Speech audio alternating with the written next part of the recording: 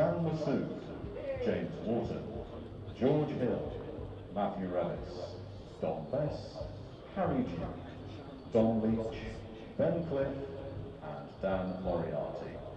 And for Leicestershire, Ian Holland, Sol Budinger, Lewis Hill, Peter Hanscom, Ajinkya Rahane, Ben Cox, Liam Travaskis, Tom Scriven, Roman Walker, Alex Green, and Chris Roth.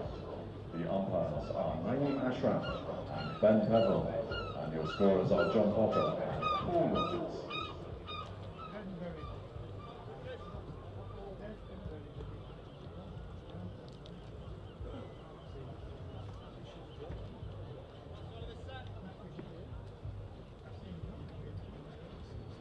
Scorecards are available, as always, and they still cost just £1. You can find them by the turnstile box or at the rear of the Popular Bank near the main entrance.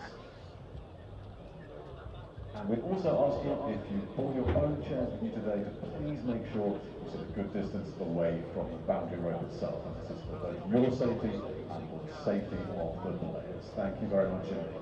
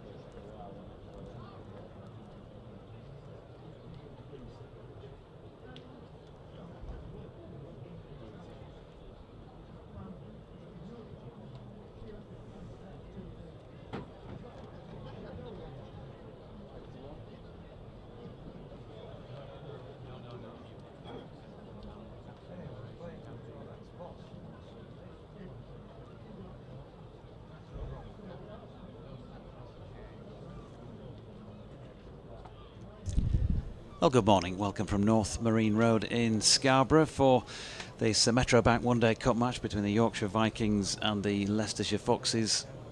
And well, the news is that Leicestershire won the toss and have decided that they want to bowl first, and with plenty of rain forecast for later on in the day, that is no great surprise. Yorkshire, one change to the side that beat Essex here a couple of days ago. Ben Code is missing with a niggle, we're told, and so Dom Leach is back into the side for the first time in a little while to replace him. So Will Luxton, Finlay Bean, James Wharton, Shan Masood skippering, George Hill, Harry Duke keeping, Don Best, Matthew Revis, Dom Leach, Ben Cliff and Dan Moriarty is the way that the Yorkshire 11 will line up. Jonathan Doidge with you throughout the day today, along with my colleague from BBC Radio Leicester, Richard Ray, as well as David Townsend. Pause for the A, as usual. Morning, Rich. It's a match that both sides come into on 6 points from 5 matches. Both still got designs on getting a top 3 qualification place, but they are the 2 sides at the bottom of a group of 4 on those 6 points, and with net run rates coming into play and games running out, it's not going to be easy. Yeah. Morning, JD. Good morning, everybody. What a pleasure it is to be back in Scarborough. The first time for Leicestershire for 12 years, I believe. Something around that sort of level. We've played all our games against Yorkshire away at Headingley for many, many years. So it is a real huge pleasure to be back on this nicest of outgrounds, I think. Most characterful of outgrounds. One change for the Foxes. Young debutant. One of the nice things about this competition, and one of the things that the members really like about it, is that they get to see young players who've come through the academy, considered to have a chance. And Alex Green, who's a strapping young seamer, and I mean that. If you'll see him in a few moments, he looks like a sort of second row forward, basically. I mean, a lot of them do these days, don't they? They're all, well, you know, they've clearly had good nutrition as they've been brought up, these youngsters. But he's going to make a debut. Otherwise, the Foxes unchanged from defeat last time out against Surrey at Kibworth. Umpires are Ben Peverall and Naeem Ashraf, and match referee is Wayne Noon today. Those umps are leading them out onto the field. Leicestershire in their Tudor Crisps tomato sauce kit of very bright red. Is it red? It's reddy orange, isn't yeah, it? But I think that description isn't actually the official one, the Tudor Crisps one. I just remember those colours from the tomato sauce flavour Tudor Crisps of the 70s when I was growing up round cricket, nagging Dad for a bottle of Busfields Pop with some crisps on several occasions. Busfields in Pop. Between arguments with my 2 brothers about who was out and who was not out in the cricket at the side of the real cricket. Finlay Bean and Harry Duke, 33 and 22 respectively, lead Yorkshire out to the middle. They made a change at the top of the order for the Wednesday game against Essex. Will Luxton dropping down to 5, having opened. Finlay Bean gets to continue in that spot, and Harry Duke, who's just told me before the match today, he's going to get me some runs. I don't know why me, but going to get some runs today, Doidge. Well, we'll see if that's the case, because he's struggled the last couple of matches. His runs, his strike rate, I dread to think what it would be if you worked it out. A few runs returned and a lot of balls faced, so he was hoping for better fortunes today, and he's shown he can do that in the past, so it's just a matter of dropping back in and getting on it again, I guess. At the Baron, Chris Wright looks like he's going to open the bowling from the Peasholm Park end, and Finlay Bean will be on strike. And we ain't got loads in yet, have we, Richard? But I think the crowd will build during this first hour or so, unless people have been put off by that horrific second half of the day forecast and thought, let's not bother. A bit hard to tell, isn't it? Probably 1,500, something like that at the moment. But as you say, filling up all the time, and there are so many seats around this ground, sometimes it's a bit deceptive. Well, Chris Wright's had a bit of an injury since coming back from his suspension, so fingers crossed he's going to be okay. Here he is then. Right arm over the wicket from the Peasholm Park end, and Finlay Bean off the mark straight away with a little punch out to the sweeper who's coming round to field at mid-wicket. 1 run. We usually have some fairly vocal supporters in our area around here, consuming the effects mic almost, but sparse up by the com box today. Maybe we've put them off. I would have thought a lot of people would have bought tickets for both the games that have been sort of played here. I don't know whether there's any sort of deals on offer from the club. You would have thought so, but make a week of it, or at least make 4 or 5 days of it in this gorgeous part of the world. Even the suits are few in number at the moment over by the marquee, but you can imagine that they'll, once lunch is set for 12:30 or something, they'll be rolling in during the next 90 minutes. Here's Wright again, and Duke with his first leave of the day to a ball that was shaping away. 2 slips in place.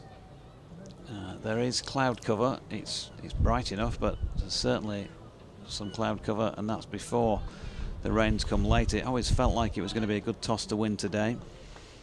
Will we get enough time in to call it a match? Because it looks as though the first innings will complete, and then it will be about whether or not we can get enough overs in the second innings before Duckworth-Lewis gets called into play, and it feels as though the match will end up being washed out. I know it sounds pretty dour forecast from me, but that's the way that the forecasters suggest. We've got another dot ball there from Wright that Duke left.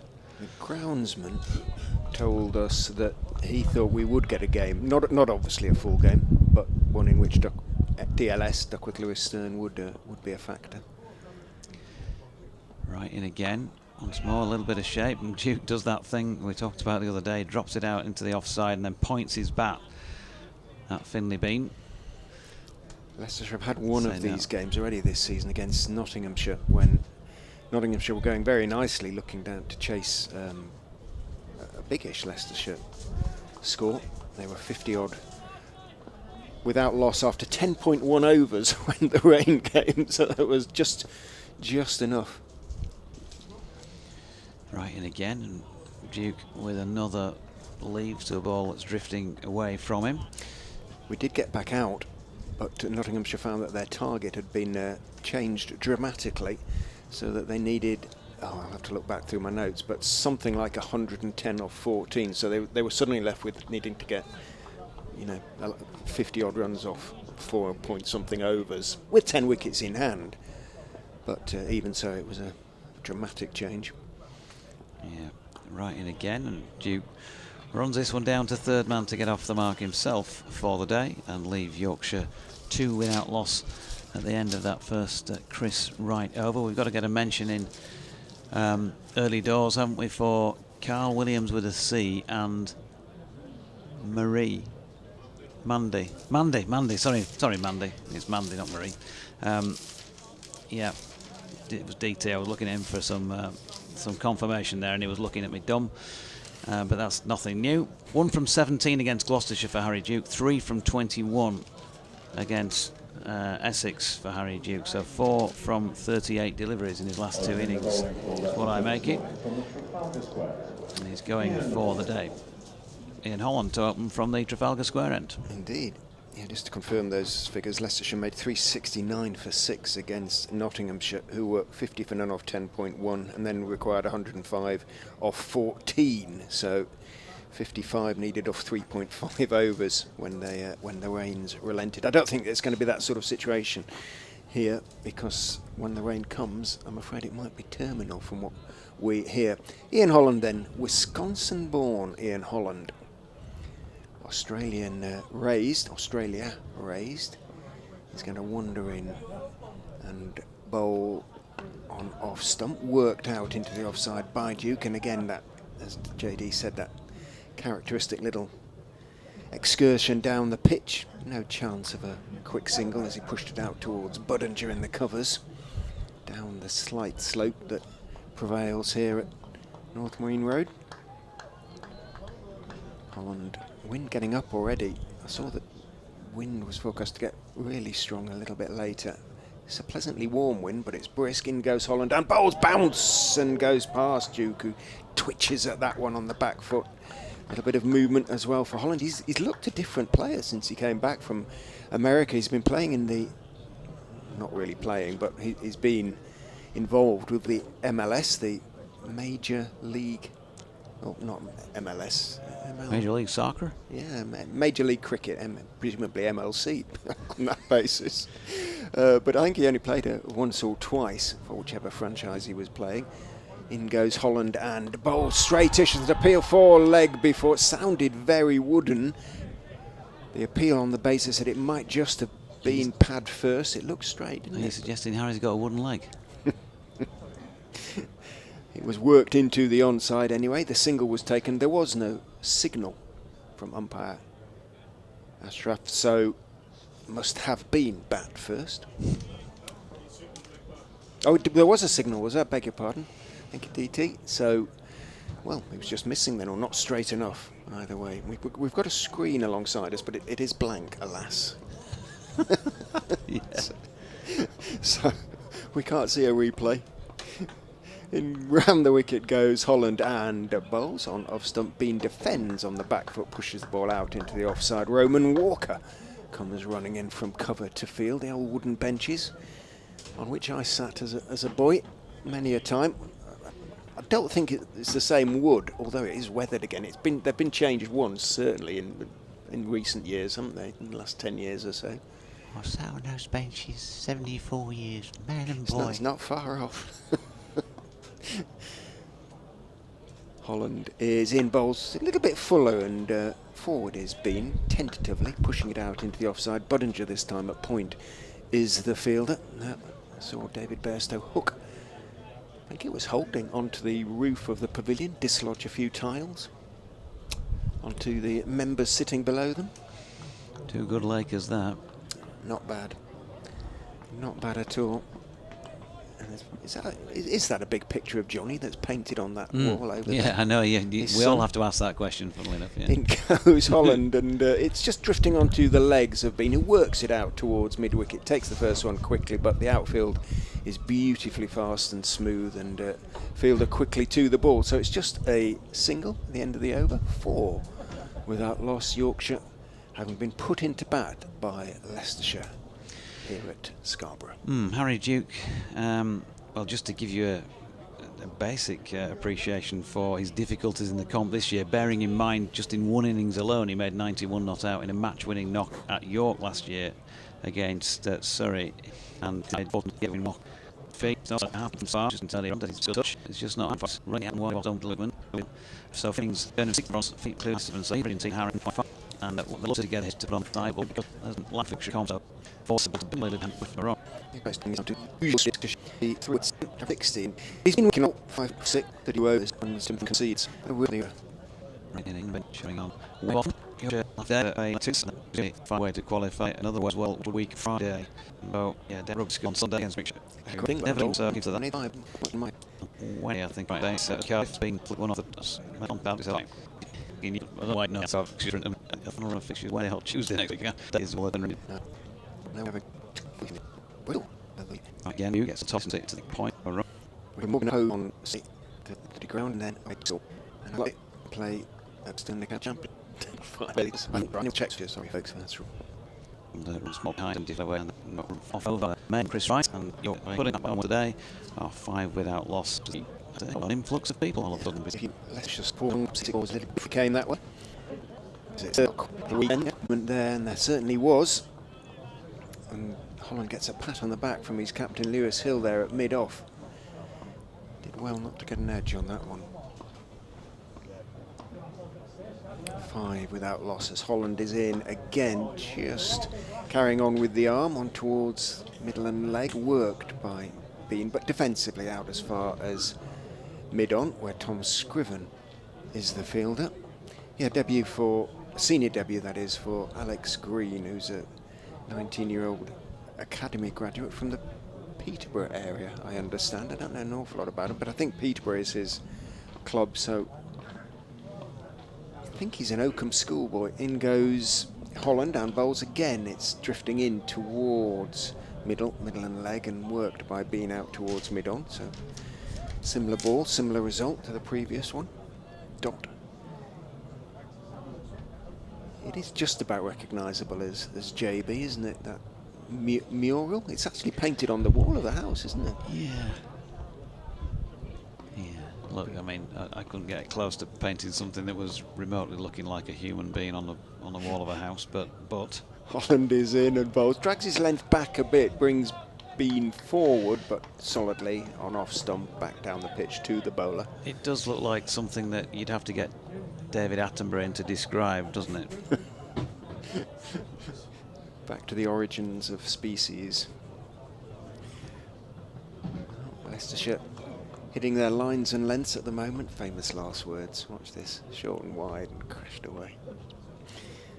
Holland is in and bowls. It isn't. It's a good length and line again on off stump, being equal to it, blocking it out to Hill at mid-off, and there's no run. Presumably the house owner suitably recompensed for that being painted on his back wall. Not that he can see it or she can see it. Maybe it's hidden a few cracks. Yes. Proper weatherproof covering. In goes Holland and bowls again. It's a good line and length, a straight ball. Perhaps a touch of shape back in towards Bean again. He's equal to it, pushing it out into the offside. But another maiden, so consecutive maidens bowled early on by the Foxes, and they will be pleased with their accuracy. And the fact, I think it looks to have been a good toss, perhaps to have won, not just from the point of view of the weather. I think it's definitely a good toss to have won, because if you think about it here, already Yorkshire rate-wise, the scoring rate is low, but you'd have to say to both these players who are trying to find some form that they need to bat with care for all sorts of reasons. They wouldn't want to lose a few wickets early doors either.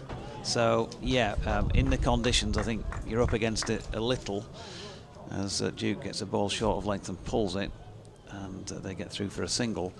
I reckon if you knew the forecast was a good one like it was on Tuesday, you would want to you probably would have wanted to bat it first today. It's the same pitch as they used on Tuesday, so you might want to take first use of it today.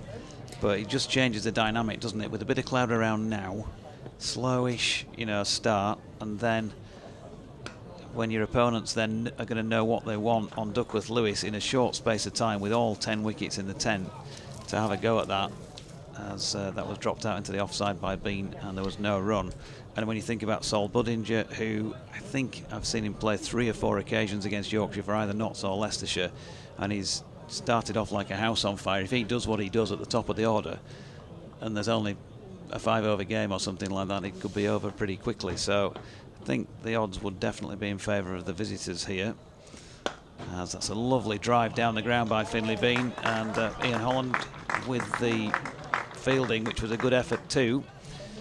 Lewis Hill with the throw to hit the stumps at the bowler's end, but they got through for 1.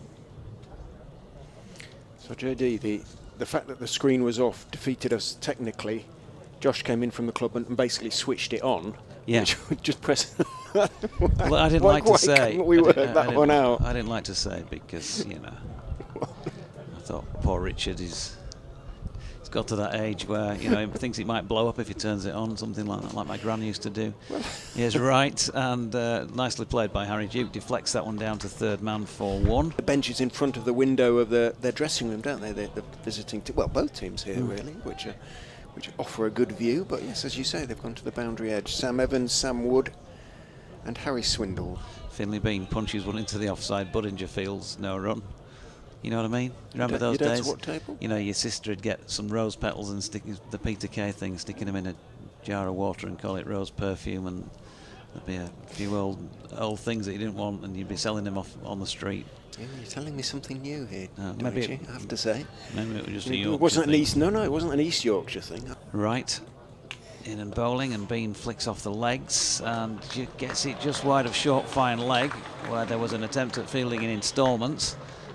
And they're going to get through, are they? Ooh, well, I think Finlay Bean hesitated halfway back for his 3rd run, but successfully completes that. And that is the end of the over. And so runs beginning to come. 11 without loss after 5. Yep, so 6 off the over. That young man who, as you described him, went down in instalments, that is Alex Green. As I said, was a big chap.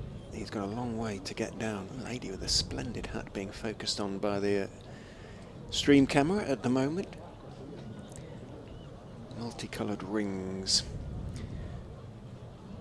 The suits, as you describe them, in front of the marquee. Is that where we go for our lunch? You'll be lucky. You'll be lucky. I was wondering.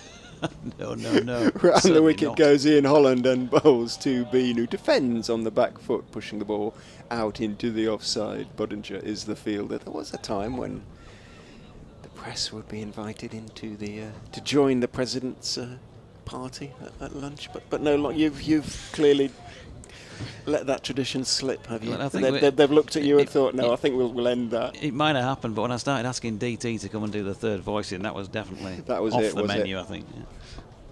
Yeah. All those strawberries that were pinched. In goes Holland and bowls. A little bit short. Worked nicely off his hip by Bean. Down towards mid-wicket. Good tumbling stop away to his right by Liam Travaskis. Didn't pick up the ball cleanly, but he saved 2. And then his throw was slightly short. Cox came running out to take, and he made something of a Horlicks of it as well, and spilled the ball. So not the cleanest piece of fielding by either fielder or keeper, but job done. They saved 2 between them. 13 without loss. Bean on to 8, 3 to Duke. Bean waits as Holland runs in and bowls straight and presents a straight bat in a forward defensive, pushes the ball back up the wicket to Ian Holland, on loan at Leicestershire from Hampshire for the season. Ian Holland, as is Scott Curry, who's one of the 5 Leicestershire players who've been taken by the 100. One of the big differences this season for the Foxes in terms of their chances of retaining the trophy. Holland is in and bowls. Oh, beauty! Bounces, leaves and takes the edge of Finlay Bean's bat. He swings the bat, but again there wasn't a great deal he could do about that. Took the seam and left him and moved markedly. And he did well, really, to get an edge on it in a way. And you won't feel that way. It was taken by Cox, diving away to his left, two-handed. But Holland had bowled one in the previous over that he hadn't edged, and that one moved in a similar way. Thick edge, almost a first slip catch, but taken by Cox to his left. Yeah, just a little push at it. There was nothing more than that, was it? Just an offering of the bat. But yeah, unfortunately, he's offered the outside edge. And a good catch taken. So this wretched run for Finlay Bean in this particular competition continues, and he has gone for just the 8 on this occasion. So 13 for 1, and Shan Masood walks out to the middle, who has been, judging by his scores, in pretty decent form in this competition. Yes, he has. Yeah, Yorkshire's highest scorer so far, 76, his highest score. He's had 3 successive half-centuries now, and totalling 221, 44.2 he's averaging in the comp. He and James Wharton have very much been the 2 success stories with the bat. Nobody else, well, in fact only Will Luxton has managed to get above 100 in total other than that pair. So they've had their issues with the bat. They did manage to win when chasing the other day for the first time, but setting again here today. Holland then will continue round the wicket. Masood, of course, a left-hander as well. If he can straighten one early to the great international, bowls and does slightly square him up, but doesn't quite as much movement as the delivery that just left Bean, and Masood manages to a little uncertainly work it back down the pitch towards Ian Holland. It's just Holland's 3rd appearance, because, as I say, missed the first couple of games due to his American commitments. Has taken 3 wickets in his 2 games so far, but he's been extremely economical. 4.65, the most economical of the Leicestershire bowlers in the last 2 games. He's going to go back over to the tall Masood, who is edging through gully and off the back foot. Again, that little bit of straightening from Holland. Green without a number on his back or a name, bless him. So presumably his debut was slightly unexpected. He's come in for Sam Wood, another academy graduate who impressed, I think, really against Surrey at Kibworth 2 days ago. Whether he's picked up a little bit of a niggle, I don't think so. He's sitting down there in his reds and green, Wood, as one of the acting 12th men, so perhaps they just decided to alternate academy graduates. End of the over, 14 for 1 after 6 Yorkshire. And good morning to Yorkshire President Jane Powell, who is clearly earwigging because she said, you can always join me for lunch, but sadly I'm not there today. So you two could, whoever's here next, if I get that invitation, you can be assured I'll be abandoning my commentary team and heading off for the suits. We're saying not today. Not today. She's just dangling the carrot there. That's cruel, Jane. Here's Chris Wright bowling to Shan Masood, who plays a lovely flick off his legs. The sort of flick of a man who's in form. Pings it out there, 1 run. 221 runs at 44.2 in the competition for Masood. 15 for 1 then. And they're sticking with the left-hand, right-hand combi. Probably James Wharton, you would imagine, going in next ahead of Will Luxton again.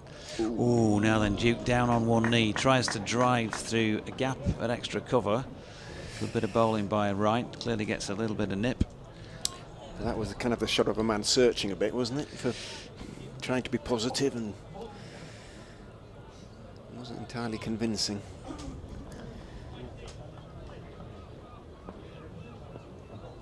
No. Not at all. As Wright comes in once again, and Duke this time punching off the back foot. Good piece of fielding at point, denies them any chance of getting through for a run. Ground's definitely filling up now, you know. A lot have come in over the last half hour. Yeah, good to see. Another crowd in.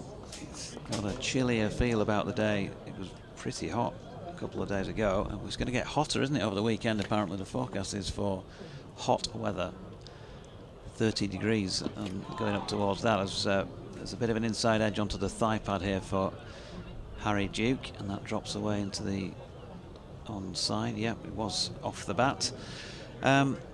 Also, I've got to mention here as well, for Yorkshire lad who messaged me last night saying he's bringing John 89, Arthur 86 and John W 80 to the game today. Between them and yours truly, I reckon we've been watching Yorkshire CCC for over 250 years. Good effort. I can trump that. Oh, and I will in a minute. You're not that old. Here's Wright, and Masood offers the bat at this one, which jags away from him. No run. Sharp this morning, JD. I had lunch yesterday with, amongst others, a lady called Margaret, who lives in North Yorkshire, Margaret Strickland, and she first came to watch Yorkshire in Scarborough in the... She's 94 now, and I think she first came to watch Yorkshire at Scarborough in the 40s, I believe. She captained her local cricket club in North Yorkshire, women's team. Okay. Ooh, in comes the Baron. That's flicked away through straight mid-wicket by Masood. Good shot. That's called by DT. Sliding stop by Lewis Hill. And the throw comes in and will keep them to 2. And that was Gillamore. Gillamore? No, yes, it was Gillamore. Or was it Appleton Lemores? Appleton Lemores, I beg your pardon. Similar. Appleton Lemores. One street, village up north of Kirby Moorside. So 7 overs in, 18 for 1. Yorkshire lads also posted a photograph of a BW and DJ Glaves and Sons Limited bag with a pork pie next to it. He brought me one up earlier actually today as well, which was very kind of him. Was it warm, with warm jelly? It was still warmish. I did wonder where he positioned it on his route to the ground, I've got to say. It's supposed to be hoping warm. It wasn't between the thighs there, Yorkshire lad. Oh. All sort of fidgety, and just not...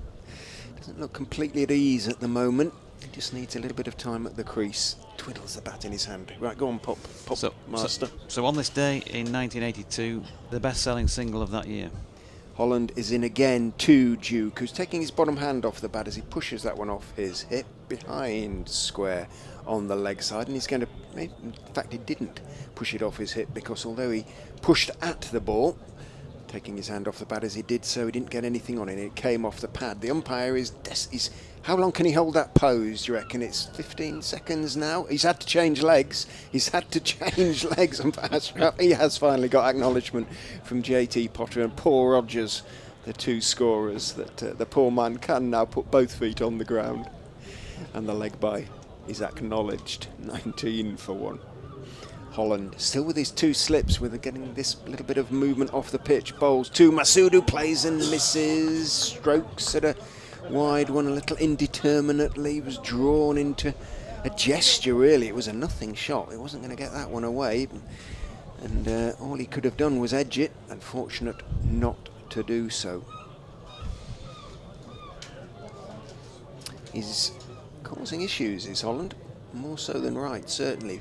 Because he's getting the seam movement as well as that little bit of movement through the air. In it goes, and bowls. Masood drives hard. Doesn't quite get all of it though, and although it goes quickly, it goes straight to point rather than through the covers.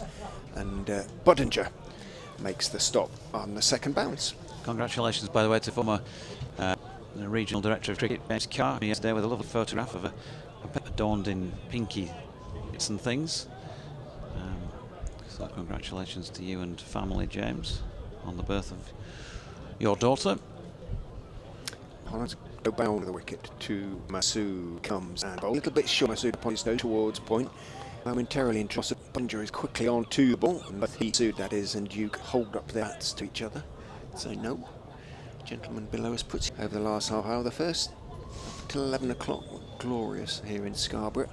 Was woken by the sun streaming in. In goes Holland and bowls. That's just swinging in towards middle and leg, and Masood, much more comfortable, can work it out towards mid-wicket. Scriven has to jog across from a wide-ish mid-on position, and one is taken. Nonetheless, another pretty decent over from Ian Holland, asking questions in it. Just 2 runs conceded, 8 overs done. Yorkshire 20 for 1. No, are we the Vikings in this? I nearly then. Are the Vikings in this? Ooh, no. Steady on, people of Leicestershire. You win, don't you? Yeah. Or was it just all Vikings? Did the Vikings? Yeah, in all white ball kit. Right. I still don't know whether or not those names make any difference whatsoever. Obviously, some counties, Essex being one, don't go with anything, do they? Right in. Masood goes back foot, got it away nicely through the gap in the offside. Budinger with a despairing dive, and Holland cleans up. They get 1.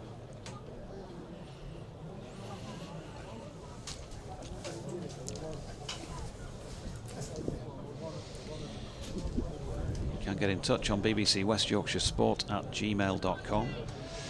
Twitter address is at SportingLives1. I know DT's is at DO_cricket. Can't remember. You're not on X anymore? No. Got a curled up top lip, Elvis style from Richard Ray there, as that one is down the leg side. And yeah, after a bit of thought, he's given us the first wide of the day. Malcolm Palmer, good morning to you. Says hi again. Once again, our batting looks fragile. Shan got a stinker of a decision, otherwise just poor. Was that against Essex? Yeah, he didn't get a good decision the other day. Not at all.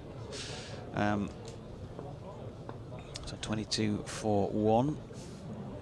In comes the Baron once again. Up there, leg stumpish this time, and flicked away by Harry Duke, for whom a single will take his score to 5. News, of course, coming out as well. Official release by the club since Tuesday's game that Ian Fisher. I was going to say Matthew Fisher even is on his way elsewhere. The whereabouts as yet to be confirmed, but generally considered to be. Right to Masood, who drops this one close in on the offside, and Harry Duke says no thank you. Well, generally considered to be Surrey, isn't it? That he's on his way to. That's been reported in a couple of papers. I'm hoping that Matthew will be able to join us at the other side of the break between innings. He says he's going to do his best to get up here. We'd love to have a few-minute chat and hear it from him in terms of his departure. But he said he was happy to do that. As Masood punches lovely shot down towards the ice cream tent through extra cover, and it makes its way with a bobble over the boundary rope for 4. Nicely played from a man who's in good touch, and just the sort of player, when you have got batting difficulties, you wouldn't want to see disappear for a month, round about just after this match finishes. First 4 of the day, says DT. The implication of that remark being that he is about to disappear then for a month. He is. This is his last match of the competition. He would be able to play in the final, but in no other matches during this comp after this because of Pakistan duties. And he's just dropping this latest delivery into the offside towards mid-off, and there is no run. So yeah, the news, Matthew Fisher on his way, which is sad news as far as the county is concerned, because obviously quality, high-class bowler. We know all about his difficulties in terms of getting on the park. Really unfortunate. Now then, this right delivery does not bounce on Shan Masood, and he goes underneath his bat as he tries to play the cut shot. So 27 for 1, end of the over. We'd forgotten to do the change around, but DT has given a sharp dig in the ribs to Richard Ray to get out of his commentary seat. And we're going to do the turnaround. On the fish front, I'm sure Yorkshire supporters everywhere would wish him the very best for the future. He's still got that whiff of England up the nostrils from that test match the other year. We'll see how that one goes. Start of a new over on bowls, and that's played down by Harry Duke. Just to the left of backward point, and scampers through for a single, moves on to 6. Good morning, Doiji. Although it's not as good a morning as it was the other morning for a number of reasons. 10 to Masood, 6 to Duke. Masood now on strike, 2 slips, 3 saving, 1 on the offside, and the third man, and then mid on, short long leg, if that makes sense, and deep backward square on the other side. This next delivery is just pushed to backward point, no run. This is the last over of the power play. I was just thinking, when Masood disappearing for a month, surely if Yorkshire want him back early, they just have to have a quiet word with the new Pakistan coach, don't they? Yeah, Dizzy will let him back. I've just had a message in as well. Tom Frayne, highest ever academy score, 233. I won't mention my informant's name because I got told off last time I did.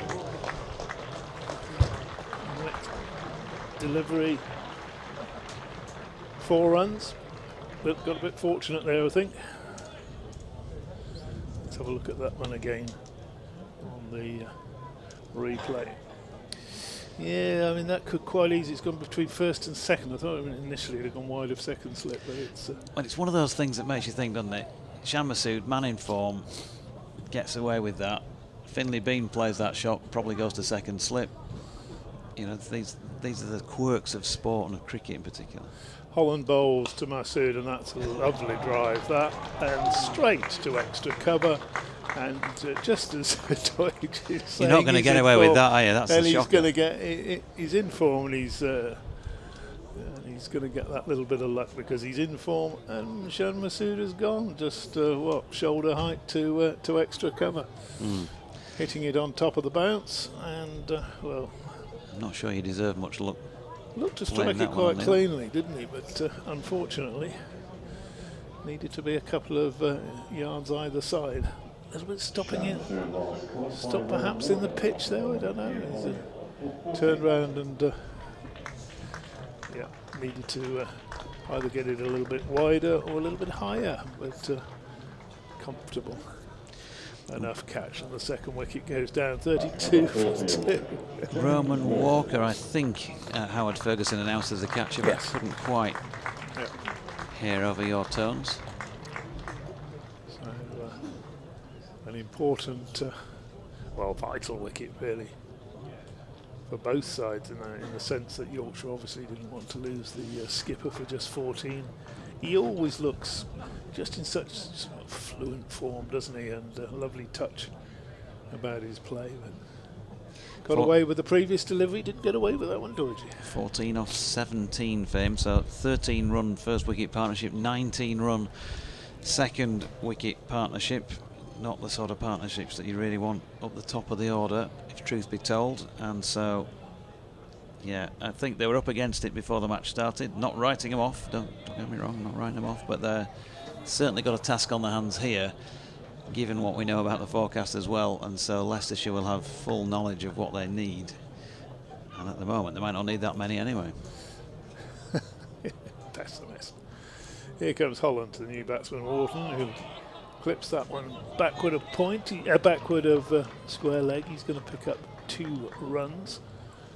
Oohs and ahs there, and had he not got the bat down on that, there might have been a loud shout for LBW, but he did, and he's off the mark straight away. And as you said, along with Shan Masood, he's been the man scoring runs in this competition. Disappointed to get out the other evening or late afternoon against Essex. Next delivery from Holland has him pushing down backward off point. That is the end of the over. It's also the end of the power play. 34 for 2. Bean and Masood, the men back in the pavilion. 6 runs to Harry Duke, 2 to James Wharton. And that just worth recapping his innings. He looked to be taking Yorkshire. The victory, didn't he, the other night, was just got into top gear and then failed to clear Nick Brown at mid-on. We all thought it was over Brown's head, and I think he produced what the younger people call a worldie. Tom Scriven. Yep, Tom Scriven coming on from the Peasholm Park end of the ground. Yeah, worlded. Does that mean a world-class catch? I think it's something like that. Yeah. It's not that game you play with letters and things. That's a wordle. Okay. That's the one that you keep yourself amused with while you're waiting for me to arrive at the North Riding, is it, on an evening? Something like that.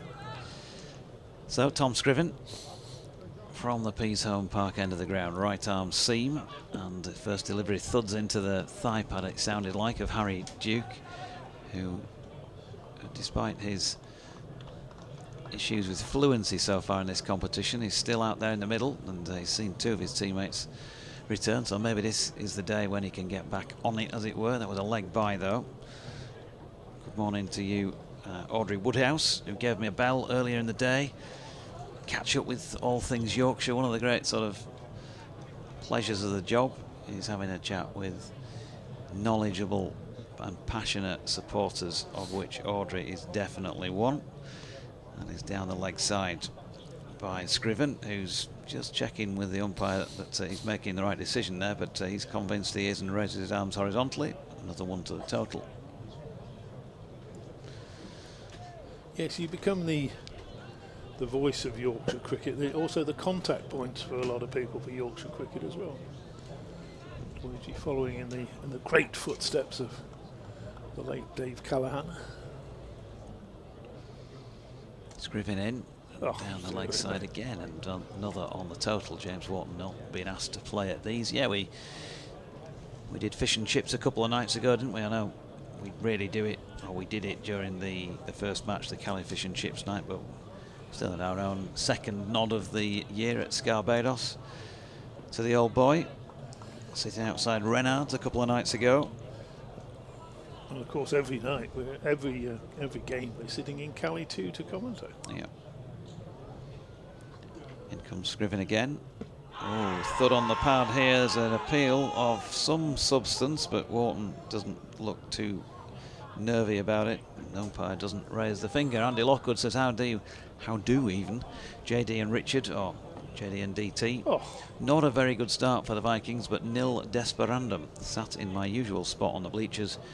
Yorkshire did indeed do an offer for the one-day games, 50 quid for 4 matches for York and Scarborough. Good to hear. And hopefully quite a few people have availed themselves of that, because we have had 3 good days and a good morning so far. Wharton, top of the bounce, flicks this one away, backward of square leg, he's quick, and he's comfortably got back for 2. James Wharton, well, he impressed David Lloyd, didn't he, when he came on commentary with us at York last week with his fielding. Said he's the best he's seen this season, and funnily enough, having a chat with Anthony McGrath outside the Essex changing room the other day when I was off air, and without any prompting, he said, I tell you what, he's lightning in the field, isn't it, James Wharton? For a big lad, I can't believe the amount of ground he covers. So he's certainly impressing a few good judges. He's drawn into walking down the pitch and having a push at this. Good delivery by Scriven, so he's finally beginning to get the radar right. And that's through. And there is no run. Just had a look at the replay of that one that's gone past the outside edge. He's just really played inside the line of it. But the one earlier over the LBW appeal, it did jag back and it would have missed leg stump by some distance, I think. Good delivery, but missing the stumps. This latest delivery a little bit closer to the stumps, but over the top of them, and Wharton leaves. Good morning to you, Lily. Incidentally, Lily, I do have your plastic container from when you brought us the rock cakes, which I forgot to give you back the other day, but it's been sitting in the car for about the last 6 weeks. So feel free to make your way up to the com box at some point today, and you can have that back. Rock cakes were delicious, and Lily is hoping that Yorkshire can build a good partnership here. In once again comes Scriven, and a bit of inside edge as well as pad on that one. Completes Scriven's first and the 11th over of this Yorkshire innings, with the score on 39 for 2. 4 of those to James Wharton, 6 to Harry Duke, who is having to graft for his runs in this comp. Can't see Lily in her usual spot today. She usually sits down. She says she's in the pavilion, so oh. maybe she's got a posh ticket, something like that, DT. Somebody's invited her in there. So you would say at this stage Leicestershire will be happier, particularly as they've got Shan Masood out, but it doesn't have to be doom and gloom for the home side. 39 for 2 is not the worst of starts. Start of new over, and that's just quietly turned towards square leg. Holland is continuing, having bowled through the power play. Is that a single to Duke, or was that another one off the pad? He's used his pad pretty well to keep the scoreboard ticking over, hasn't he? Yeah. He likes that shot out. He likes that shot off the pad through square leg. 4 leg byes so far.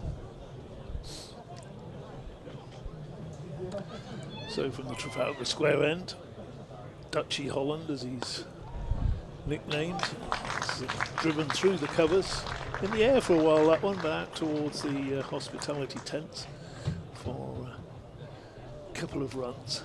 There's a dive from Roman Walker at extra cover. Wasn't going to get anywhere near it.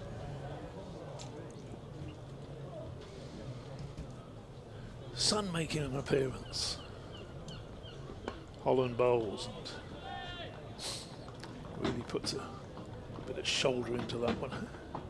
Generates a lot of his pace, doesn't he, with his body. He's played defensively by Wharton. He's already caught Harry Duke.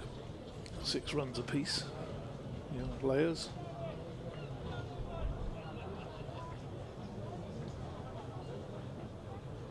You know, when you look at different bowlers and what they put into their deliveries, that next delivery, very good attempted Yorker. Yeah, bit of end-duck. Yeah, with Holland, he gives you the impression he hasn't got much. He hasn't got much more to offer. He puts it all in, doesn't he? Whereas some bowlers, you think, oh, they could go up a notch from there. And never get that impression with you, do we? On commentary. No. Always keeping something back for yourself.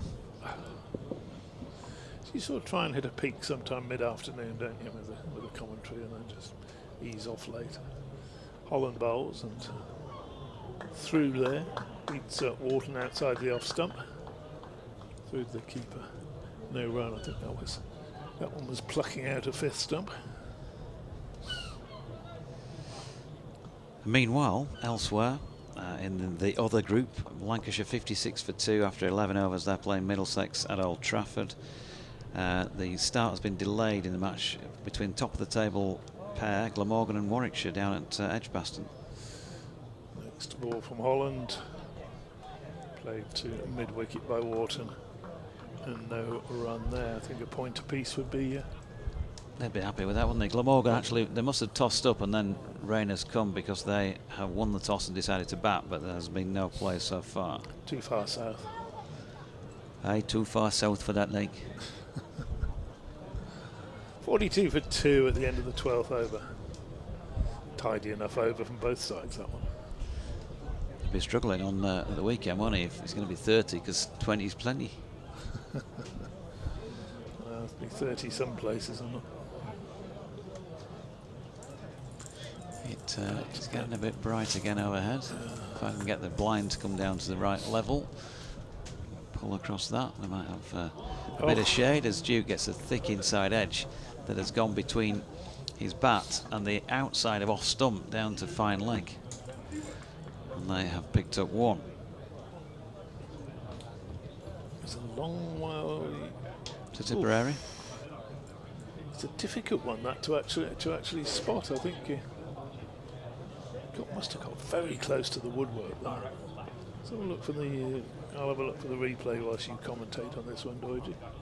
Scriven on his way in, bowling here to Wharton, who gets a ball that does lift a little, catches him somewhere amidships. It actually it did actually pass the leg stump. He's got so much on it in the end. That one, yeah. Certainly looked as though it had passed the off stump to us, didn't it? He can play tricks with the eyes. Yeah. Especially when the sun comes out.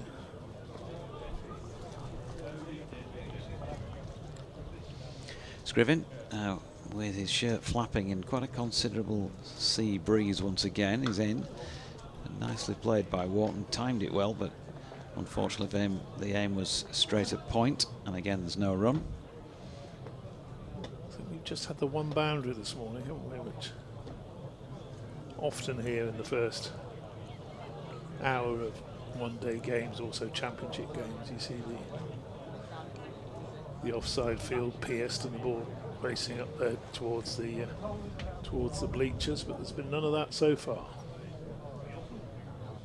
Scriven in again, wide of off stump, and Wharton once more not suckered into playing a flashy drive at that. There's just the one slip in place now. Third man, point, cover, mid-off.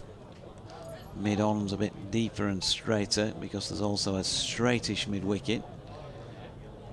There's a long leg, and another man out in the deep as well, who's just in front of square down by the covers, tucked away under the lip of the west stand as Scriven makes his way in again, and Wharton dropping this one just to the onside of straight. I mentioned it is a used pitch, same pitch as was used on Tuesday.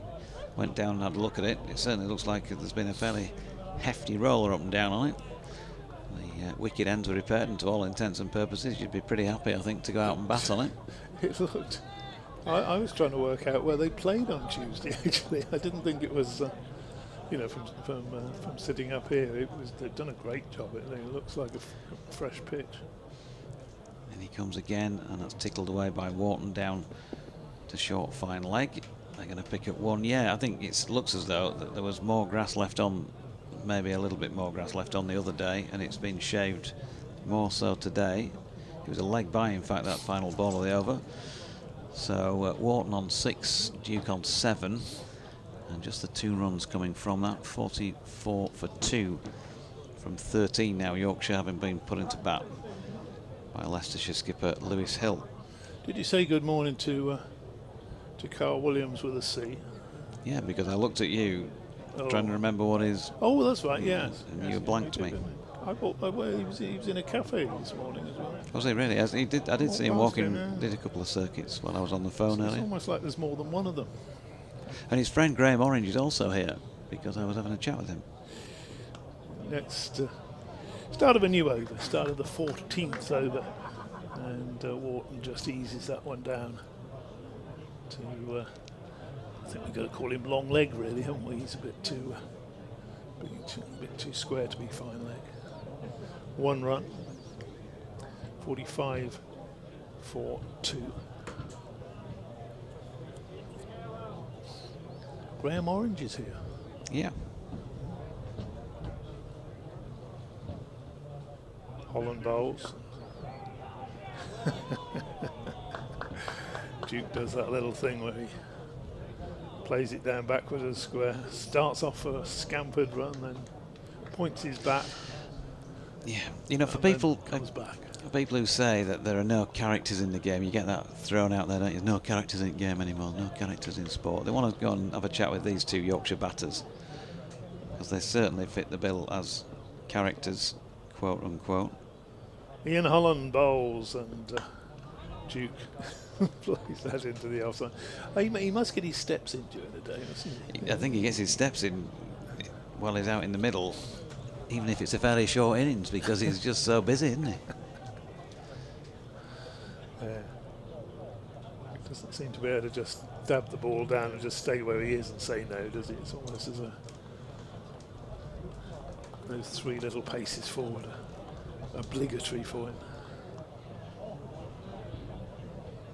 Holland bowls. That's pitched up and turned nicely into the onside. This time not off the pad. I think that's going to be a proper run. Indeed it is. The scoreboard ticks over to 8. 46 for 2. Not quite as big a crowd in today, I don't think. No.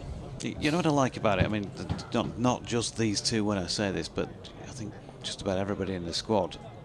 When they see you on a morning, or wherever it is, they'll always address you, morning Doidgy, and I think that's great. You know, I've got a job to do, they've got a job to do. It doesn't cost anything, does it? Holland bowls to Wharton this time. He was just advanced down the pitch towards the bowler as he came in, just had a positive step forward. No. And, just the pleasantries. How are you doing? Are you all right? Maybe a bit of a lingering conversation with 1 or 2 more. It's just good. It's the way one of your predecessors, not Dave Callahan, but a long time before him, dear old Tom Schofield back in the day, he was sports editor of Radio Leeds. Holland bowls through to the keeper, no run. He said, you know, Turner, that's when you get most of your information, that's when you get most of your background and your feel about what's going on in the club is the hour before the start of play, when you just, as you say, good morning, how are you, where'd you go last night, did you try out that Italian meal or Italian restaurant, etc, etc. Yeah. And then you get a little snippet. As I say, it costs nought, and of course in Yorkshire we love that. Here's Scriven, right arm over, and Duke back and across, punching into the offside, no run. How much? How much? He's given himself a chance here, is Harry, again, and he's faced a few deliveries, as we've said, in his last 2 knocks in particular, without great return. He's faced 25 here for 8. So, well, that's all right if he goes on. Yes, he now needs to do that. He's trying to do that. It's pretty obvious. You know, he'll work. He's definitely an effort man. And he's opened the face again. You see, this is good bowling to the field, and that was a case in point, I thought, the other day when they built pressure on him and he eventually, obviously, cracked. He got certain shots that he plays on a regular basis square both sides of the wicket, and if that was deliberate by Tom Scriven, and why wouldn't it be, he's keeping it in a certain area, and Harry, as a deflector really, has put it in the area of point on several occasions, and that stopped him from scoring. Here once again he's pushing forward into the offside, no run, but his innings have been different, and maybe that's credit to the bowlers who've been bowling at him in this competition, but significantly different to what was a bit of a left field knock really when he opened the batting against Shropshire in the warm-up game and got a ton from 50 odd balls. Far more expansive feel to that knock.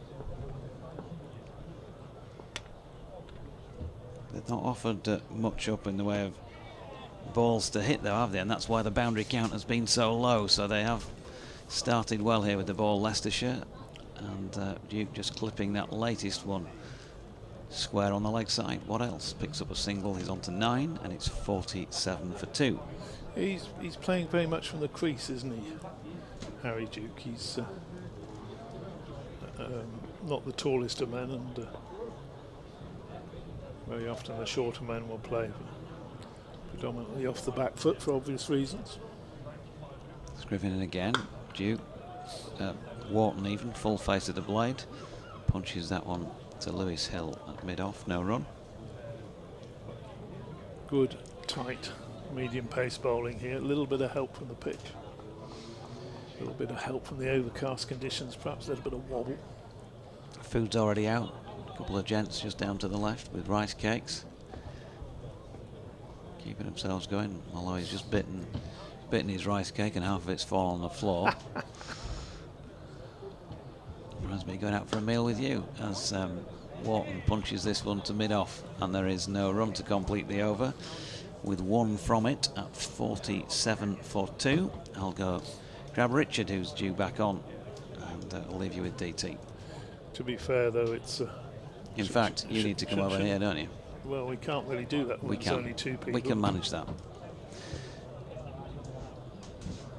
All you need to do is remove your headset, walk over here, and then I'll give you mine. I've just turned it off already.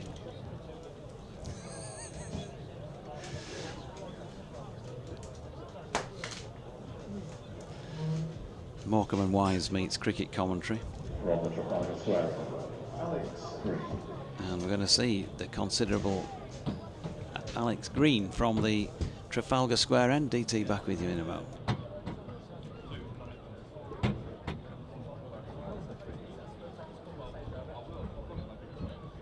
Described as a second row forward.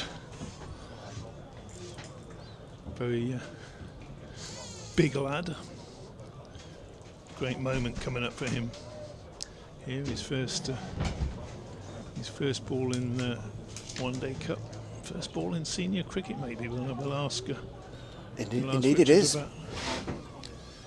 So Alex Green bowls, and that's over pitched outside the off stump and eased away back with a point for a single. The sweeper out in that position there. He's probably quite glad it Just just pitched. backward of Only square. just pitched, but at least it hit the pitch. He's such a newbie. He hasn't actually got his name on his back. No, indeed. Came They into the squad for the first time last time against Essex. Against Surrey. They'd have done well to find a shirt to fit him as he bowls, and that's driven firmly up to mid-on. Yeah, he's a big, No run there. big unit, as they say, isn't he? He's a broad of shoulder. Looks to be about 6'4", something like that. 6'5", perhaps. And nearly as tall. Well, yeah, absolutely. Yeah, He's got a massive pair of shoulders on him, hasn't he? he has. Which should serve him well. Alex Green bowls, and again he's not making the mistake of dropping short. Another good length delivery. That's driven firmly to extra cover, no run. I understand he. I don't know too much about him. Graduate of the academy, of course, but he plays his cricket over in the Peterborough area, which is about sort of 40 miles east of Leicester. I think he's an Oakham school. He was an Oakham schoolboy. Here he comes again, Trafalgar Square end bowls, and played nicely up towards mid-on by Wharton. So the Yorkshire batters, would they have run into him perhaps in junior cricket, maybe somewhere along the lines? They might have done, but they're certainly having a look at him. Yeah, I doubt it. He'll be new to most, I would think. Turns at the top of his run, big bounding run, busy, over pitch there, and that's struck away again to that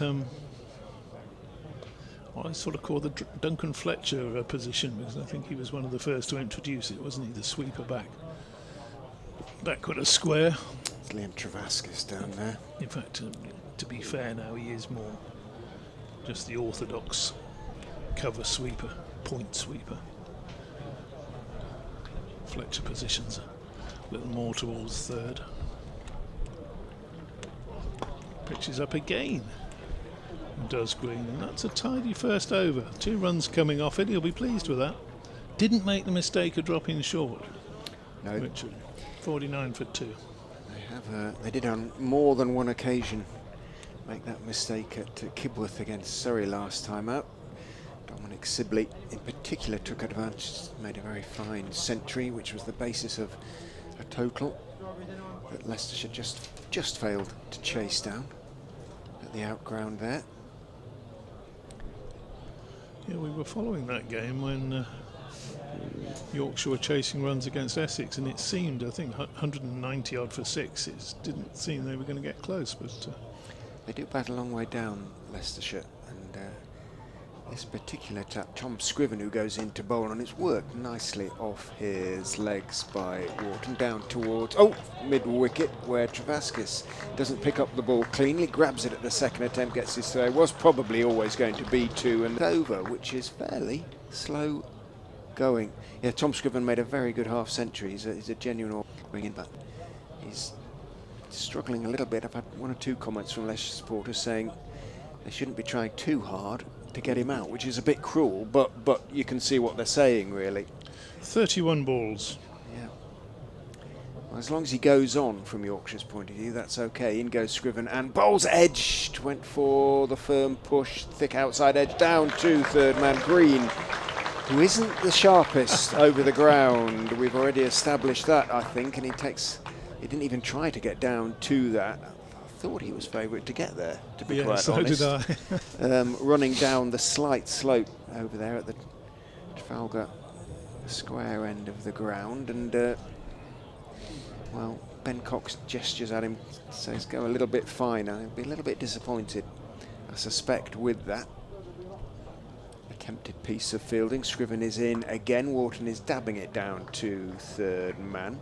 Green comes straight to him on that occasion, picks it up carefully and throws it into Cox, and Wharton takes 1. He's on to 15 already, so perhaps Duke under instruction, well, we'll play around you. You just stay there, work it around, get your 1s and 2s, but slightly risky strategy, if that is the strategy. Well, for a man who scored 100 off 50 odd balls in the warm-up game, that's perhaps unnecessary. Scriven is in, bowls to him. He plays that one nicely, just waited for it, dabbed it down to third man. Green again reasonably quickly to the ball, but it was quite straight to him, and takes his single. Umpire Peverell and he exchange words. Don't know whether they are old friends or acquaintances. Scriven gives the ball a perfunctory polish. That's pretty much all you can do with the white balls. Although this is only 8 overs or 8 point something overs old bowls, and that Wharton walks into the firm defensive push. A taller right-hander than Duke, and plays it firmly, but only as far as right at mid-on. Even so, a reasonably productive over as far as Yorkshire are concerned. 8 runs from it. Is that the most an over has yielded in the game so far? I think it is. I would suggest it. Is, yes. And, 8 from it. I think that boundary, if my calculating is right, or my counting is right, is only the 3rd of the morning. A couple from Shan Masood. In 17 overs, that isn't many. No. But here comes Green again for his 2nd over, and Howie Duke plays that down into his feet backward a point, does his little skip down the pitch, and we were Bill Muster, I can't remember whether he's the chairman or the president. And he's president now. He used to be chairman. That's right. He's having a look up there. I was going to say he's looking your way, DT. Yeah, give him a wave. He often pops in here and. Do you salute the president? No, just sort of give him the papal wave. Next delivery from Green, and you just feel he's a couple of balls this over. He's a little more that sort of about nervousness or apprehension of that first over. He's sort of getting into his work a little bit more, and those couple of deliveries. Better length, weren't they? Just dragged it back a little bit. I asked Lewis Hill, the captain, about him this morning. He said, I don't know too much about him. He said, but from what I've seen in the nets, he's sharp and he gets good bounce. He should. Bowls again, and another good delivery. And is impressing those who haven't seen him before, I think. With That's these, everybody, including 9 me. deliveries. None of us have seen him before. You know, they talk about this one-day competition. You were making the point earlier that it's a chance for members to see players coming through, academy players and players that perhaps wouldn't normally play in the first team. Green bowls. That one just bounced a bit. Lovely. And Harry Duke has he worn that one somewhere around the midriff. And yeah, it gives him a chance. But all this talk about the top players being involved in this and the top players being involved in that. I mean, county members want to come along and watch a good game of cricket, don't they? Between two sides that are nicely balanced and green bowls, and it's driven nicely and quickly through for a single. Duke didn't hold of it too much, but do you know what I mean? It's the players, the spectators here. They're enjoying watching the younger Yorkshire players. I'm sure when Leicestershire are at home, it's the same thing with the academy players, and watching one or two visiting players like this lad at the moment, Alex Green, big bustling fast bowler. Down the pitch comes Sir Wharton. He decided to take him on there, but another good over. Yeah, just a single from it. Super stuff. 8 for 2. And the idea that, you know, we have to, what's the saying, the best playing the best or whatever all the time, that's not necessarily what what county cricket has always been about, has it? But it's a nice mix, as well as seeing the likes of Green. The spectators here are watching Shan Masood and Ajinkya Rahana as well, so they've got a super mix of high quality Peter Hanscom, of international test players and young cricketers. So the popularity of the competition, I think it's definitely grown this season. Certainly as with Leicestershire, given that they won it last season. And although they've lost 5 instead of 1 to the 100, members are turning out in force. Scriven is in. Duke hits it up into the air. Should be caught at mid-on by Ian Holland, and is. So Harry Duke's rather tortured innings comes to an end. Scriven banged it in. Duke tried to pull it high over, well, almost straight really, baseball style. Top edged it and it flew high and it was in the air for a long time, but Ian Holland, having backtracked for a few yards, made a slightly tricky catch. Looked tolerably straightforward. So this very good start by the Leicestershire bowlers continues. They reduced Yorkshire to 58 for 3 after 18.1 overs. 12 runs off 38 deliveries for Harry Duke, who's Harry Duke was caught by Ian Holland. battled it out. He decided, I think that was one of the first times he'd actually gone for an expansive shot, and it was also the last time. I saw quite a bit of that on Tuesday, with not with Duke, but with various other batters as well, looking to play that shot, which is a pretty safe, pretty percentage shot if you've got the mid-on and mid-wicket inside the circle, lofting it in that direction towards Cow Corner. But Duke was in no position really to play that, was he? And although he got a decent amount of bat on it, it was never going to be a boundary unless there was a rope up in the sky there somewhere. That's the only way it was going to be full. Yeah, he never looked like a man in form out there, Harry Duke. Will Luxton comes out to replace him. 114 runs in 5 innings, but a score of 83 to his name as well. So that was last time out, was it not? No. Oh, was it earlier in the competition? I think that was against Surrey. So he too perhaps in need of a score, but Yorkshire in need of a bit of a partnership at the moment. Wharton has started nicely though. He's 15 not out. But it's Luxton who's on strike to Scriven with a slip. He's walking forward in the defensive push there. It comes off a thick inside edge. Hanscom runs across from mid-wicket to field, but a good call. Good running between Luxton and Wharton means that the single is comfortably taken. 68 on Luxton's bat, back even. Another tall right-hander. He's another player that probably wouldn't be in the first team for Yorkshire. You know, he's on the fringes. Will Luxton. He watches on as Scriven is in to Wharton, who gets delivered just outside off stump. He waits for it and guides it nicely down towards wide-ish third man. It's a slightly wild throw from Alex Green. He got it away quickly, but unfortunately it could not have been said to have been accurate, and Peter Hanscom, although he applauds young Green, they're encouraging him, of course they are. Leicestershire's more senior players. He fielded it at mid-wicket on the other side of the... although he was backing up to a certain extent. 2 to Wharton, who moves on to 17. Scriven is into him again, brings him forward. On off stump, he defends out to Rahana at extra cover. I have to ask Ajinki whether he's played here before. But he's finding a few new grounds. It was interesting to see him at Kibworth. Leicestershire's photographer John Mallett got a really good picture of him batting.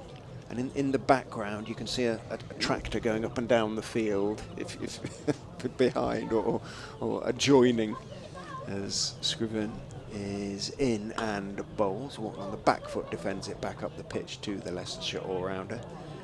He's going to send it to him, just saying this is quite different to Eden Gardens or Mumbai or whatever, isn't it? But of course he says he's loving it. He says he loves the... But at the same time, that is county cricket. I mean, county cricket to me isn't playing in big, echoey stadiums like Old Trafford or Edgbaston or something. It is when you've got sort of 1,500, 2,000 people completely lost in the stadium. Scriven is in. Wharton again is looking to guide it down to third man. It looked to come back into him a bit, and in the end he did quite well to keep it out. He got in a slightly awkward position, but he did keep it out. End of the over, the 19th, 61 for 3. And the murmur of the crowd, slightly one of apprehension, really. 61 for 3 is not the greatest of starts off 19 overs. But put into bat, remember, never judge a pitch until both sides have had a go on it. No, it doesn't look as easy to bat on. Oh, it didn't look particularly easy to bat on Tuesday, but it wasn't difficult. But today looks a tad more challenging, and so I think we can see by the boundary count. And no doubt you'll remember from your days watching out there on the bleachers, Richard. You very often got balls racing away for 4 here. Oh, short delivery. That's the first time we've seen a bouncer from Alex Green, the debutant for Leicestershire, and through to the keeper. Decent bit of pace about it. But it was a point I was making with Georgie earlier. Championship games as well as one-day games.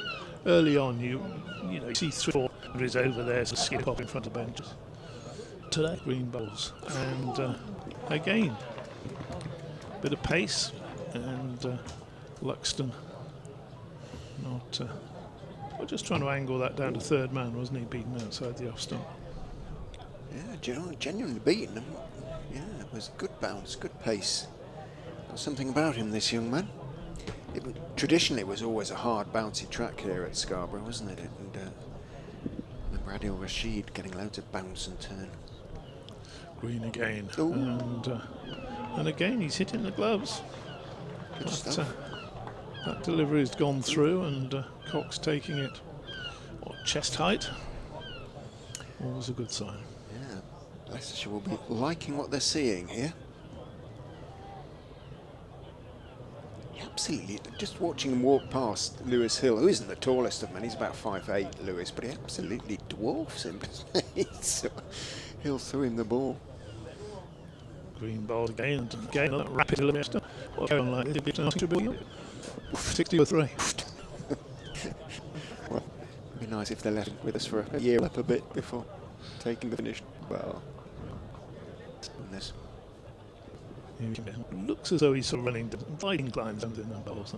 That a rapid Yorker out such a game. Morton doesn't look that on through to the keeper. This got over, and if just counting all of it, and it'll made in the last. Yeah, he got on bottom. Starting off, then he got three past his chest, and then that one, well, pitched up outside off stump. What's he going to do with this one? That's a good length delivery that's driven away out to the sweeper on the cover boundary for a single. So that spoils the maiden, but doesn't spoil the over or the impression of Alex Green, who's making his debut, and he'll get some applause as he walks away at the end of that over. Yes, you wouldn't say it was grudging applause, but it was mainly from the little knot of Leicestershire supporters who've taken advantage of our excellent draw that it brought us to Scarborough, brought Leicestershire to Scarborough, and have made the long journey. Right, change of bowling. So Scriven, after a successful little spell during which he picked up the wicket of Harry Duke in his last over from the P-Zone Park end, Roman Walker is going to take over. Walker's appearance against Surrey was just his first senior appearance of the season in the last year of his contract. Former Glamorgan player from Wrexham. Another strong young man. Wide shoulders. Won't be as quick as Green though. Runs in and bowls. Clipped in the air on the bounce down towards the sweeper. Travaskis on the leg side for the right-handed Luxton, of course. And grabbed at the second attempt by Travaskis. Got his throw away, didn't cost Leicestershire any extra runs, single taken. Slightly over pitched on leg stump by Walker. Bowled nicely enough against Surrey. Runs in, angled run, and bowls down the leg side again, slightly down the leg side onto the leg stump of Wharton, who clipped it away on the ground, but only as far as mid-wicket where Hanscom is the fielder. Walker against Surrey, 10 overs, no maidens, 1 for 64. It was a high-scoring game. It was a good track, and that actually, given he was bowling at the death, was not at all a bad return. Runs away from us and bowls. It's a better line, just slightly on off stump, maybe just outside, slightly short of a good length, and Wharton up on his toes, just guiding it, as he's done on a number of occasions. Now down to third man where Green fielded. The single is jogged. 64 for 3. Cover has been sent back to sweep on the offside as Walker is in, bowls straight. Luxton blocks it more or less on the walk out towards mid-on. Certainly by no means taking advantage of an opportunity to put all 5 men out on the boundary. There are 4 at the moment, as Leicestershire maintain a little bit. I'm saying that, just making sure there's nobody behind the side screen. I don't think there is down at long gone. We can't quite see for the press box, which is extending in front of the commentary box. Walker is in, bowls line and length on off stump, and it's blocked back out into the offside by Luxton. So you've got a sweeper on the offside. Third man, wide long leg, almost deep backward square out there, and a sort of mid-wicket, more or less square, a bit between square and mid-wicket. The 4 men outside the circle. As Walker is in, bowls, it bounces a little bit on Luxton. He tries to push it away into the onside, doesn't get anything on it, but it bounces out on the 45 off his thigh pad. It's very bouncy thigh pad, it seems, out towards the edge of the circle, and the leg bye is taken. But another decent over from the Foxes seamers, who at the moment are not giving the Yorkshire batsmen anything to get away. Gentleman arrives in front of us with 3 helpings of fish and chips. How's lunch been, DT, at Scarborough last time out? Well, the lunches here are not. They're not up to the standard they are at Grace Road, shall we say that, for the visiting press. Started a new over from green, and that's pushed back with a square. And there is no run. We get a brown bag with a sandwich, sausage roll, banana, Kit Kat, and a packet of crisps, and a bottle of water. So that's sufficient. Absolutely. But just having a look at the weather. The weather watch is absolutely fascinating with these different apps. Then next delivery could have been Green's first wicket. Again, I think this pitch is just a little bit untrustworthy, isn't it? He's gone to turn that on the onside as Will Luxton, and he's got a leading edge. It's gone back over Alex Green, which is no small feat in itself, and has landed short of mid-off and no run. And we saw Shan Masood earlier get out, didn't we? Just hitting one shoulder height to extra cover, so maybe a little bit too paced. Next ball dug in again and played down, bowling very well on his debut as Alex Green. Just these different apps, the Met Office that I very often follow, I think they're usually quite good. You've got an 80% chance of rain at 2 o'clock, 95% chance of heavy rain at 3 o'clock. And then the other one that I've been following says no rain at all until 7 o'clock this evening. So, where does this come from? Next delivery is shortened. Struck away by Luxton. Didn't really time that. Gets it out to the man on the cover boundary for a single. 66 for 3 in the 22nd over. You don't have to be a great mathematician to work out the run rate. It's not quick, but Yorkshire will be thinking to themselves, well, it's not he's got an update to do around 12:30. He's Green bowling, and he's driven, but gets half a hand on it, takes some of the pace off it, mid-off fields, and that is the end of Green's over before Deutsche comes in. And because you haven't got your equipment working there, I'll just tell you that Green has now bowled 4 overs, 0 for 5. So an excellent start from the young man. Yeah, outstanding, and as you say, he very nearly picked up a wicket in that over. Just chipped somehow back over his head and dropped short of mid-off by Luxton. 66 for 3 after 22. So even I can work out 3 and over with 3 wickets down isn't the ideal start from the Yorkshire point of view. Walker is into Luxton. Bowls full, it's driven in the air, just wide of cover. Cox was leaping into the air. Rahane sort of fell to his left again. Maybe just stopped a little bit on Luxton. He was drawn into a rather indeterminate drive push, and it lobbed in the air just wide of Rahane, who rehearses reaching out to his left.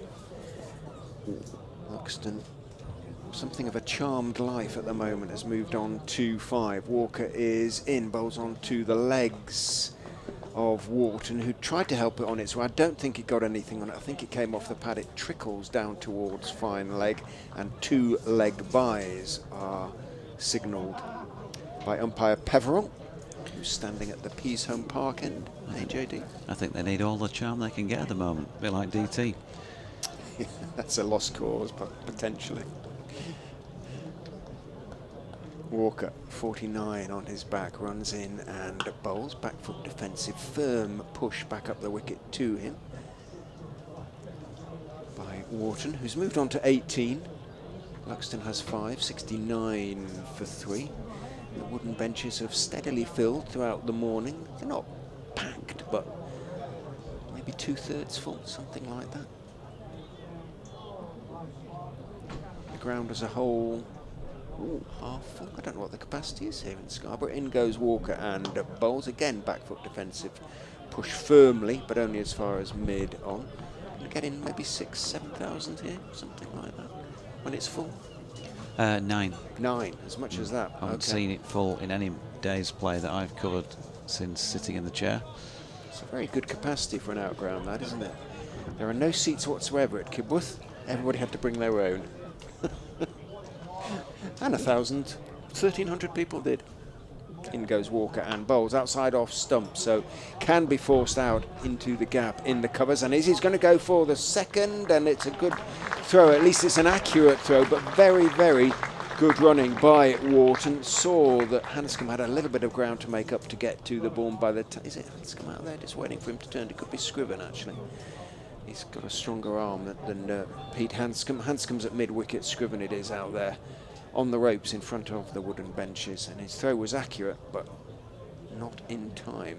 In goes Walker and bowls onto the legs this time of Wharton. Wharton works it out through the vacant square leg area down towards Travaskis, who might be bowling before long if Leicestershire decide to give the spinner a bowl. End of the over, single from the last ball, 72 for 3 and 6 from it, which is good by Yorkshire's standards in this innings so far.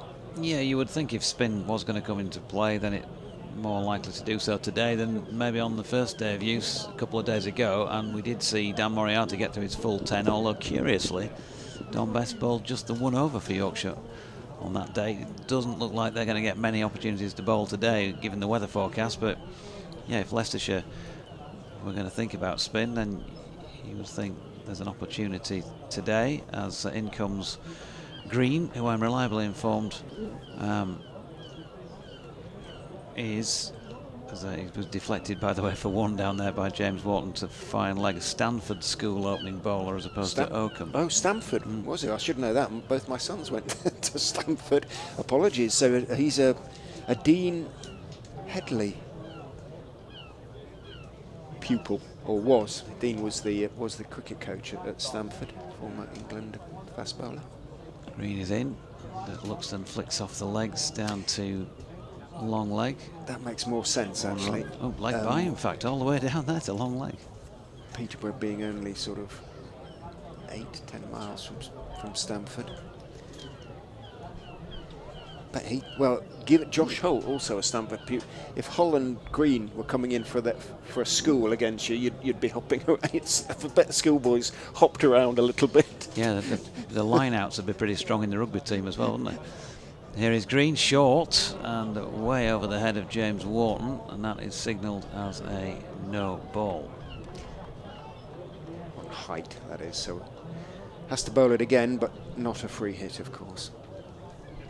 Oh yeah, I bet there was a few white-faced schoolboys waiting in the pavilion with those two steaming in. Holt also mid to late 80s. 76 for 3. And Wharton waits and then flicks this one away just about bang on square on the leg side. We'll pick up another 1. Certainly quick enough outfield here today again. Ball travelling well over it. Beauties, aren't they? The outfields have benefited everywhere from all the rain, haven't they? Some glorious, glorious pieces of turf. Green turning again then, Trafalgar Square end. And it comes in to bowl to Luxton, who in a slight sway backwards, angles his bat down to third man. They pick up another single. We were talking about the incline here, if we do most matches, most days of most matches, if we're honest. DT saying it's reasonably flat out there, but actually when I was thinking about it when I walked out in the middle this morning, it's not really. No. It is quite an incline still from the Trafalgar Square end. There's a clear slope. Yeah, no, yeah. Absolutely. Yeah, absolutely. And you stand on the the strip in the middle. In comes Green. Oh, inside contact from Wharton, who's punching that one through probably square cover, something like that, and it's gone to mid-on. No run. I would say that from the wooden benches on the North Marine Road side of the ground down to the other side, I bet there's a good 4 foot in difference in height. The Northern Lords. Yeah. How much is it at Lords? It's huge, isn't it? It's 9, like 8 or 9 feet. Yeah. Green in again, bowling here to Wharton. Ooh, ball just kicks off the pitch, and he did well there just to wait a little bit longer before playing it. Could have been aerial, could have been a catch, but mastered it sufficiently to keep it down. Dot ball to complete the over. 23 of those now gone. He's a really strange one to get a handle on this, I think, because we're approaching halfway. They've lost 3 wickets already. Certainly not scoring at any appreciable rate. They're going to be up against it on the DLS front if, as we fully expect, the rain certainly interrupts, if not ends, this match during Leicestershire's response. And they're going to hold all the aces of the Foxes here. Roman Walker from the Peaceown Park end bowls. Fullish straight though, and nicely worked off his legs by Luxton down to the sweeper. Not on the boundary because he didn't get all of it. Travaskis came off the boundary, picked it up around about 20 yards inside the ropes, and one is taken. Are they the Foxes this year? Are they running Foxes, or are there something else Foxes? What's the crack? The Leicestershire Foxes, as ever, traditionally.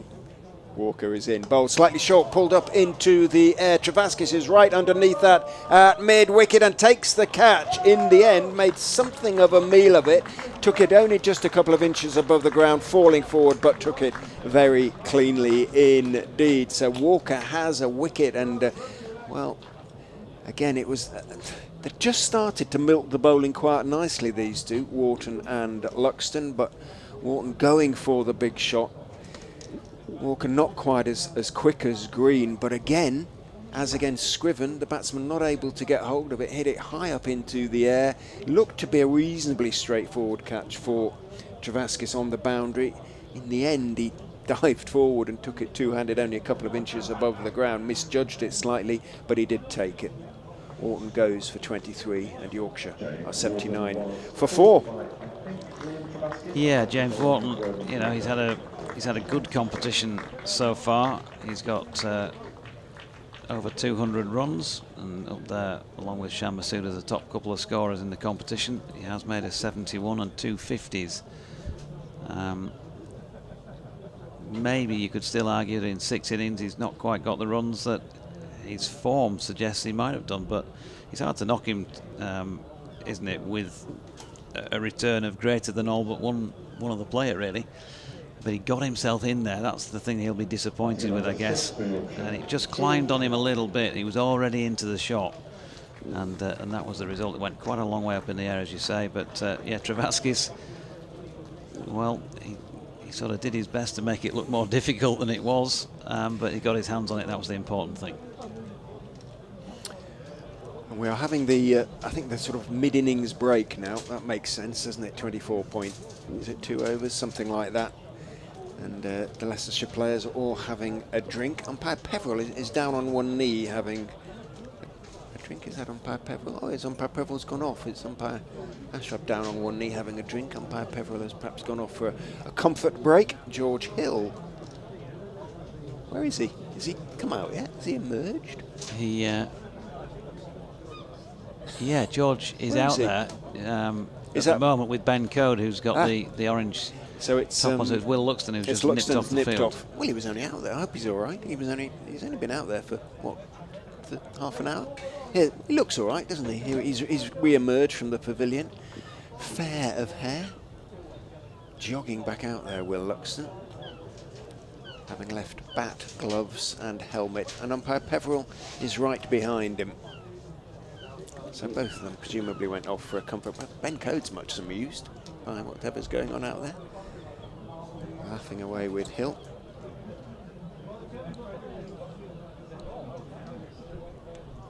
And he's handed something by Umpire Peveril. I wonder what. 23 or 51, by the way, for James Wharton, and an indication of maybe difficulties with the bat, or how well Leicestershire bowl, or a bit of both, is that in 58 minutes of batting out there, he managed just the 1 boundary, and in fact Yorkshire have scored just the 3 so far, the other 2 going to Shan Masood. Yeah, well, Harry Duke was 12 off 31 as well. Leicestershire will be cautiously pleased, I suspect, because obviously they're going to have to try and get themselves ahead on run rate, and depending on which app you believe, perhaps just for a few overs, perhaps for the full 50. At the moment, there's plenty of grey cloud around, but it is sort of broken. There's the light areas, and no obvious immediate threat of rain. Peveril's waving at the scorers, hopefully, who once again are not inclined to respond. I may, by the way, have a 12:45 update for BBC Radio York. This can be a little bit, it depends on the day and what direction the sun's. I do absolutely understand. Walker is in to Hill, line and length. Hill, not a big stride forward, leans slightly forward, but essentially staying in his crease as he blocks that one back out towards Walker. Goes out to, it's relayed out to Hill, who, as is his wont, sort of throws the ball from hand to hand in a rather sort of childlike way. Not childish, but sort of childlike. Hands it, jogs in and bowls on the leg of Hill, tries to work it away into the leg side, didn't get anything on it, was off that and drops more or less at his feet. George clearly would love runs in the cup, got a superb 100 and up, and I think it was in a previous match, but not this season. He's scored 60 so far from 5 knocks, 13.6, and one of those was a 50.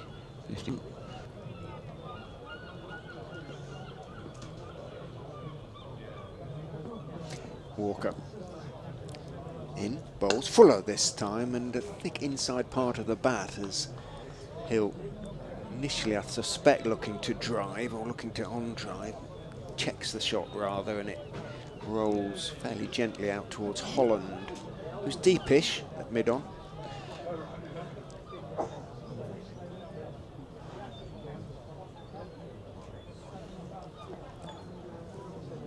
Wheel overhead as ever here as Walker is in, bowls line and length on off stump, and Hill carefully forward, pushing out into the covers on this occasion.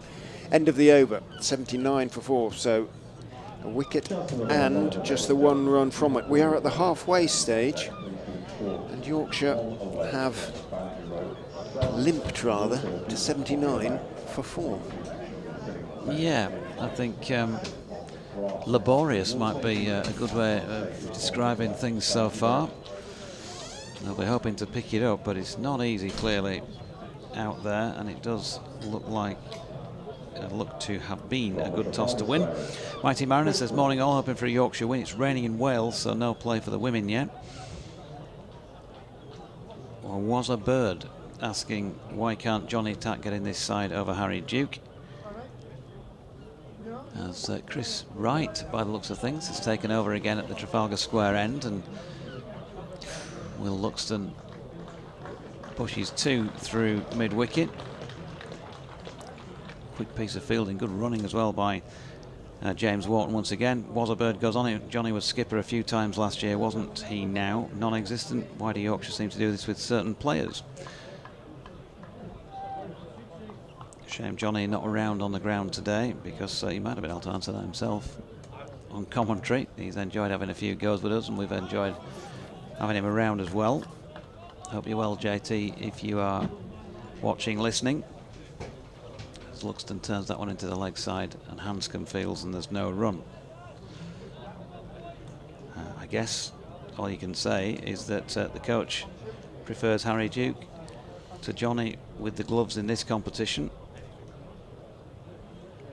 But I think you'll find, I'll be surprised if he doesn't get his opportunity for the 2 matches that are still to come, if he's okay, because Shan Masood missing, they're going to need a batter to backfill that spot at the very least. So watch that space. Andy Milner is giving us a weather watch, a bit southerly but not raining in Chester at noon. Dot ball, by the way, there. Inky's asking if Norman Collier's on co-commentaries. Commentary, not quite sure what the problem there was, but I did nip out while I was off air. Right into Luxton, who pushes into the offside, and again no run.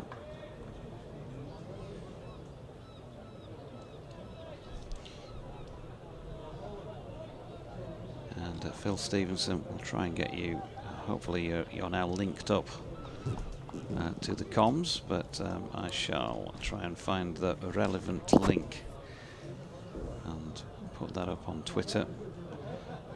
It's become a bit of a joke this year, I've got to say. Oh. The lack of ability to find commentaries. I don't know what you think, Richard, but that is a delivery which cuts Luxton in two. Good ball from right through to the tumbling Lewis Hill. Not Lewis Hill. Ben Cox. Ben Cox, of course, keeping wicket Lewis Hill. Yeah, finding commentaries, what do you reckon? Yes, there have been issues. There is no doubt about that, I'm afraid. You do scratch your head and think, what's the point in having commentaries if you can't find them? Well, I do. Just leave that one hanging out there as Luxton drops this into the offside. And they settle where they were, so George Hill to get off the mark. Luxton on 9, 81 for 4 at the end of 26. Could it be something to do with being more difficult to find at a certain time of year? Yes, one wonders, one has one's suspicions, because other competitions do receive a huge amount of exposure, shall we say. Still not particularly popular with those who follow county cricket regularly. In goes Roman Walker, bowls a beauty that brings a batsman forward, and it bounces and leaves Hill, and he is beaten to the wide, but most batsmen would have been by that one. Extra little bit of bounce for Walker. Leicestershire seamers continue to find their lines and lengths nicely and get a little bit of response from the pitch, a combination which is always going to be effective. Walker is in, bowl straighter, fuller, waiting for it carefully. Is Hill, turns the bat face on it, pushes it out towards mid-wicket. Peter Hanscom comes into field, and there's no run. 81 for 4 after 26.2 Yorkshire. Well, Hill won't be inclined to bring Travaskis into the attack. He's had his back problems, Liam Travaskis. Big back problems in recent weeks, so he might not be too keen to bowl. Anyway, Walker is in, line and length again. Again, Hill is defending. Slightly cross-batted, pushing the delivery off the straight out towards mid-wicket. Dot ball. Big crowd out there. Is that a bar? It is a bar out there, isn't it? In the sort of above the wooden benches. Inevitably. Standing. yeah. So it is that time. It is coming up towards 1 o'clock. It is lunchtime. It's legitimate, isn't it? A gin and tonic, perhaps. Pint of bitter, perhaps. Walker is in and bowls fullish onto the legs. Tries to flick it away. Hill came off the pad. It runs out towards backward square. Cox is in pursuit, and the leg by is taken and signalled. 82 for 4. Proper coffee also. I was delighted to see that. That's new since I was here last time. A proper coffee stall with a proper coffee machine. Big queues at that one already. You want to try the ice cream, pal? Yeah, it looks good. Bet from Beverley, I believe. In goes Walker and bowls stroked back to him. It was full and on off stump, but checked the shot slightly there, did Hill, and Walker fielded in his follow through. I will do later as well, if it's as long as we're not rained off by then. There's a couple of them, aren't there? One on each side of the ground, ice cream outlets. Yeah, You've obviously tried them, yeah, tried an ice cream or two before. Fish and chip van away to the left. Walker is in again, straight line and length. Hill defends, runs out to mid-wicket, and it's the end of the over. Just the single from it. 82 for 4 after 27. What do you think they've decided that this is a sort of 200 pitch, and maybe that's a competitive score, or what do they do from here? Maybe. I mean, you'd kind of expect it to play, I think, more slowly than it did the other day. Being used and subject to the roller once again. So, yeah, it might be more of a grind to put a score on the board, and maybe thoughts of just playing with that in mind. Both of these, of course, can score quickly and fluently if they're in nick. George Hill just turns one to Hanscom at mid on the first ball of rights over, And there is no run, but it's really hard to put a figure at this stage, I think, on where you'd want to be at the end of this. Anthony McGrath, for example, on Tuesday, when I spoke to him, they'd posted 240 odd, but he said he thought it was more like a 280 pitch. Wright comes in, and George Hill punching down the pitch finds mid-on this time, and there is no run. I suspected snap your hands off for 280 at the moment. Yeah, I don't think there's anything like that in it today, by the looks of things. But yeah, it can be of, I don't know, maybe the ball's not quite coming on, looking at one or two of those dismissals. I think it's sticking a bit, and that always makes it hard work, and that trust that you want in the pitch as a batter is harder to come by. Nicely flicked off the legs by George Hill, who will get off the mark here with 2 backward of square. 84 for 4 now in the 28th over. I'd love to bring you some more stats, but unfortunately at the moment, I've been trying for the last 10 minutes, can't get a connection on that there Tinternet. Outground cricket, so apologies Phil Stevenson, can't send you a link because I can't get hold of anything on there. The phone is actually managing to do something, which is good. The missing link. The missing link. Dot ball there, George Hill dropping into the offside. Sylvia in Bradford says best wishes to Shan Massoud, he'll be missed. Think he's grown into his role as a batsman and as Yorkshire skipper this season, she says. Andy Lockwood says with regard to Richard and Dave's chat with regard to missing players due to other commitments, as Wright bowls to Hill, who deflects that one away through gully and will pick up another single. He says the merchandise shop is selling a t-shirt that celebrates the 2014-15 back-to-back championships.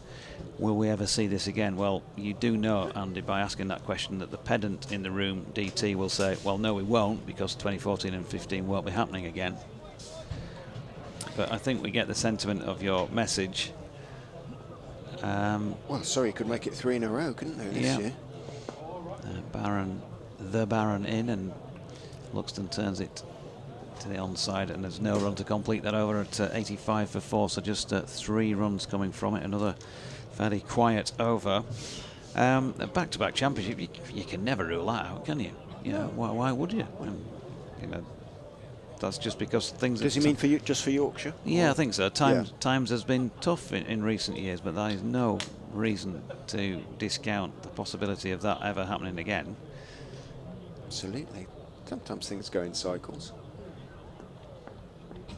Walker continues from the Peaceholm Park end of Scarborough Cricket Club. It's hit up into the air, but it's got plenty of that. It's going to go all the way for 6. Really nicely picked up. He didn't try and overhit it.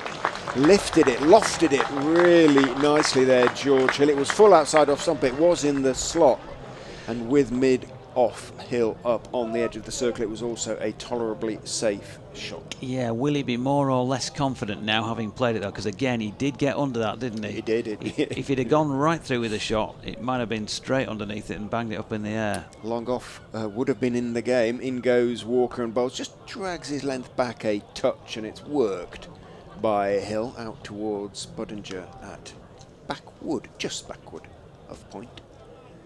9 apiece for Messrs Hill and Luxton now, 91 for 4.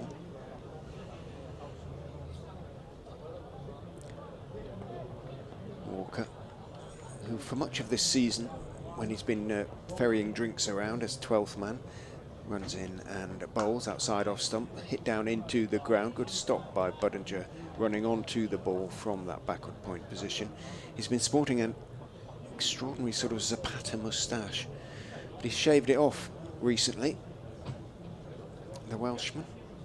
That said, he's still sporting plenty of facial hair at the moment. It took me months to grow something like that. Runs away from us and bowls. Hill shuffles in his crease. Walker doesn't really change anything, bowls line and length on off stump, and Hill just blocks it back down the pitch towards the man from Wrexham area. Coming to the end of his 4-year contract with Leicestershire, Roman Walker, so playing for a contract really to an extent, and at least he's getting an opportunity in this competition to prove his worth. Runs in and bowls. Hill defends on the back foot, works it out towards mid-wicket, so 6 from the first ball of the over, and then 4 dot balls. Walker's come back well. Andy Lockwood continues his earlier message, by the way, by saying, great to see young players playing, brackets for Yorkshire I suppose, but surely they need support from senior players. OK, we had the luxury of Rutenbrook early season, but no Bairstow. We might as well put him on the transfer list, he says. It's JB's decision, is it, not to play in this competition, rather than... In goes Walker and bowls, outside off stump. No idea where he'd gone for a second there. Hill, thick inside edge, actually went down into the ground and his pads and bobbled out on the offside, but immediately looked back at his stumps in alarm, but got away with it. So 5 dot balls to follow the 6. But 6 it was from the over. 91 for 4 after 29. Is he not playing in another competition? Okay, of course he is, yeah. Well, is he? Yes, he is, I suppose. Yes, he was. Yes, there was an interesting interview after one of those innings. He's down in, is he Cardiff? Something, Welsh Fire, whatever they're called. That's right, isn't it? We'll see. Right. To Luxton, who's flicking off the legs along the deck through mid-wicket for 1 random female. Good afternoon to you. Too true about the commentaries being hard to find in August. Brackets, I wonder why. But I have you loud and clear today in a very wet South Wales. Make sure things dry up, random female, because we're down there, of course, at Cardiff for the match against Glamorgan midweek next week. Potentially a big game, isn't it? Right, in again, and this one sees Hill get thigh pad on it. I think balloons up into the offside and there is no run. Yeah, no excitement was there from the Leicestershire fielders, so presumably it was just thigh pad rather than bat. Mike Jelf says Alex Green is 17 years old and 6'6" tall. And about 4 foot wide, Mike, as well. He's huge. 92 for 4. That's right in again, bowling to Hill. Tries to squeeze this one away through a gap on the offside, but unsuccessful on this occasion. Another dot. He can get in touch. Johnny Tatt has been in touch. Not feeling so good. That is the gist of his message. But currently watching the stream from home, so get well soon and hopefully get well for a trip to rugby school. If you get the gig for those last couple of matches. Right in, that's driven into the offside by George Hill, fielded out there in the covers. Another dot ball, over number 30. This already seems to have gone by in the blink of an eye so far today. There's been much more pressure on those with bat in hand than there has with ball. They've been tidy though, no doubt about that, the Foxes. Right in again, and that's pushed into the offside by Hill, fielded at mid-off.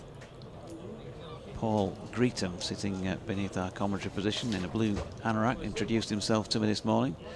Brother of Jeff, who loves his Yorkshire cricket. If you're listening, Jeff, and good afternoon to you. Jeff of Timeform fame, horse racing, Bible.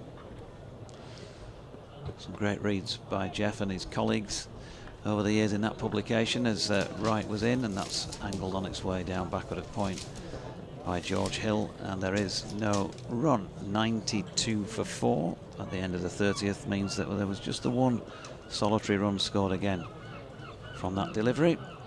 We're about to do a change in the com box at some point in the very near future. Do it now if you like. It's fine. Give Richard a breather. DT has successfully managed to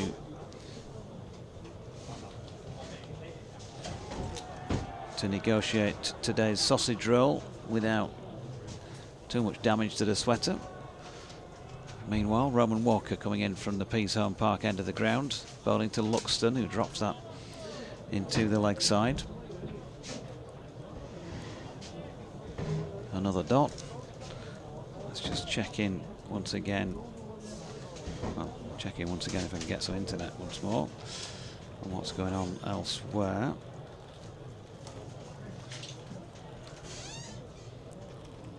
As Walker turns, makes his way in once again up the incline. Luxton waits, high backlift, plays a positive shot into the offside, but then lifts his head to the skies because he couldn't get it through the covers, where it was fielded in there by Ajinkya Rahane.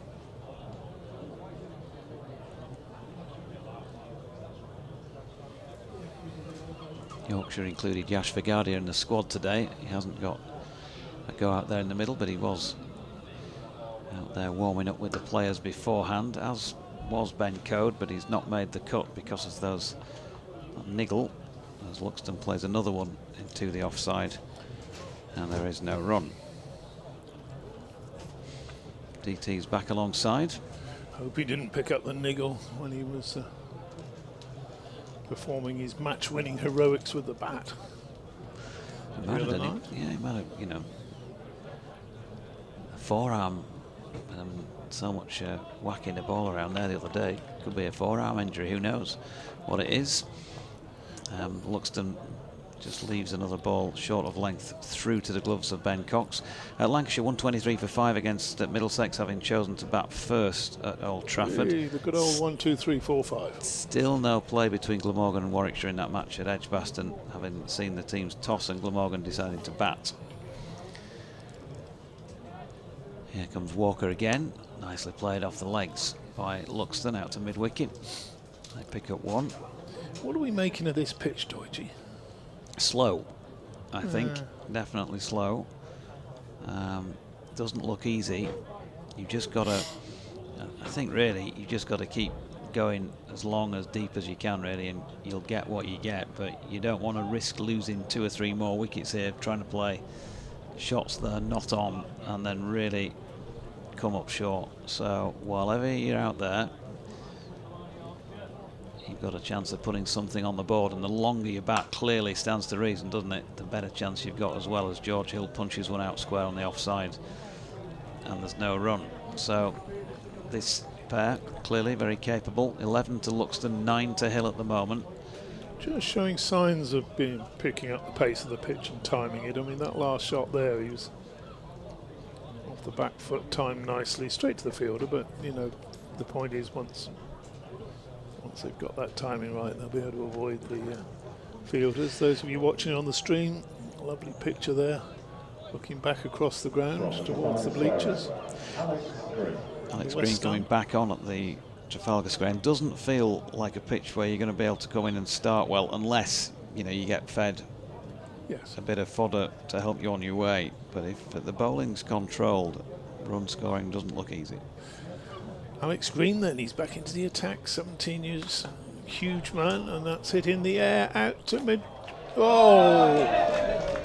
out to deep backward square leg, and what's that, it's a 6, so it's carried over the boundary for, well, partly obscured to us by the live watching live, I got a clear view of it. Yeah, he caught the ball inside the rope, but couldn't keep his balance and fell over the line with it. Really, it was out to deep backward point rather than you've got to be able to throw that back into play and save a few runs, haven't you? Liam Travaskis it was. Next delivery is pushed down into the gully and no run. So 6 off the first ball, 99 for 1. Maybe it's that little bit of luck that you need. Yeah, as a batter to kick you onto a score, because should have been out really. Well, difficult with the momentum to stay inside the rope, but they do practice those boundary catches, and if he wasn't going to be able to stay in, the least he could have done was thrown the ball back in. Next ball is crashed away through the offside, but again only 1 run, perfectly timed. The applause you can hear isn't for that single, it's for the Yorkshire 100. Coming up 100 for 4, 18 to Luxton, 9 to Hill. They both hit a 6.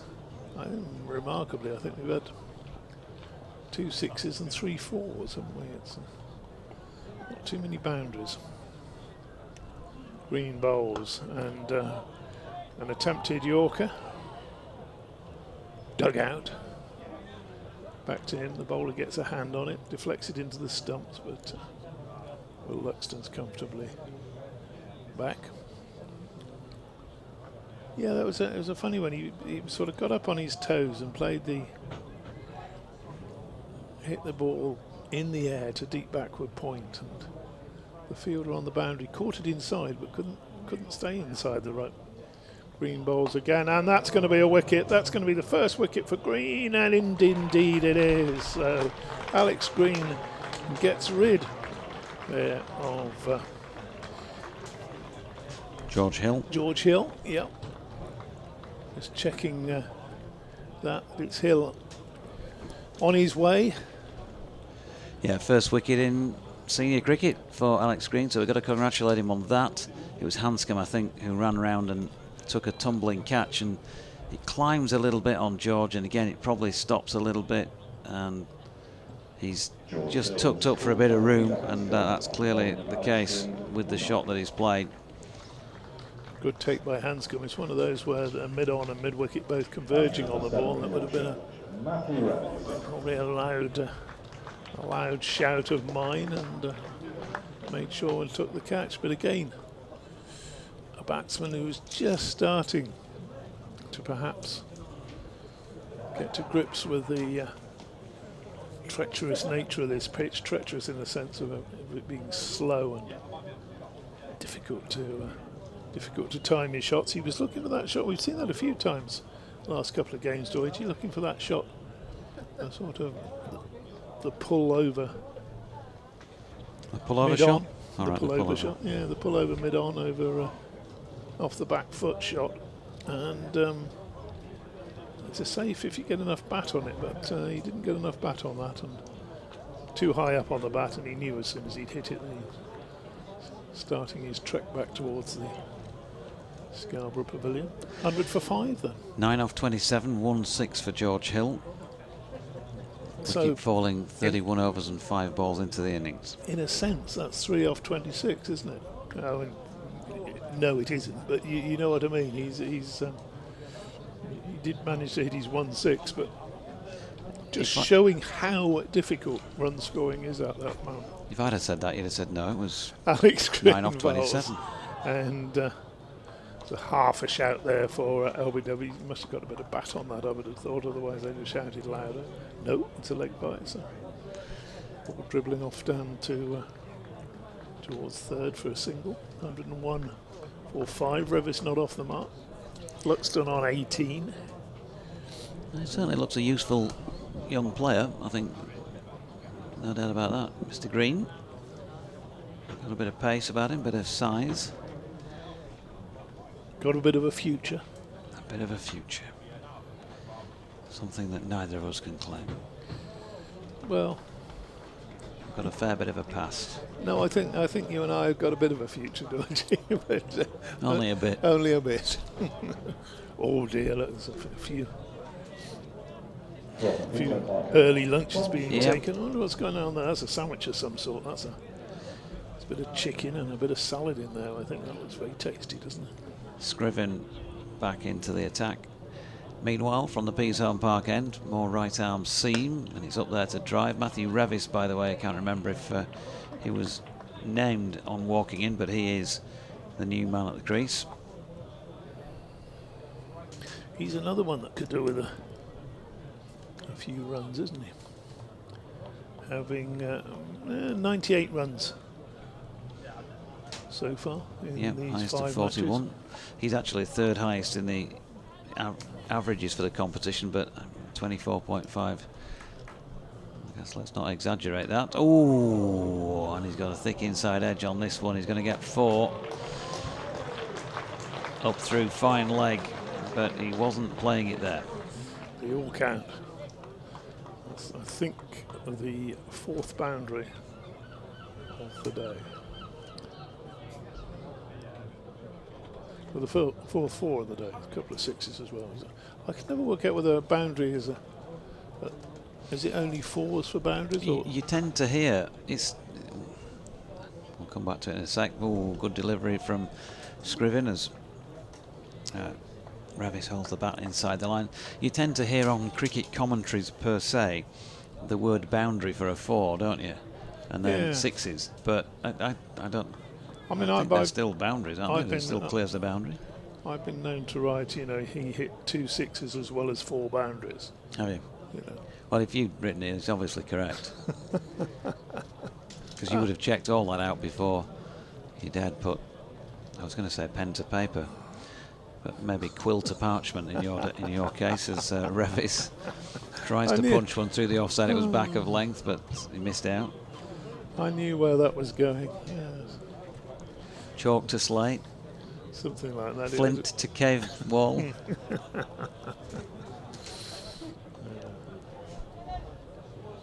No, well, I don't know. The boundary is the boundary, isn't it? It's I don't know whether is a 6 a boundary. Scriven, ooh, another good delivery which seems to nip on Revis through past the inside edge to the gloves of Ben Cox. No run. Lily messaged in 9 minutes ago to say, dare I say it, Will Luxton and George Hill are batting well. Well, that tweet didn't age well, I'm afraid, Lily, on this occasion. But do keep them coming in. At Sporting Lives 1 or BBC West Yorkshire Sport at gmail.com on the emails. As Scriven bowls again here to Revis, who has to be content once more with just punching that into the offside. So he's got that streaky 4 to his name. 18 to Will Luxton. 105 for 5 after 33 completed overs, so roughly 2/3 of the way through their innings. Yeah, so if any of you've got an opinion on whether a boundary is both a 6 and a 4 or just a 4, you can get in touch with, was it at Sporting Lives 1, is it? Mm-hmm. At DO_cricket. Tell us your thoughts. 105 for 5.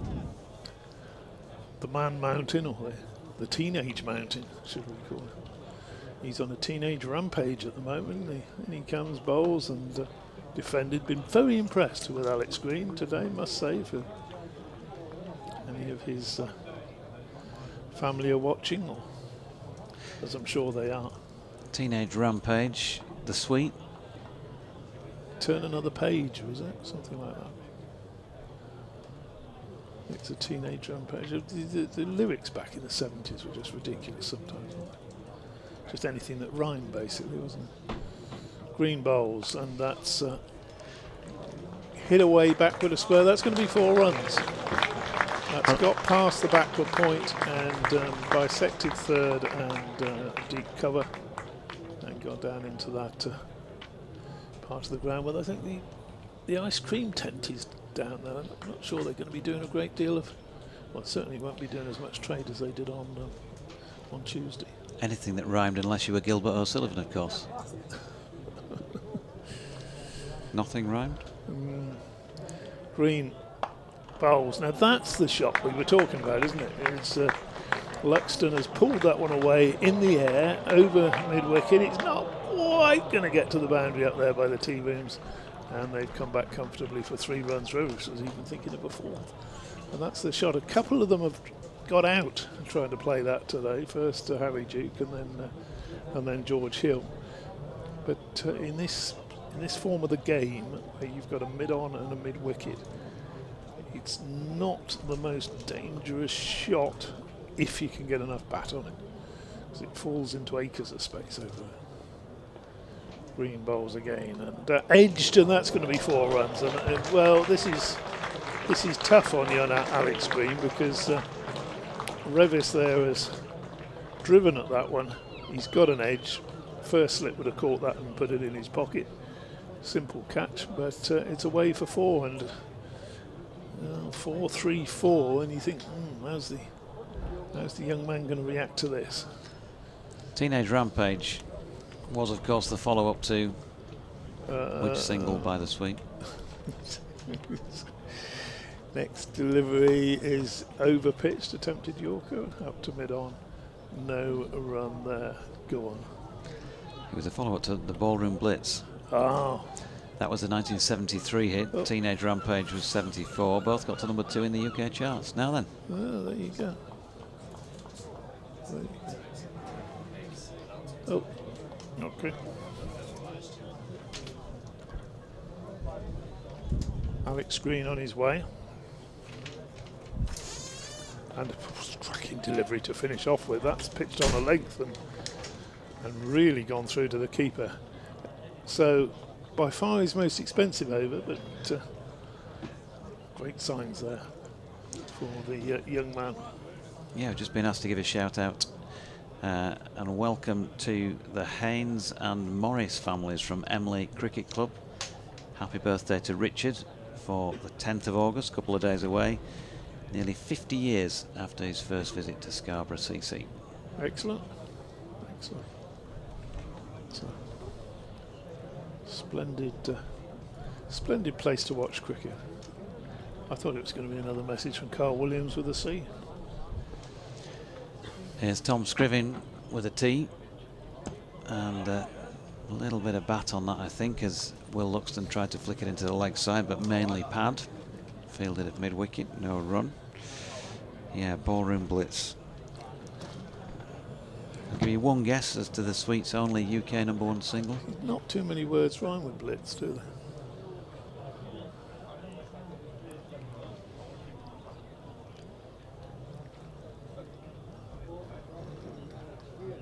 They did have a #1, did they? They did. Scriven to Luxton, who's flicking again. Bit of pad, bit of thigh pad, and bit of bat maybe. No bat, just thigh pad. One run to the leg side. Blockbuster. Oh. Not that I've got to say, I do remember some of these hits and not that many. Oh, I remember all of those. I would say my favourite would have been Fox on the Run, which is the last big hit they had, I think, really. Oh no, Love Is Like Oxygen as well. Well, they certainly haven't got the Foxes on the run today, have they? No. Good delivery from Scriven as Revis pushes forward into the offside. There's no run. Trying to get... I nicked your line there, didn't I? You were setting that one up.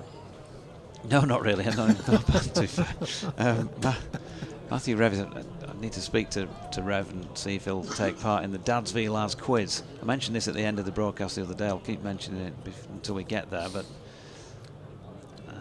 Yorkshire Dads versus Yorkshire Lads at the Railway Station Social Club, which is unsurprisingly at Scarborough Railway Station, 8 o'clock start on Thursday the 22nd of August, which is the end of the first day's play in that 4-day match against Sussex. Revis just pushing one into the leg side. Matthew Revis turned out in the four-pronged Yorkshire team last year, which lost narrowly to Derbyshire. The Derbyshire Grumpy Granddads. Yep. And so trying to get the same four lads to front up against the Dads, but unfortunately Steve Thompson has let us down straight away by saying he's not going to be here for the first night of that match. I think he's just shying away from a bit of confrontation with his son because he knows he'll get beaten by Jordan, as this is wide of off stump and Luxton has a flash at it. Leicestershire are appealing. Will Luxton stood still as if nothing had happened as far as he was concerned, but he has been given out, caught behind. There was a look across to the square leg umpire, and then the finger was raised by the umpire at this P-Zone Park end. Yorkshire have lost a 6th wicket. Will Luxton made 25, and it was an unusual looking dismissal, which it kind of felt like it was non-threatening at first, and then he's been given. Going to get a chance, those of you who can see the replay, to have a look now. He's thrown in there wide of off stump, wouldn't have hit 2 sets. And did it? Wow. He's got look like a bottom edge on it. The question is, did it carry? We're going to see this again. Ben Cox claims the catch. So 118 for 6 But again, we're looking at it in slow-mo for those who can't see it. Scriven delivers the ball. I'll repeat, it's well wide of off stump and wouldn't have hit a second set. He climbs on Luxton. It can only really be bat if he has got something on it. It felt like that. I think that was good. I think the umpire square leg had seen it. Okay. Interesting. The momentum of the ball on the replay, it looks to me like it might have bounced just short. But anyway, he's gone. One more look at it. They've been cutting it off a bit early on the replay. There's definitely the under edge. Oh yeah, maybe third time. It might have just got the fingertips underneath it. It certainly looked marginal, I think it's fair to say, but square leg umpire, as you say, obviously tracking that. He's given it, and it's in the book either way. So 118 for 6. Luxton gone for 25, and Don Bess, hero of Tuesday with the bat. He's having another go here to try and set a total this time rather than chase one down. So here comes Scriven, buoyed by his second wicket. Bess drops that one back down the pitch, and there is no run to complete that over at 118 for 6. A lot of work to do here for Yorkshire to set anything that looks remotely formidable on the board, and maybe any hope of setting something formidable is already gone. DT pointing somebody out down the bottom. Would it be the chap in the combat pants? Ah, dear. Must have got up very early, I think, Doidgy, to come to the ground here today. Possibly didn't have the light on when he was dressing. 118 for 6. 9 to Revis. He's on strikers. Green bowls to him, and he's got that one away into the corner. Another chase up there. Will this one reach the boundary? It will. Pops over the ropes in front of the tea rooms. Up there in front of the electric scoreboard. So, as you'd possibly expect, after an excellent start to his bowling spell, young Alex Green, maybe concentration just wavering a little bit. He really has impressed everybody today, though. His debut, senior cricket. Bowls again, and that's driven through the offside. There's going to be at least one run, but as you can probably hear, a big shout of no. And just the one run it is, as Travakis does the fielding. They're on the cover boundary.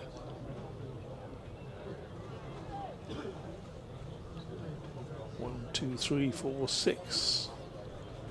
It's the score. 14 to Matthew Revis, who's scored as quickly as anybody. Shan Masood didn't hang around, did he? He was going along quickly, but then perhaps our first indication that this pitch wasn't as true as it could be. And just put one straight to extra cover. Green bowls, and Bess plays down backward of point, and there's no run. A little bit chillier today.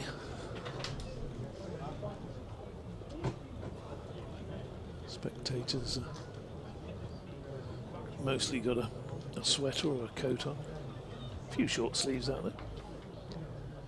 Green bowls, that's an attempted Yorker, and again it's turned up towards the cow corner, but nice shot along the ground by Bess, brings him 2 runs. 125 for 6. He'll want to repeat what he did. I think repeated, he'll want to do something similar to what he did on Tuesday when he took Yorkshire to that very good win. It was similar score on Tuesday, weren't they? On something like 121 for 6, was it? Something like that. But a few fewer overs at that stage. Green bowls, and Best turns that into the onside. He's got one. He's thinking about his second. He's not going to get it. 123 for 6 after 30.3 the other day. Yeah. Happy birthday as well to Josh Poysden, formerly of this parish, as it were. 33 today. Young leg spinner. Yep. Not so young now, I suppose, 33. Nice lad, wasn't he? He used to come up and help us a bit. Cracking lad. Green bowls driven by Revis up to mid-off. No run. The end of the 36th over, so 6 overs further on from where they were in that chase the other evening. Cracking game of cricket that was, wasn't it? It was. At the moment, doesn't quite have the same feel about it. You sort of, to give it more of that feel, you'd want Yorkshire to score pretty well in this last 14 overs. Of course, they're running out of numbers in the wickets column to be able to really force it, and they're probably going to have to take it deep and then just do the best during the last half dozen overs or so, something like that, to try and put something significant on the board. Not to say that it will get any easier for Leicestershire when they get their opportunity, as Scriven's first delivery of the over is wide of Bess's off stump and through to Ben Cox. If they could somehow sort of scrabble their way up to 210, 215, then it's a bit of something then, isn't it? You know, and if you do happen to bowl well, pick up a couple of early wickets, we're thinking with DLS in mind because of the horrendous forecast, then you never know. But the Foxes at the moment would have to be fairly firm favourites, you would think, as that's turned backward of square on the leg side by Bess, who will pick up a single out to the sweeper. particularly as Ben Code's not playing. You can see on a pitch like this, Ben Code would struggle to concede 20 runs in his 10 overs, wouldn't he? It'd be the old 2 for 18, 3 for 18 or something for Ben Code. But yeah, nag. Scriven. Beesham Park end. Bowls now. Oh, good delivery. He's appealing for something. Not quite sure that would have hit anything. It did hit Matthew Revis. Somewhere up the thigh pad region. And has raced away down through where first slip would have been for 4 leg byes. They'll take them all at this moment in time. Any extras they can get. There've been a few in this innings so far. Extras column reads, yeah, 13 leg byes, 2 no balls and 3 wides. Scriven in, and that's flicked off the legs. And Revis will get back for 2, fielded down there at long leg with a couple of gulls for company. I'm not sure if it is an indicator or not, DT, but it may be an indicator of the difficulties getting bat on ball and picking up the pace of the pitch, and maybe a little bit of movement off the pitch when you've got that many leg byes. It's fairly unusual to have 13. yeah, what you're talking about, whether the gulls were an indication of what The rain coming later. Maybe. Well, you know, like when you've got 4 or 5 gulls on the pitch out there, the rain's coming later. It's a proven fact as Revis punches up to mid-off and Lewis Hill fields. You don't normally get that many goals this early, do you? They usually appear around tea time because they know that's when the leftovers are easy pickings. I'm not sure about that.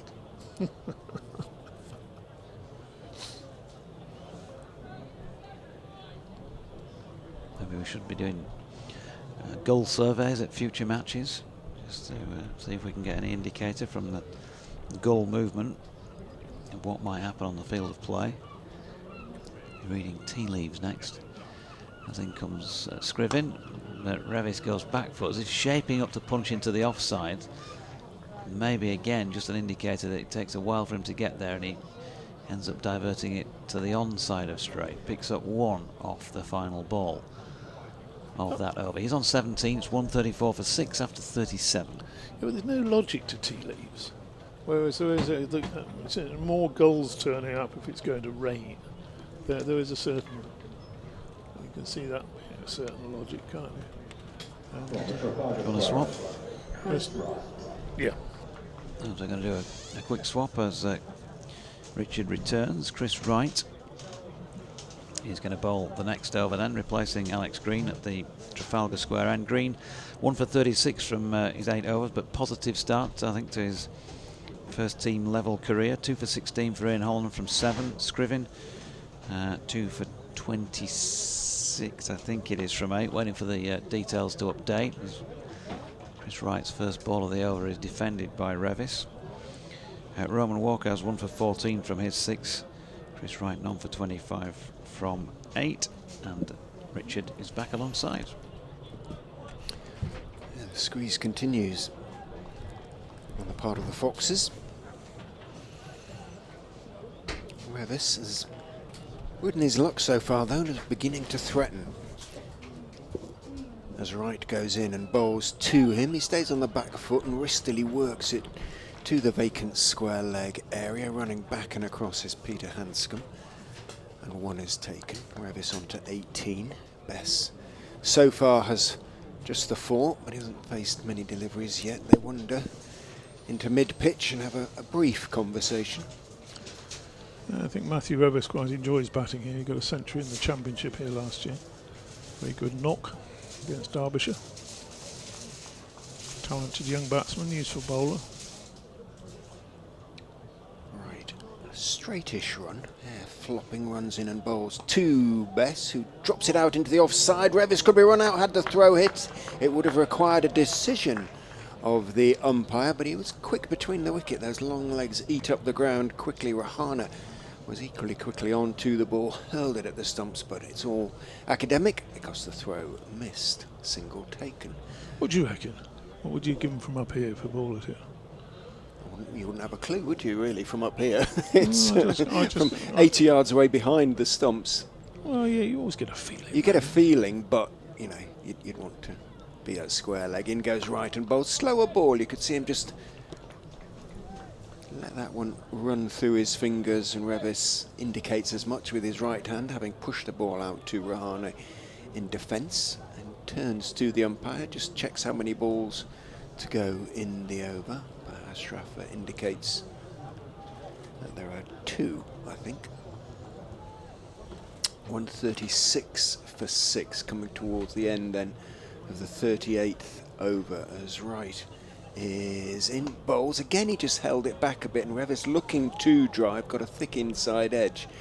Running across it, Hanscom didn't field the ball, but Green is behind him. Mid-on, and there again is no run, and the fact of sort of running towards and across the ball from Hanscom kept Revis in his crease. Just in case.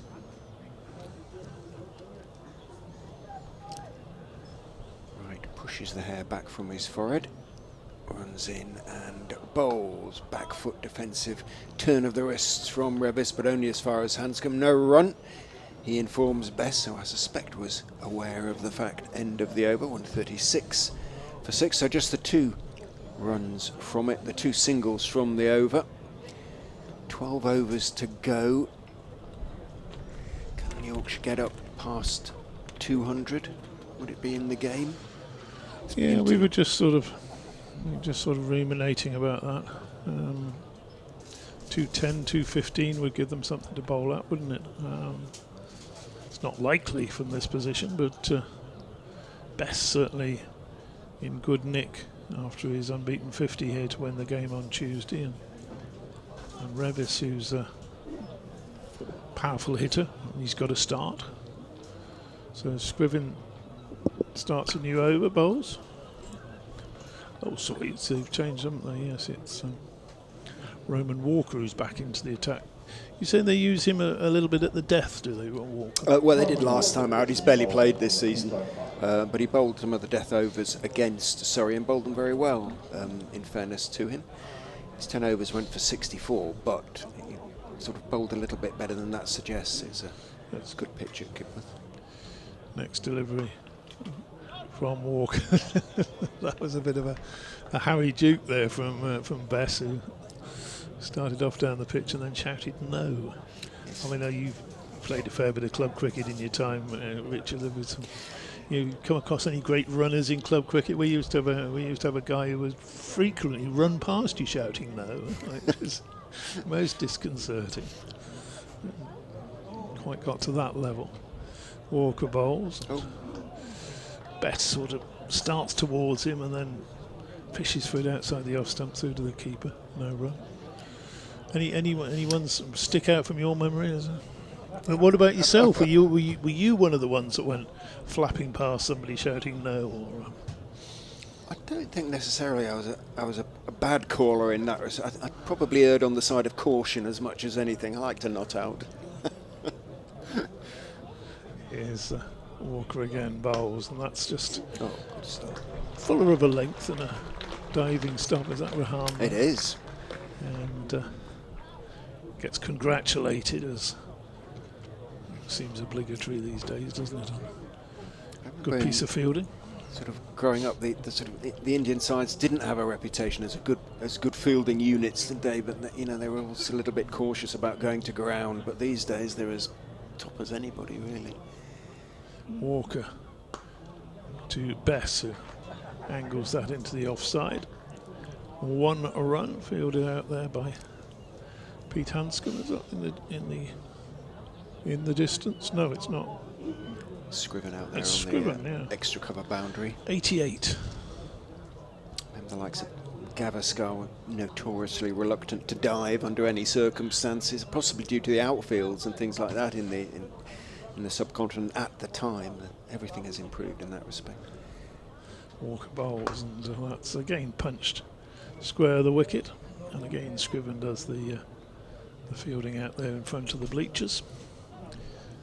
And the score ticks over again, 19 to Matt Revis, 6 to Bess, 138 for 6. And we got one more over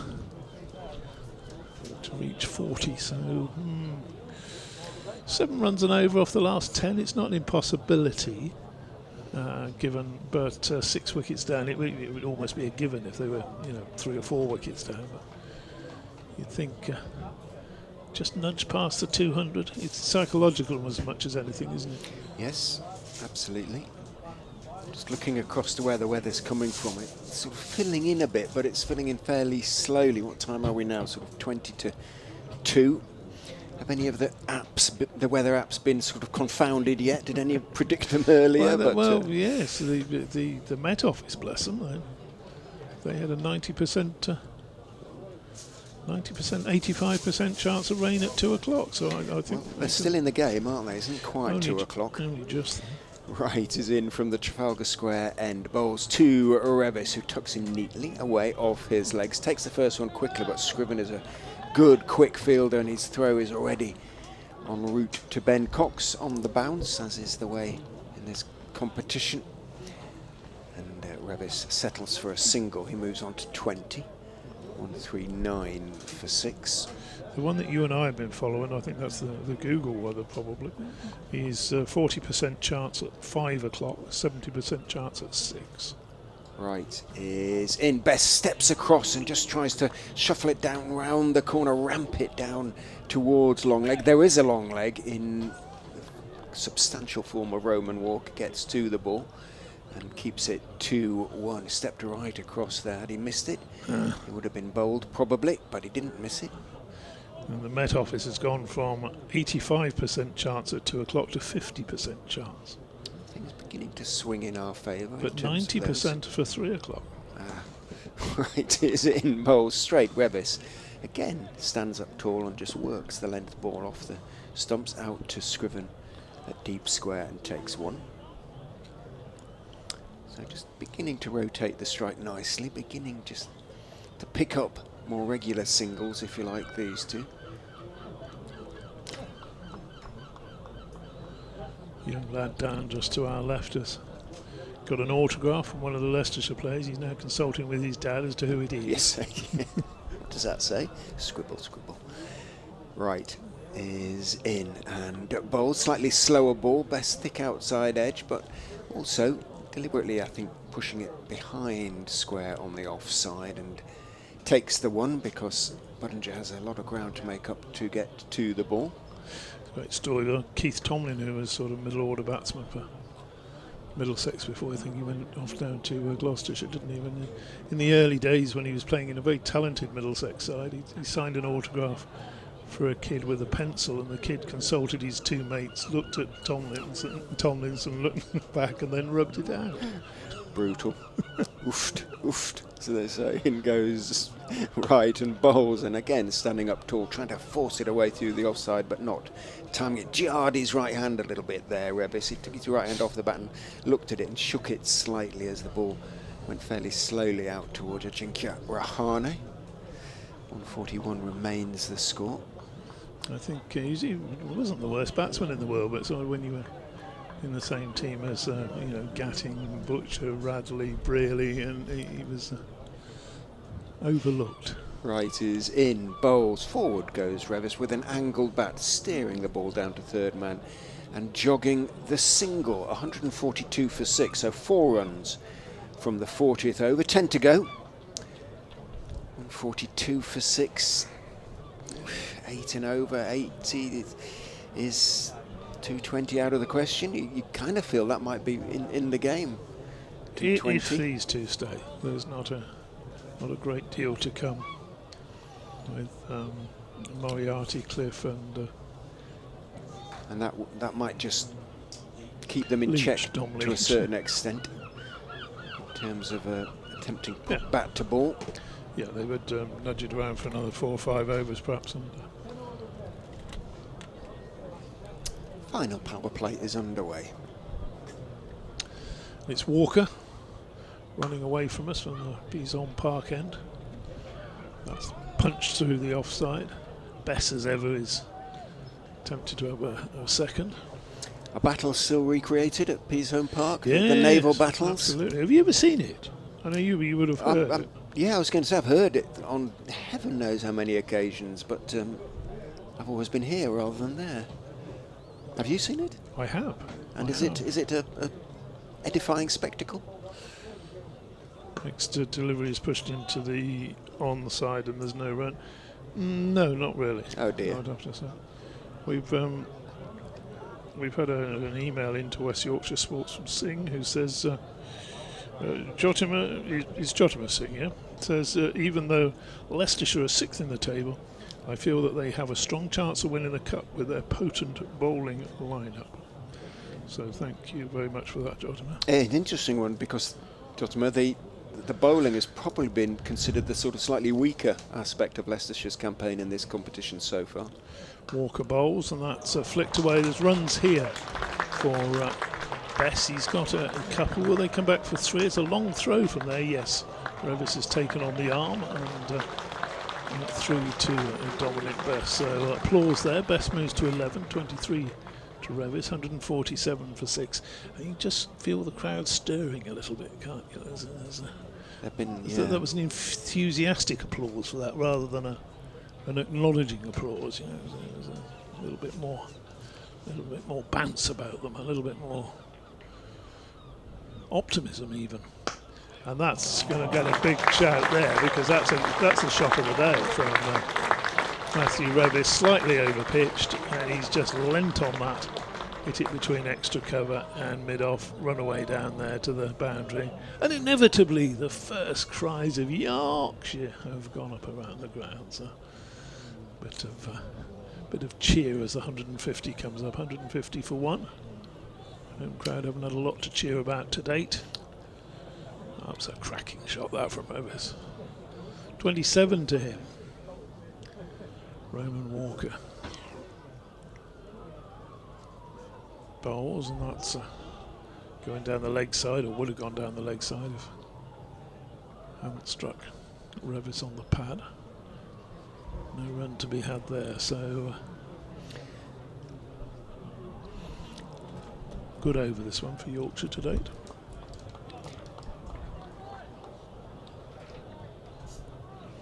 Revis is playing a good hand, isn't he? He's 27 now. Yeah. Here's Walker again. Bowls to him, and he pulls that one fiercely, and that's going to be 4 more. He's found the gap there in front, past mid-wicket, out to the mid-wicket boundary. Square leg can't get round on the boundary. His square leg's disappeared under a hedge now on the far side. He's looking for the ball. Has he got it? I think he has. Yeah, excellent effort from The most productive over of the Liam innings, Travakis. as far as Yorkshire are concerned. 13 from it, previously 11. So the acceleration is underway. Well, I just think there were just opportunities there, weren't there? There Yeah. was the one delivery over pitch that he struck beautifully. And And he just tried to bang one in, Walker, and he's not as quick as Green by a long chalk.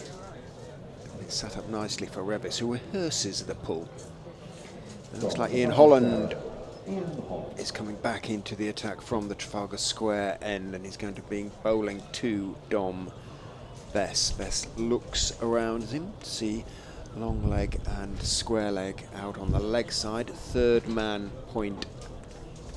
And he says looking around for a fifth, can't quite see it at the moment. Holland in and bowls. Bess steers it, but only as far as Budinger at backward point. So there's no run. A third man backward, but are they just the forward? I can only see 4 at the moment, although 3 overs left, by the way, for Holland. Yeah. Wright's bowled out. 0 for 32 from his 10. Bit of jiggery pokery will have to go on if they don't employ Travakis' spin. Holland is in top edge, very fortunately by Bess, but bravely as well. Stepped right across again, tried to just paddle it, ramp it down the leg side. It came right off the top edge, went over his head, went high over Cox's head to the boundary for 4. So luck favouring the brave on that occasion. He's now well into double figures as well. Bess is on to 15, 31 to Revis, 159 for 6. So these two have added now 41 as Holland is in and bowls. Bess pushes firmly, but wait on, he shouts as he sees it going again more or less straight to Budinger at backward point. A little bit of momentum at the end of the innings can make all the difference. Yeah, Both at the feel of the game as well as the sort of target that Leicestershire will have to chase, or will start off having to chase. Holland is in and bowls, punched away off the back foot through mid-wicket by Bess. It will be just the one now. This speedy young Scriven gets there quickly, gets his throwaway. Bess settles for the single, moves on to 16, 160 for 6. 2 for 16 from his first 7 overs. So Ian Holland, of course, he won't be able to maintain that economy in happy hour, as we call it. Final 10 overs. Rolls his shoulders a bit, decides to send Hanscom back from mid-wicket to the boundary, so they do have the 5 men out now at Leicestershire. Holland is in to Revis, who works it to mid-wicket. Should be 2, there will be 2. Bess is quick, and Hanscom has a long way to come in from the crease, and by the time he does so, Revis has made his ground.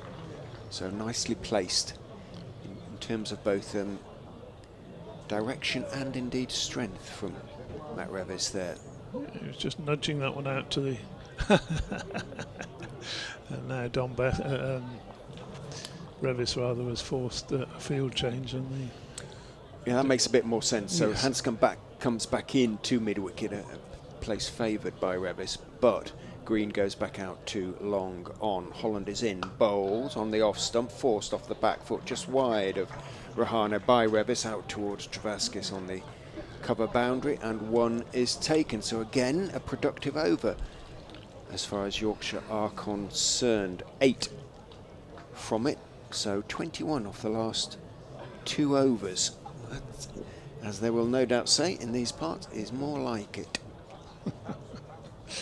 Yes, it's just picking up the pace, but you do have that that fear as from a Yorkshire point of view that a wicket at any point is really going to put a break on that. I mean, either these 2 batsmen can score quickly, but 9, 10 and Jack are perhaps not quite as proficient.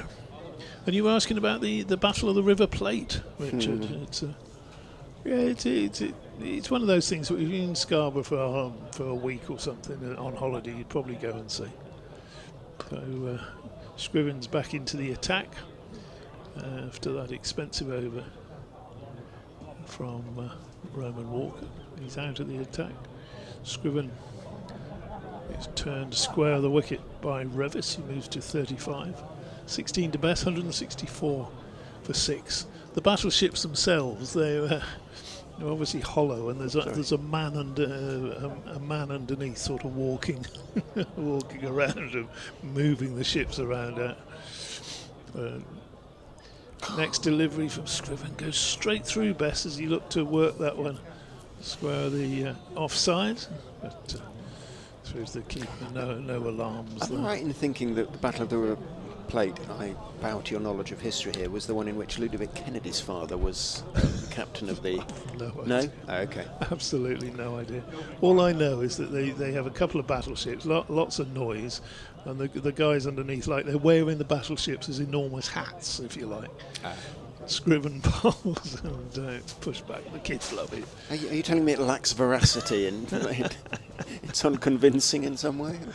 Well, I don't know how Are there deep. lots of bangs and flashes? Yeah, bangs and flashes. You can hear the bangs, can't you? Yeah, plenty of bangs and flashes. I don't know how deep the water is, whether they're actually walking along the bottom of the lake or whether they're on their knees and sort of It's got darker. going along. It's got darker. Oh dear, Met Office could be on point. Scriven bowls, and that's pushed firmly back to him. Got over this. He's just... first 4 deliveries, he's just stemmed that little flurry of runs. Got to finish it off there. I do remember one glorious Sunday here, if you were of that mindset, when the tannoy got somehow connected to the local bowls club. Scriven bowls, and again he's through, and Bess can't work out what's going on at the moment. He's tried to nudge that one away down to third, but he's not got anything on it at all, and it's gone through. Slightly slower ball, I think, because it bounced in front of the keeper. That would have... It was staging a tournament of some kind, and so we were getting the commentary on that bowls tournament being relayed around the ground. I still don't know how that happened. It can happen, God. Next delivery short outside the off stump, and there's going to be no run there, as again Bess tried to force it off the back foot. 1 run coming from that Scriven over. Well bowled. Yeah, he has been excellent, Tom Scriven, hasn't he? Yeah. Oh dear, and the crowd, there's a bit of rustling in the crowd going on as well. Maybe there's a spot of rain in the air yet. We do not want to see any umbrellas going up anywhere, please. No. Actually, I mean, Yorkshire really don't at this stage, do they? Because they want to try and crack on a little bit if Yes. the break were to come now, or a break were to come now. Yes, they're more likely to improve their score by staying out there than anything DLS is going to give them. Exactly. So 7 overs remain, 164 for 6. 70 would give 230, 10 and over-ish. Big ask, but Revis is the man perhaps. He's 35 not out as Holland runs in and bowls to him short and wide and chopped away into the offside. Travaskis for a moment looked as though he was going to overrun that, running up the ropes towards the marquee, the hospitality marquee over there at deep extra cover, but adjusted and formed the long barrier, and Revis had to settle for 1. Gentleman's putting on his coat. Cagoules even are being donned below us and to either side of us, so I suspect it's beginning to spit. Temperature's just dropping, perhaps. Hopefully that's all it is. Holland and Hill sound like a branch of grocers, don't they? Yes. Holland and Hill, Messrs Holland and Hill. They finished their discussions. Health food shop of a similar... Oh, there is, of course there is, yeah. Well, half the same name as Holland is in and bowls. Bess steers it pleasantly away off the back foot, but then again only as far as Travaskis. Strong left arm from Travaskis. On the bounce to Cox. Again, it's just the single. A little baby, perhaps seeing its first game of cricket, is being pushed down below us.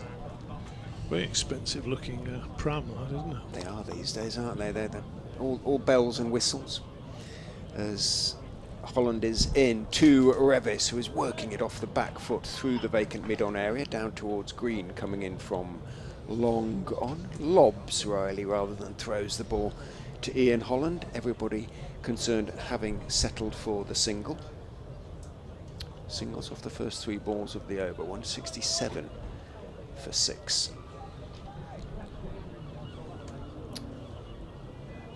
Holland in bowl, slightly short, but it was also a little bit slower. Bess went back, tried to pull it and did, but didn't time it. Green slid across to his left to field, throws from a recumbent position and stays lying down, and he's we've got a little bit of cramp, and Hill is calling for a drink, and he's stretching young Alex Green off.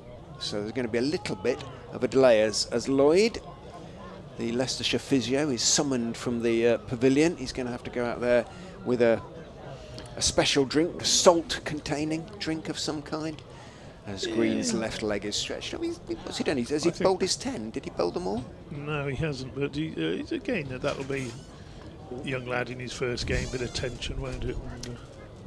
Hopefully, yes, because he should be a bit fitter than that, shouldn't he? Really, but he hasn't been quick around the boundary. The amusement of the Leicestershire, of the Yorkshire faithful. Yeah, I think the key word there is should, Richard. Yeah, a little bit surprised. 6-8 for 6. Yes. Yeah, he's. My bowling figures have disappeared here. I don't know quite what's going on. Let's see if we can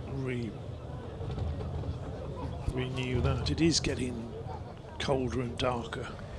If he's got a hamstring issue or he's got a bit of cramp, it'd be as well if the 12th man really went on, unless, of course, he's going to be required to bowl however many overs he has left. I think he's got 2 overs left. Well, they might want to use them because they won't want Travaskis to come in and... It's either that or Travaskis. Yeah, and at this very late stage of the innings, I think, I'm pretty sure that Hill and Leicestershire, the umpires, now going to have a word here because it's been a longish delay, but Hill will want to stay with seam, I'm sure. That will have been the plan. Harner bowls a bit of seam, not that I've seen him bowl it, but his record suggests he bowls a bit of seam up. But you would think with 6 or 5 overs to go, it would be a possible opportunity for these 2 Yorkshire batsmen who are established at the crease now. They've put on a 50 partnership with those runs for the 7th wicket, and they'll be ambitious to extend that to 3 figures. The delay has come to pretty much an end. Green is back on his feet. He's having his drink. He is a giant of a young man, absolutely. Literally head and shoulders over everybody around him at the moment. Sam Evans has come out there as well. Leicestershire's 12th man with drinks. Lloyd, the physio, is there. Drinks as well. Hill. Swindles is a small man.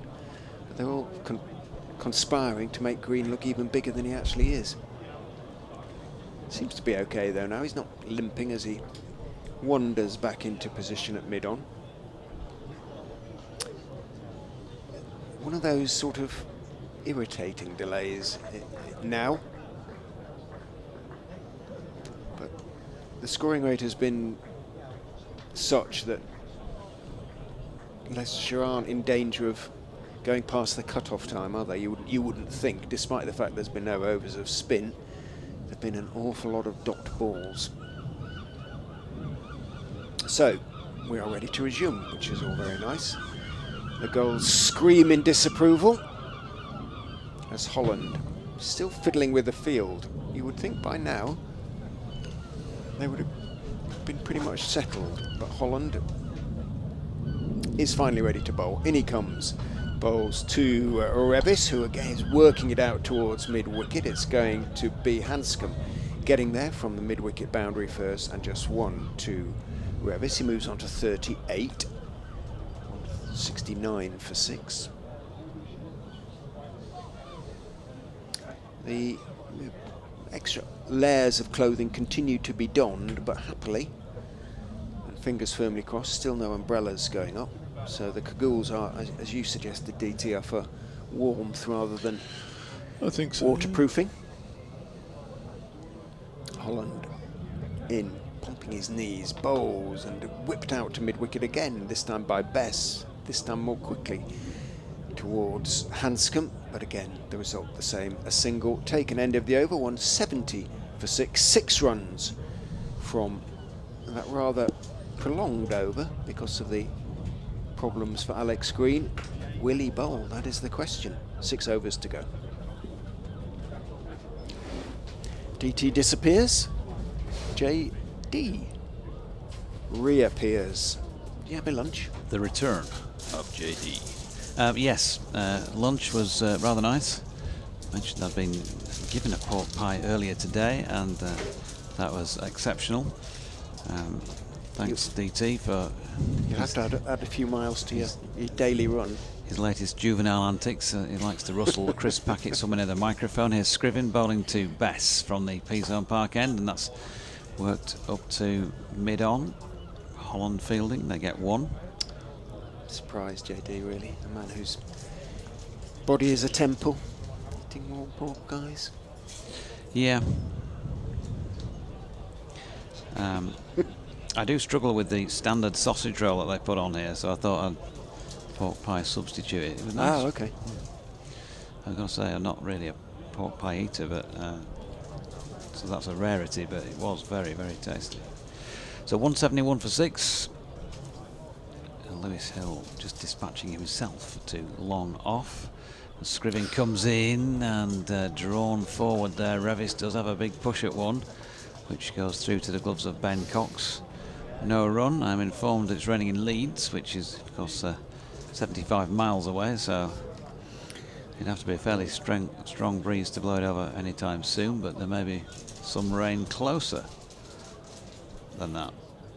Who knows?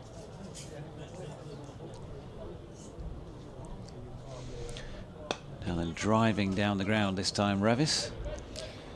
Just to the onside of straight. He's going to pick up 1. A little bit of frustration shown in the way he raised his bat at himself then. 39 now to Matthew Revis. Done a good job here. Top scorer in the match so far. 20 to Don Bess, who's not so far off following into second place. Will Luxton has that honour, as it were. 25 from 43 he made. The most recent wicket to have gone. This could be another one now. Bess has got underneath one, but it's over the top of mid-on and will in fact kick on down the incline and make it into the boundary. So 4 to Bess takes him to 24. The score to 176 for 6. Giving their side a chance here, aren't they, these two? Yeah, it might, in some ways, it might not make for the most exhilarating, exciting cricket when there's not a decent score on the board or it's a scrap, but actually it holds the attention, doesn't it? It's not that easy, and so there's a challenge on for the bat when we think about white ball cricket being designed around those with bat in hand. It's developing into an interesting contest. It is. It could yet be a tight one, this.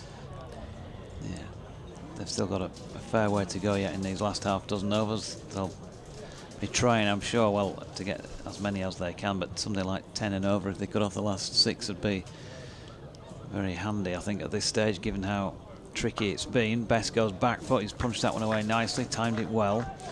Sweeper out there will return that, Roman Walker, and they get back for 2.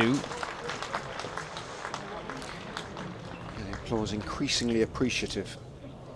It would have been easy, you know, for them to throw the bat and lose another wicket or 2 quickly. Suddenly the tail is exposed and you roll out for 160, you know, and with overs in hand. Comes Scriven again. That one's wrapped the thigh pad of Bess and balloons up into the onside, and they will pick up 179 for 6 at the end of the over. So 61 they've added now. Yeah, and 9 off that over. Always handy. So what? 1, 2, 3, 4, 5 to go. We'll be hoping for 50, which would be 230-ish. And you know, you kind of feel that just well might be in the game, and certainly it's something for the bowlers to hit the pitch with.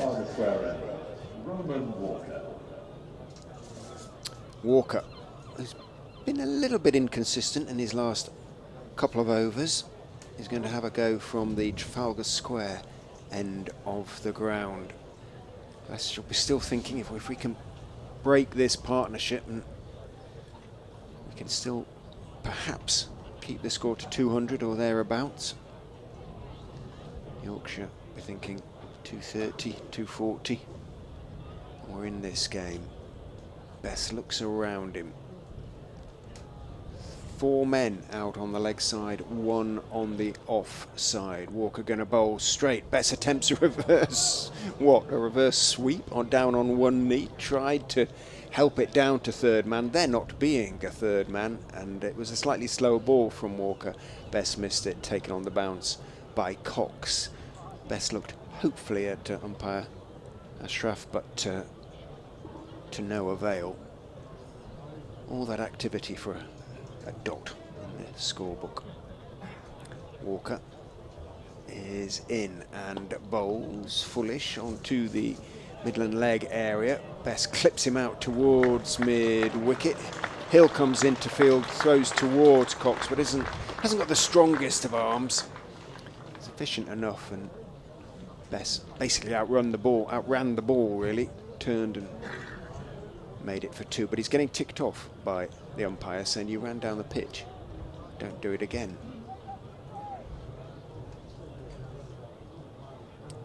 Walker is in and bowls, slightly slower ball, steered by Best, but only as far as backward point where Ian Holland is the fielder. Dot ball.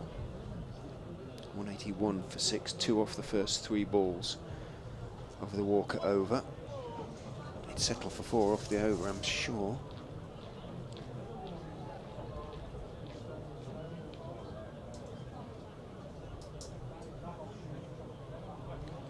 Walker turns, short-ish run. Best steps back, tries to chop it away into the offside, does, but once again he's picked out Holland at backward point, and he turns away and walks with head bowed towards short leg and whacks, annoyed with himself at the ground. There isn't a third man, so if you can get it either side of Holland or between Holland and Wright, who is at short third, there's 4 to be had. Walker is in, bowls straight, pulled around the corner by Best and pulled for 4 as well. Secret there really was placement. He didn't try and overhit it, and although there were 2 men back behind square on the leg side, and he is hitting it up, I suppose, or albeit across the slight incline, he got plenty of it, helped it on its way down to the pavilion for 4. So well played by Bess.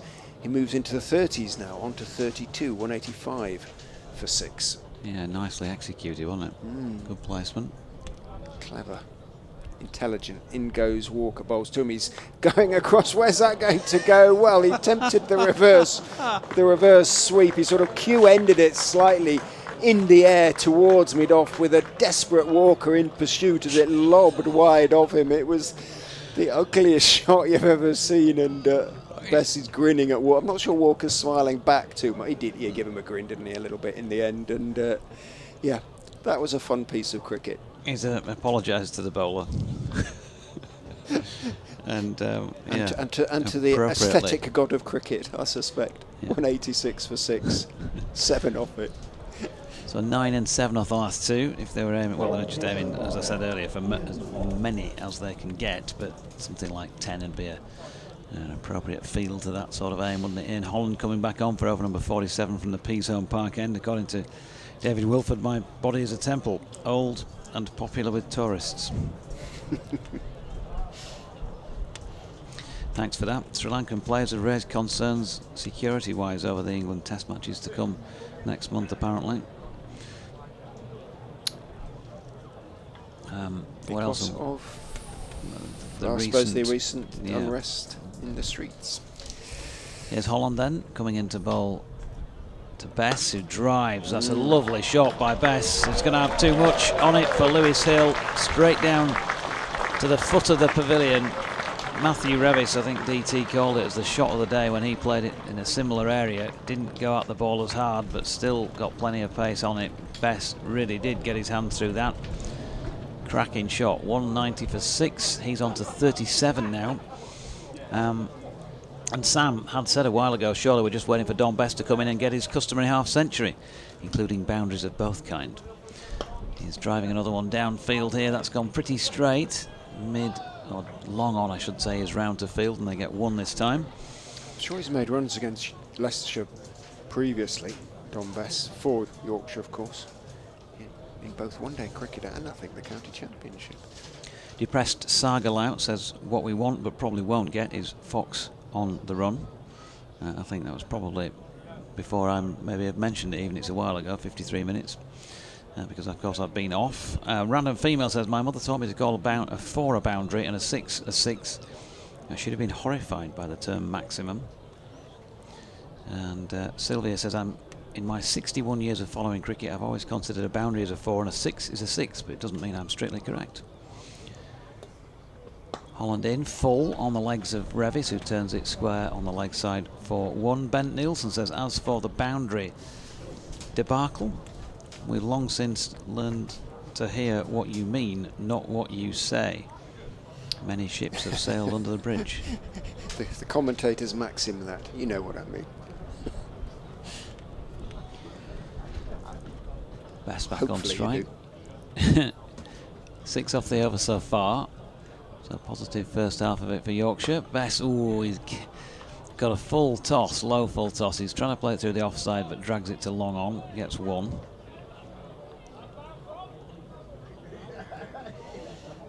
Caught. Revis now pretty much 40 to 39.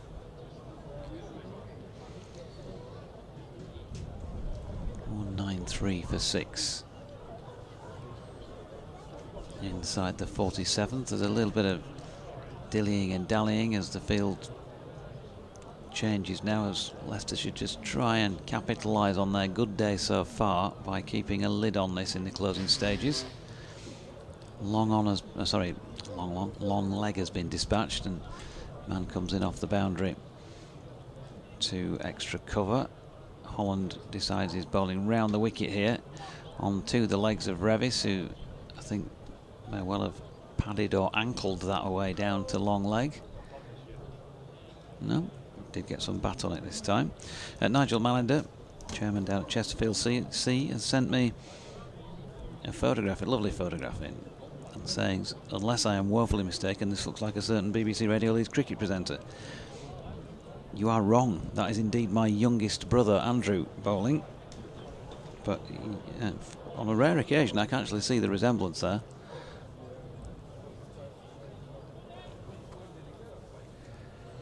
.194 for 6. Holland round the wicket to Bess. Full. It's a good delivery under the circumstances from Ian Holland. Bess gets through for 1, wants a second. Sent back by Revis. Ball pitches in some footmarks, bounces above the would-be backer-upperer, and Hanscom eventually does that job a little bit deeper. And the result of all of that cricketing mayhem was that Yorkshire added 1 run to their total, and it's 195 for 6, so 9 off the over was, well, they'll take it, and there's still 3 overs to come. Well, bearing in mind Yorkshire were 118 for 6 at the end of the 35th over. This has been a really decent recovery. These two are giving their side a chance, a real chance. Could so easily been all out for 150 with 5 overs to go, something like that. They played sensibly, intelligently, cleverly, and used a bit of innovation as well. Down the leg side, that one from Green, and it will be signalled wide. He went down on one knee and tried to probably help it in this direction, somewhere down to fine leg there, Bess, but it was a little bit too wide for him to get anything on it. He won't mind, because not only is 1 added to the score, but young Green, having suffered from cramp a couple of overs ago, he's going to have to try and bowl it again. Tosses the ball from hand and does stretch off that left hamstring again. before jogging in, and bowling best steps across and tries to swing him over mid-wicket, thick bottom part of the bat, and it rolls fairly slowly out towards mid-wicket. Hanscom comes into field, and one is all that can be taken. 41 apiece for these two now. 197 for 6.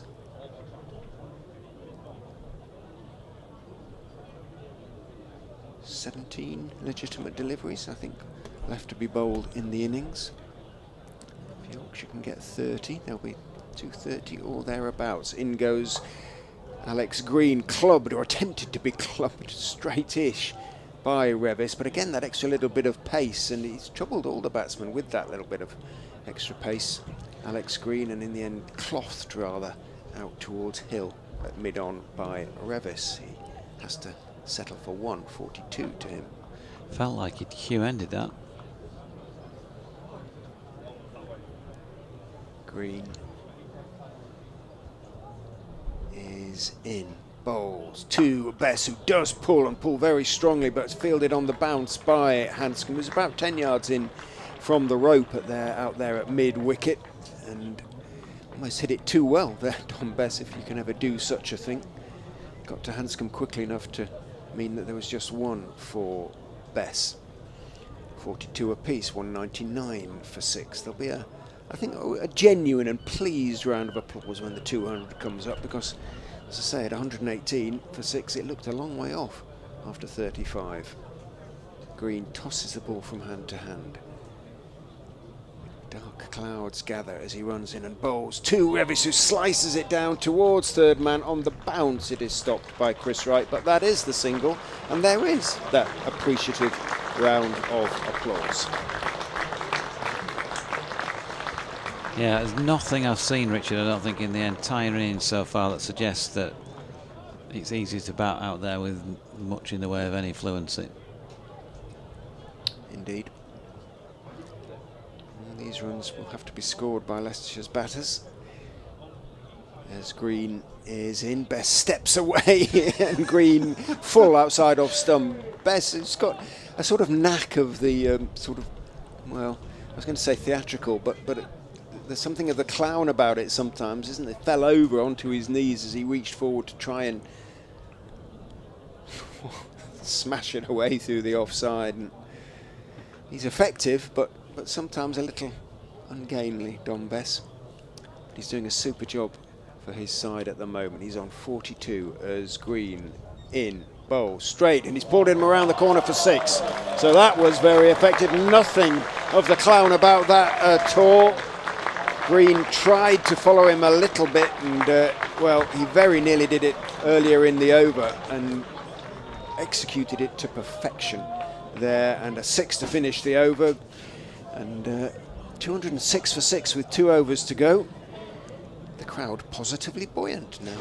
Yeah, he's doing it again, isn't he? All over again, Don Bess. He's got 48 against his name and is now the scorer of the predominance in this Yorkshire innings. 43 to Matthew Revis. This has been a really good partnership, and if they do go on to win this match, then they've taken it, I think, 88 runs between them so far for this 7th wicket. Hi guys, says Jonathan, as ever enjoying the commentary, which we're pleased about, without being too disrespectful. After all, they're the colours of the Moroccan flag. Do green and red really go together on the Foxes kit? Do they always play in these colours?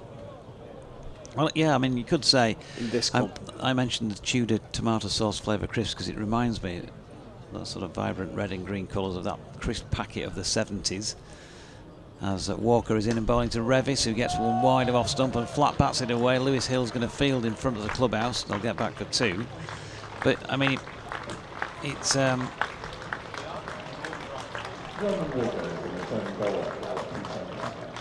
lots of applause there. I'm not sure what the particular landmark seemed to be for, but anyway, Walker it is.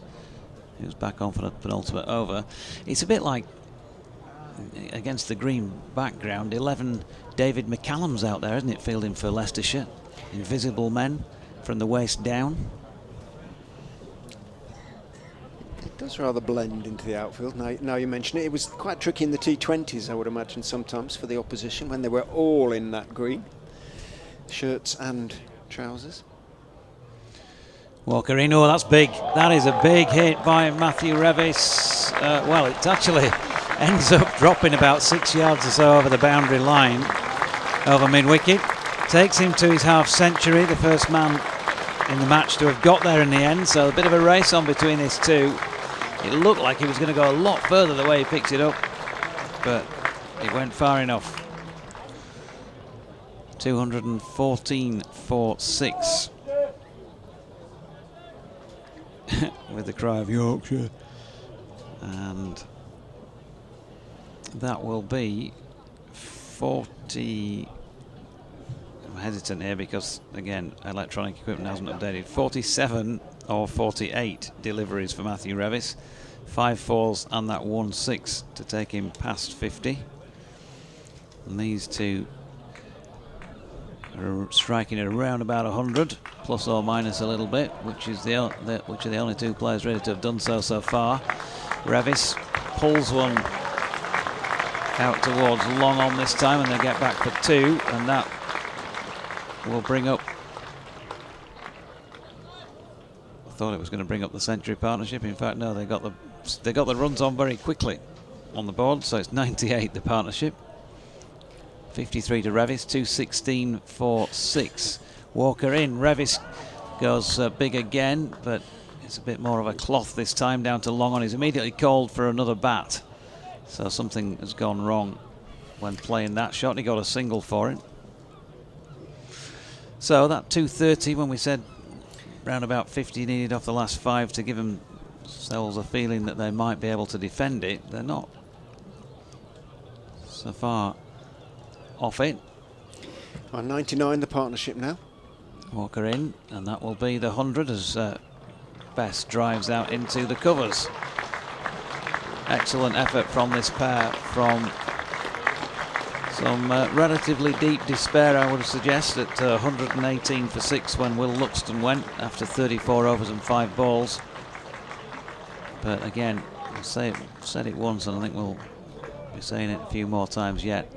Not easy out there today with the bat. Yash Vigadi has just rushed on and presented Matthew Revis with something different willow-wise, and he's got it in his hand now. And Walker, well, the result is not great because it's a dot.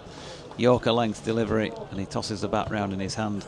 And that completes the penultimate over. There was still a healthy looking 12 runs from it. 47 deliveries, including that 5 fours and 1-6 I mentioned for Matthew Revis.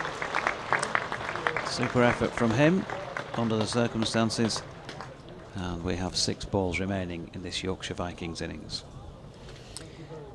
The final over will be bowled by the slightly hamstrung Alex Green, the young debutant for Leicestershire. Seems to have, touch wood, recovered from his cramp. Can he restrict Yorkshire and these two batsmen, or will Bess and Revis hit him to all parts? Big learning experience for the young man as he comes in from the Trafalgar Road end. Bowls to Dom Bess, slightly slower ball, thick inside edge. It's running down to long leg for a single, but that is Bess's 50 as well. Warm applause for Dom Bess from the Yorkshire faithful. Yeah, 48 deliveries, Richard. So 1 more than Matthew Revis, 4 fours and a 6. Yeah, it's been an outstanding effort from these two for the 7th wicket. Drag Yorkshire from the depths of 118 for 6 to almost 220 now, as in goes Green and bowls, swung out to mid on by Revis, but he'll move smartly across to his left of field, and it is just a single. So well bowled by young Green. Yeah, 220. Well, it's a bit of something to bowl out, isn't it? It does look gloomy now, doesn't it? Really does. It really Any does. sign of brightness out there has disappeared. It's grey overhead, and it feels like just a matter of time before we get some precipitation. In goes Green and bowls to Bess, who swings him out to mid-wicket. Can Hanscom take the catch? No, he can't. Dived across to his left, looked like he was going to get there, but the Australian wasn't able to get there. Might just have got his fingertips, might have brushed his fingertips, but it didn't quite have the reach, and it bounces over the boundary, and Hanscom acknowledges the applause from the Yorkshire faithful, the ironic applause for the fact that he missed it. Takes off his cap, actually playing to the crowd, but super hit from Dom Bess. He moves on to 54. Green won't be smiling now, runs in and bowls. Bess has swung him high over mid-wicket, that's going to go all the way. Beautifully picked up. He stepped across, went down on one knee, picked him up from outside off stump, and that was as clean a hit as you're going to see, I suspect, all day. Hanscom was out on the boundary this time, but he cleared him, and he moves on to 60 to 30 for 6, and suddenly, well, it's not looking a formidable score, but it absolutely is looking a very competitive score. 230. I think that's my favourite shot of the day, Rich. He's a bit of a sort of a Viv Richards feel about how he gets his front leg across that way and then swats it the opposite way. Beautifully picked it up really well. Beautifully picked up. Green is in again to Bess, full outside off stump, steered to our backward point and caught, I believe, by Sol Budinger there. It was caught. It was low to his right, but Green has picked up his second wicket. Budinger didn't make a fuss about it, he just picked himself up and rolled the ball back to Alex Green. But Bess's innings comes to an end on 60, but what a partnership it has been by him and Matt Revis. And to a certain extent, I think Bess probably sort of taking the initiative changed things round in that respect. 230 for 7. Yeah, look, I think he's been outstanding with the bat in these last two matches, no doubt about it. We all know, who watch Yorkshire regularly, that he's a very capable player as a lower middle order batter. But yeah, superb. I mean, he really did carry things on at the end along with Ben Code towards that Essex win on Tuesday, and he's backed that up. That's a tremendous effort today, really is. And Dom Leach skips his way out to face whatever's left in the innings. I think it's just the one ball left. Yeah, Bess out on his 51st delivery for 60. 2 sixes and 5 fours involved. So 112 partnership in just 14.2 overs. Has changed the game, changed the feel of the game completely.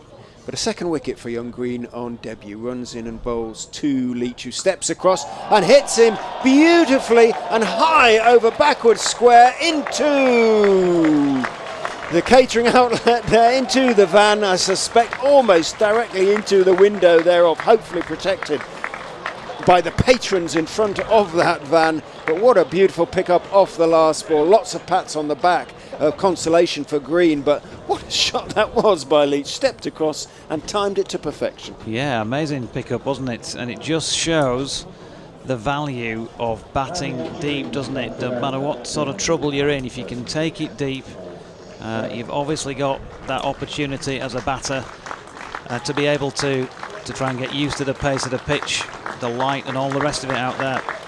And by doing that, Dom Bess and obviously largely Matthew Revis between them have given their team more than a bit of hope now, I think you'd have to say. 236 for the loss of 7 wickets is much more of a return than 79 for 4 at the halfway stage suggested it would be. So I think they've done really well in pretty trying circumstances out there in terms of both overhead conditions, the pitch, and to be fair to Leicestershire as well, not taking anything away from some tight bowling for much of the way through. And so they have managed to double their score from 118 for 6 to 236 in the last 15 overs of the innings. I think DT is trying to say in a roundabout pointy at a piece of paper way. And so 55 not out of 51 deliveries, 5 fours and a 6 for Matthew Revis. Top knock as well from him today. And then Dom Leach, well, just a little bit of a bonus, wasn't it, at the end for him to go out and whack a 6 with the one and only delivery that he faced.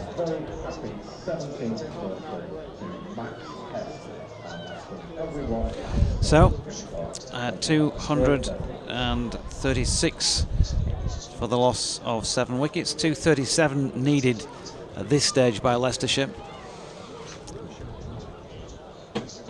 But they're going to struggle to get in the requisite 50 overs by the looks of things on the weather forecast. Going to be doing an update for BBC Radio Leeds any moment, so stand by your beds for that one.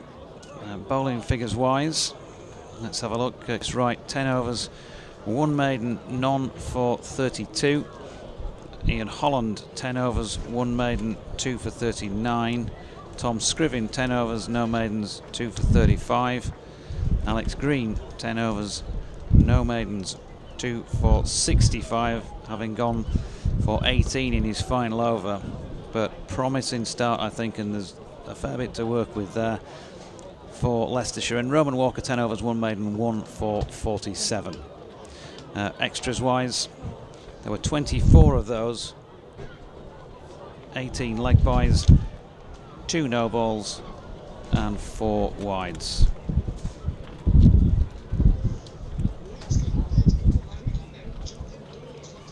Good afternoon, Toby and everybody. Yeah, just joining us as they go off for the break between innings here at North Marine Road, Scarborough. The story of the first half of the match, well, Leicestershire won the toss, decided to put Yorkshire into bat, and it was a struggle in difficult conditions, a pitch that they played on here on Tuesday when Yorkshire beat Essex. At the halfway stage, for example, they were 79 for 4. Nobody could quite get a grip in terms of the pace of the pitch out there. And in the first half of the innings, 23 from James Wharton was the top score. Will Luxton made 25, but then in the back 15 overs, they've doubled their score. Superb effort from both Dominic Best and Matthew Revis, who put on 112 for the 7th wicket. Best out the penultimate ball of the innings for 60 off 51. Revis not out 55 off 51. Little bonus of a 6 as well off the final ball on his only delivery for Dominic Leach. So 236 for 7 they have made in their 50 overs. There is a lot of rain forecast though here for Scarborough later in the day, and we're not sure. It seems unlikely we're going to get a full match in, so we're going to be looking at Duckworth, Lewis, Stern and the mathematical calculations and all of that. But Yorkshire, well, they've given themselves a chance. 236 for 7.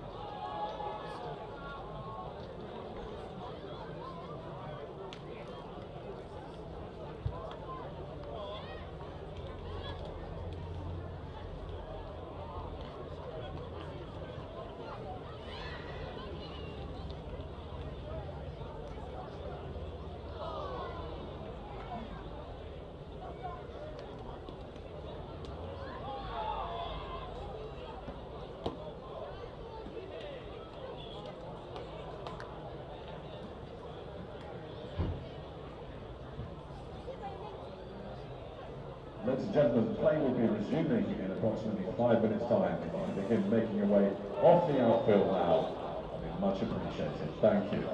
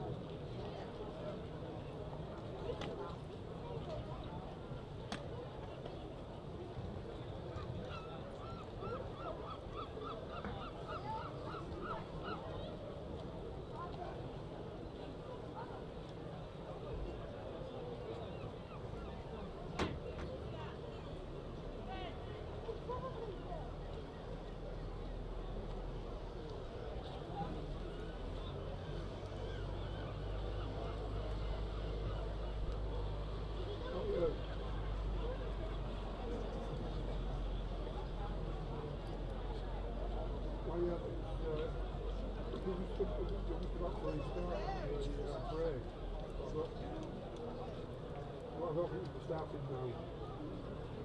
What about for you? Right.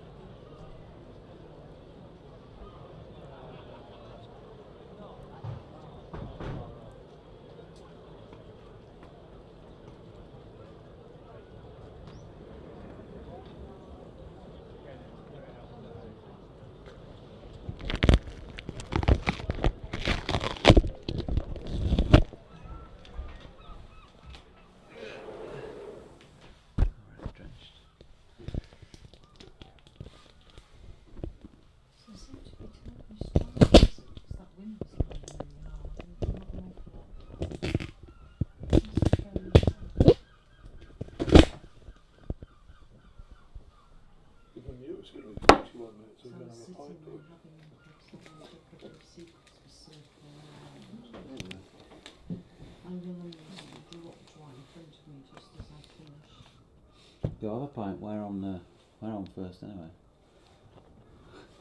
Go have a pint if you want a pint. We're on first anyway. It might help you broadcasting.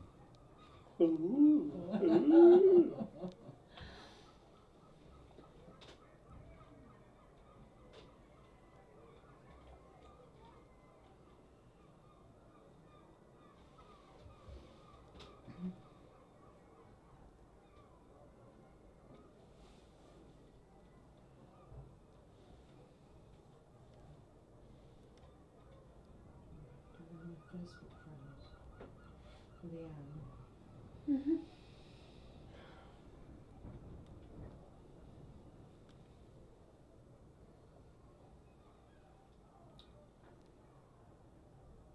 Looks like there's some puds of St Lawrence boys in because looks like there's some puds of St Lawrence boys in up by the bar because Paul Hutchison's brother Richard has just put a message in.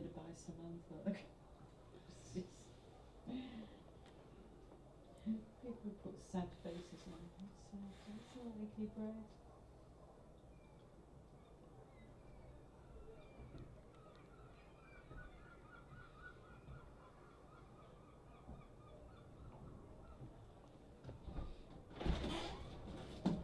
Greetings. Mate, you alright? Yeah, you alright? Hey up, come in. I think that's the lot for today. Get out Oh, it yeah. wet. It's set in. Our apps are saying they'll end up stopping about 40 minutes. Really? Alright.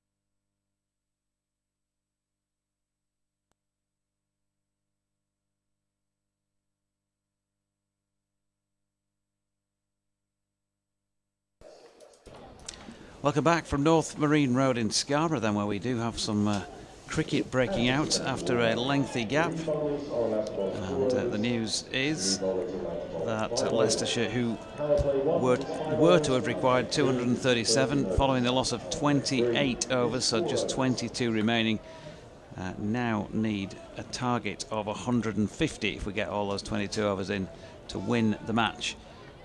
And out there in the middle, Sol Budinger and Ian Holland trying to set about having a go at that. It's probably a little lighter than it has been at some stages while they've been off, but it's pretty gloomy. It's the sort of conditions where there'd certainly be questions asked if you were playing a Red Ball Championship match. Yorkshire making their way out to the middle, but it's better to have a match like this decided by some cricket of some sort. Richard Ray is back alongside. Yeah, the crowd much reduced, but for those who are saying, well, it's kind of like a T20 and 150 off 22 in a T20 would be considered very gettable, remember that the 50 over rules still apply in terms of fielding restrictions and things like that, so it's not quite the same. That said, obviously the opening power play is reduced accordingly, I think to 5 overs or 5 point something overs. Anyway, we'll see. No doubt we'll be informed about that in due course, and Leicestershire obviously still do have their 20 overs in hand. 2 bowlers can bowl 5 overs each, 3, 4 overs each. Yeah, I'll try and find out what the power play length is, as George Hill is going to open the bowling in the absence, of course, of Ben Code. He would be Yorkshire's next tightest bowler in terms of economy rates on a regular basis, so you can absolutely see why he'd be throwing the new ball. Dom Leach, of course, is the man who's actually replaced Code as an opening bowler. Will he open?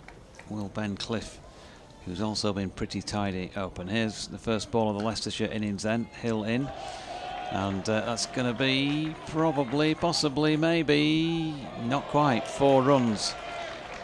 Wharton Punched away off the back foot. James Wharton, we've praised his fielding throughout the season, let alone in this competition. That's an absolutely fantastic hair of a chase from him up towards the popular side, and he's managed to flick it back in and save 2, because with a bit of help from his friends, the 2 batters daredn't turn and take him on for a 3rd. So 2 without loss after 1.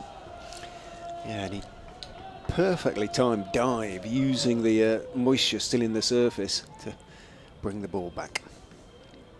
Hill to Holland again then. Ooh, a little bit of nip about that one perhaps. Thuds into him amidships, and there is no run.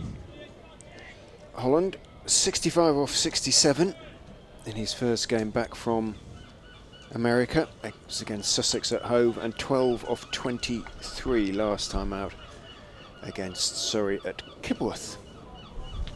Opens the batting and opens the bowling.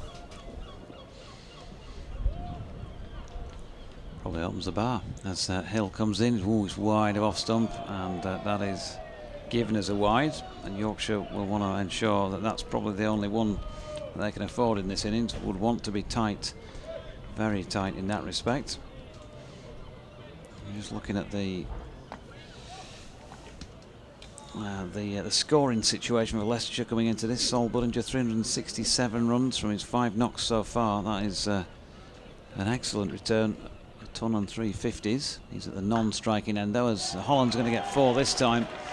A little bit too wide from George Hill, and that has been hammered away off the back foot. Lovely shot by Holland, who picks up 4. Yeah, not chasing that one down, James Wharton. That won't do the ball too much good either, because there's still plenty of moisture on the outfield.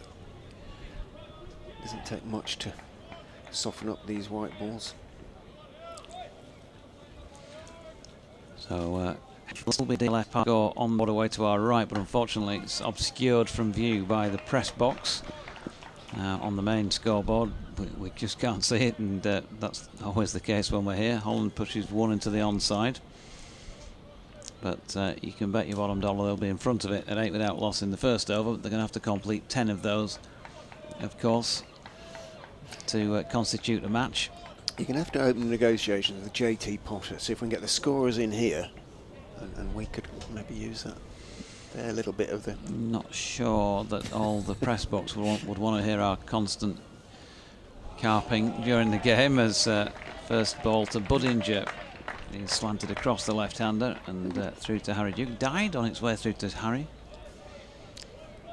Could put a little sort of cubicle in there, perhaps. Oh, they might want to listen to you as an award-winning commentator, but probably not me, because I've never won one of those.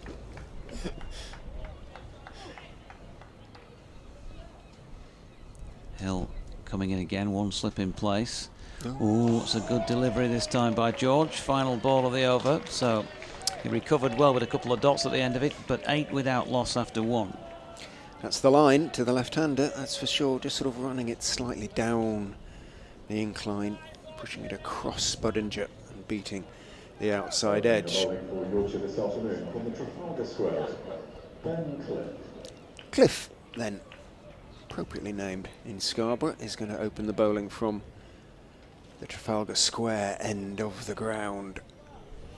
The undemonstrative Masood points hither and thither. He's still got the one slip, as you would hope really, for wickets could be so important. He can pick up a couple early. Yorkshire.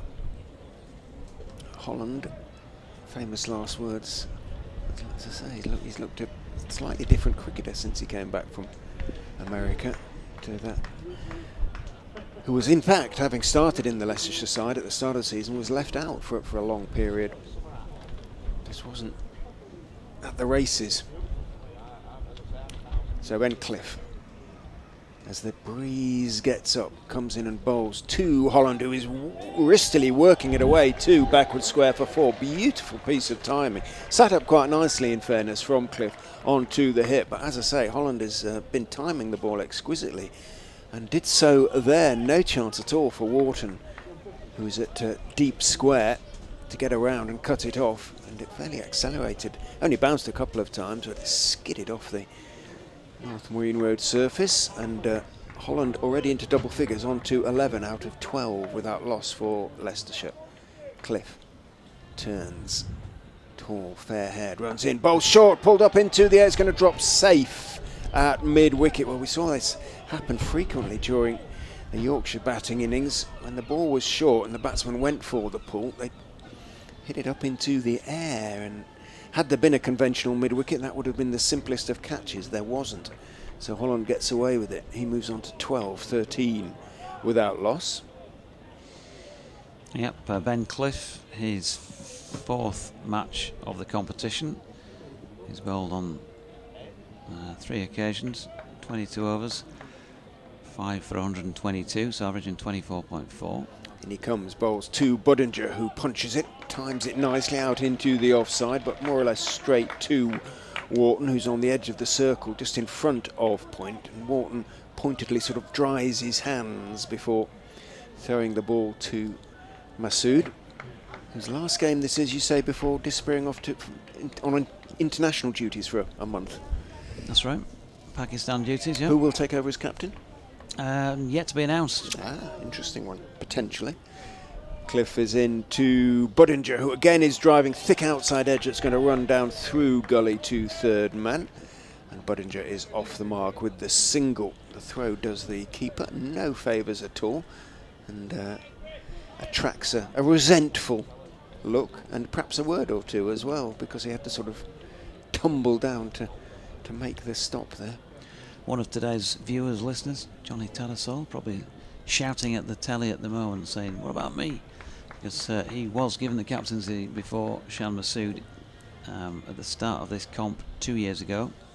Cliff is in to Holland, looking for the Yorker, dug out, clipped out by Holland, read it well. It wasn't quite on the money as a Yorker, but it was good enough for Holland to respect it and play it carefully, rather than try and clip it away to the mid-wicket boundary. Played it straight out to Masood. Docked ball, and immediately Masood decides, right, we're going to have someone in mid-wicket if you're going to bowl sort of that straight to the right-hander, and slip comes out to almost a catching position at mid-wicket. Cliff is in, bowls short, pulled up into the air, could be caught running back from backward square, stroke short thigh leg, couldn't quite get there. It was always looked as though it was probably going to drop beyond as he chased back from that position. But again, the slightly short ball, though it wasn't a straight this time, so he wasn't trying to pull it in front of square, slightly helping it on its way, and got away with it. Holland, he picked up a couple, moves on to 14, end of the second over, and Leicestershire have again taken 8 from an over, and they've made a decent start in pursuit of this score of 150 from 22. They're 16 without loss after 2. Yeah, so without being able to see Duckworth Lewis, we're not They're sure, ahead of but it. it should be ahead of it after 8 Yes. and over in the first 2. And Yorkshire, well, I think having spoken to Ben Cliff briefly when they were out warming up before the rain break, they were all fully aware that they needed a couple of early wickets, really. This could be one of them. George Hill has managed to get Budinger to get underneath one. Bess is underneath it himself and takes the catch.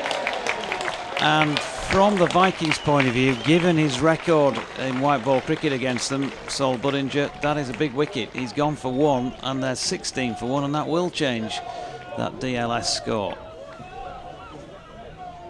Once again, the short ball, the batsman trying to pull, hitting it up into the air, sort of slightly top edging it, goes very high, and Bess falling backwards at mid-on. Well, he was underneath it, and as he took it, he sort of slightly fell backwards, but made sure everything was underneath it, and Budinger comes and goes quickly for once in this competition. For 1. Dom just probably realising that his clothing is not quite yet dirty enough for today, so just Does he try to add a bit of extra greenery to it. He likes a bit of grub, does he, on his clobber? Yeah, all part of the service. Look like you've been involved in a game. So important early breakthrough for the Vikings. Game back in the balance, perhaps. I think you've probably got to take 2 or 3 in the first 10 to really start to put some pressure on, because then the batting side don't really know, do they? Can we accelerate here? Do we try and play a few shots? Have we got to rein it in and try and play the longer game? If you can't get in front when you're in the field, then it does. If it's you who cracks and starts to try and find deliveries that you don't really need to be bowling, and offer up some opportunities to score with, then you can get behind the game. So they've got to try and get ahead. Another wicket would clearly be very handy. Leicestershire skipper Lewis Hill takes the place of Sol Budinger, right-hander, of course, as Hill. George to Lewis. Hill to Hill, yeah. And run down to third man for a single. And George, well, he's, as I say, he's been bowling tightly in the competition. His economy rate is under 5 before today's match started. He's averaging 27.25. He's picked up 8 wickets, and he's going to be bowling to 2 right-handers then, with Ian Holland now back on strike. 17 for 1, and he comes again. That one, he's attempted to work off. Oh, now then, they've got through for 1 there, which was probably not really on the cards as it came off the thigh pad, leg by. Moriarty didn't appear to be that deep, and you felt like he could have cut that one off, but didn't. Probably feel he missed out a bit there, Holland, with Moriarty up on the sort of edge of the circle. Either side of him, down the hill was 4. Budinger, by the way, 1 off 5. That's the final analysis. Good delivery from Hill. There's an appeal for LBW, with Lewis Hill beaten. And George doing the appealing. High and down the leg side, but otherwise Out. Oh. Just seen the replay kindly slowed down. Not sure it was hitting another stump. George turning again, making his way away from the P-Zone Park end, where the Battle of River Plate has been reenacted during the rain break. That ball jagging a little bit on Lewis Hill, and eventually making its way along the deck to Finlay Bean at first slip, no run. Shamefully, all of us who've been here that many times, well, only David has seen it, and that as a child. We've all heard it, reenacted numerous occasions. Never been to watch it. Here comes Hill. Ooh, Lewis chopping that one into his pad to complete the over. George Hill getting into a bit of a rhythm at the end of his second over, and 18 for 1 the score after 3. Just changes that complexion a little bit. I can't remember if I have or not been to see it, to be honest with you. That's the truth. I seem to recall walking past down the slope. It would have stayed in your memory, wouldn't it, if being you'd seen it. Big, quite big, these boats, aren't they? Models. Still shaking his head. We haven't seen the Graf's Bay scuttled then. No. No. I've seen a few rowing boats in there over the years. Any of those scuttled over the years? So, still clearly the power play going on as Cliff is in from the Trafalgar Square end. Clipped out over mid-wicket by Holland, and there is a sweeper out there. Well, yeah, there is a sweeper in Wharton. He comes running up the rope towards the tea room here at North Marine Road, and Holland takes 2. He moves on to 16, 20 for 1, so 135 more runs needed from 18.5 overs. Sounds straightforward, isn't, I don't think. Cliff is in and bowls. Holland is backing away and cutting for 4. Hit that like a tracer, and although the man at sort of backward point dive to his right couldn't get there, and Holland continues to do damage. 20 he's on already, 24 for 1, the Foxes. Yeah, struck it nicely. Yep. Just that little bit of width to work with. Into the now closed ice cream stand. It's admitted defeat in the face of the drizzle. Yeah, the ice cream and the coffee stands have both done that. The ball has been lost in some greenery down at the foot of the west stand at the moment, so a posse has been rounded up to go and look for it. Snapper's in there, member of the ground staff. 3 Yorkshire fielders.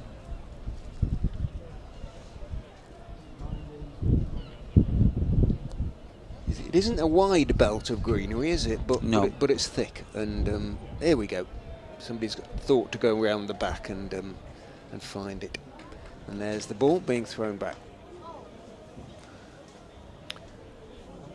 It'll be checked by the umpires, of course. How many Yorkshire folks did it take to find a ball in Scarborough? On that occasion, about 8, I would say. And 1 from Leicestershire in the form of John Mallet, Leicestershire's club photographer, and also agency photographer. Cliff is in again to Holland, who again is making room, goes for the pull. I think got enough of it to go down to fine leg 4-4, waiting for the signal. Yes, it is 4. I wasn't sure for a minute because it sounded slightly odd off the bat whether it had actually clipped the bars of his helmet in front of his chin. It didn't. It was short, banged in, went for the hook, and just about got enough of it to get it down to fine leg and off the chin. So consecutive boundaries to Holland. And you would already think that Shan Masood will be thinking, if we don't get a wicket within the next few deliveries of Ben Cliff's over, we're going to have to give him a breather here, because he's going for a few in the early stages, and of course they've not got that many to play with, have they? Unless he takes a wicket, and that will change it. 8 off his first, 10 off his second so far. Cliff is in. It's pulled around the corner again. It should be just 1 this time as Revis runs around from long leg up towards backward square and gets his throw away. It is just a single on this occasion. Ben Cliff talking to Masood, talking to the umpire. He's not happy about something. Not quite sure what. Masood involved as well. Otis Gibson has also made his way out and had a word with Matthew Revis. So they're not happy about the ball or something, perhaps. But again, Masood is talking down to the umpire. Revis is coming into short fine. I don't think with any contribution to make to the general discussion that's been given to him by Otis Gibson, just because he has to, because it's the power play. In goes Cliff and bowls, back goes Hill and just defends it back down the pitch on the onside. Cliff picks up in his follow through. Yeah, bowled well the other day, 3 for 54 Ben from his full 10. It's not yet gone his way so far here, but there's time. But yeah, having gone for 19 off 10, I think they're probably already in need of another wicket to peg back Leicestershire on the DLS front. 29 for 1, coming to the end of the 4th over. Cliff is in and bowls to Hill, who's looking to cut a short ball outside off stump, doesn't get anything on it, taken by the keeper. End of that 4th over, 29 for 1. The Leicestershire score, so 11 from it after just 2 from the previous over. Reduces the Foxes' target to 126 from 18. Yorkshire took until the 10th over to get to the same score, so that just gives you an appreciation. Obviously we know it's a different feel to the game now, much reduced, but still Leicestershire, even though they have lost that wicket, feel like they're ahead of it. The weird thing about DLS is that unless you can actually see a figure, there is a significant element of guesswork involved. Certainly is on our part, isn't there? So George Hill coming in here to bowl to Ian Holland from the P-Zone Park end. He's trying to go big on that one again, and an inside edge cannons it onto his pad. They've got a kind of a fly slip in. It's almost a 3rd slip, 4th slip maybe, a bit deeper. A backward point, then a man squarish in the covers, out sweeping James Wharton. Dom Leach has gone in at more of an extra cover type position.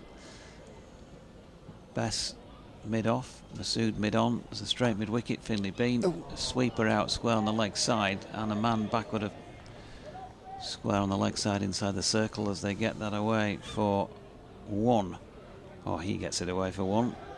Backward of square on the offside. Ian Holland picks up a single to take his score to 26, 30 for 1. Just burst through Cliff's hands on that edge of the circle there. Didn't do too much damage, but it was a 1 instead of none. So they bring slip back in. Finlay Bean's come out of the onside, and they've sent Cliff all the way back to 3rd man on the boundary now. Hill, and he goes right across here.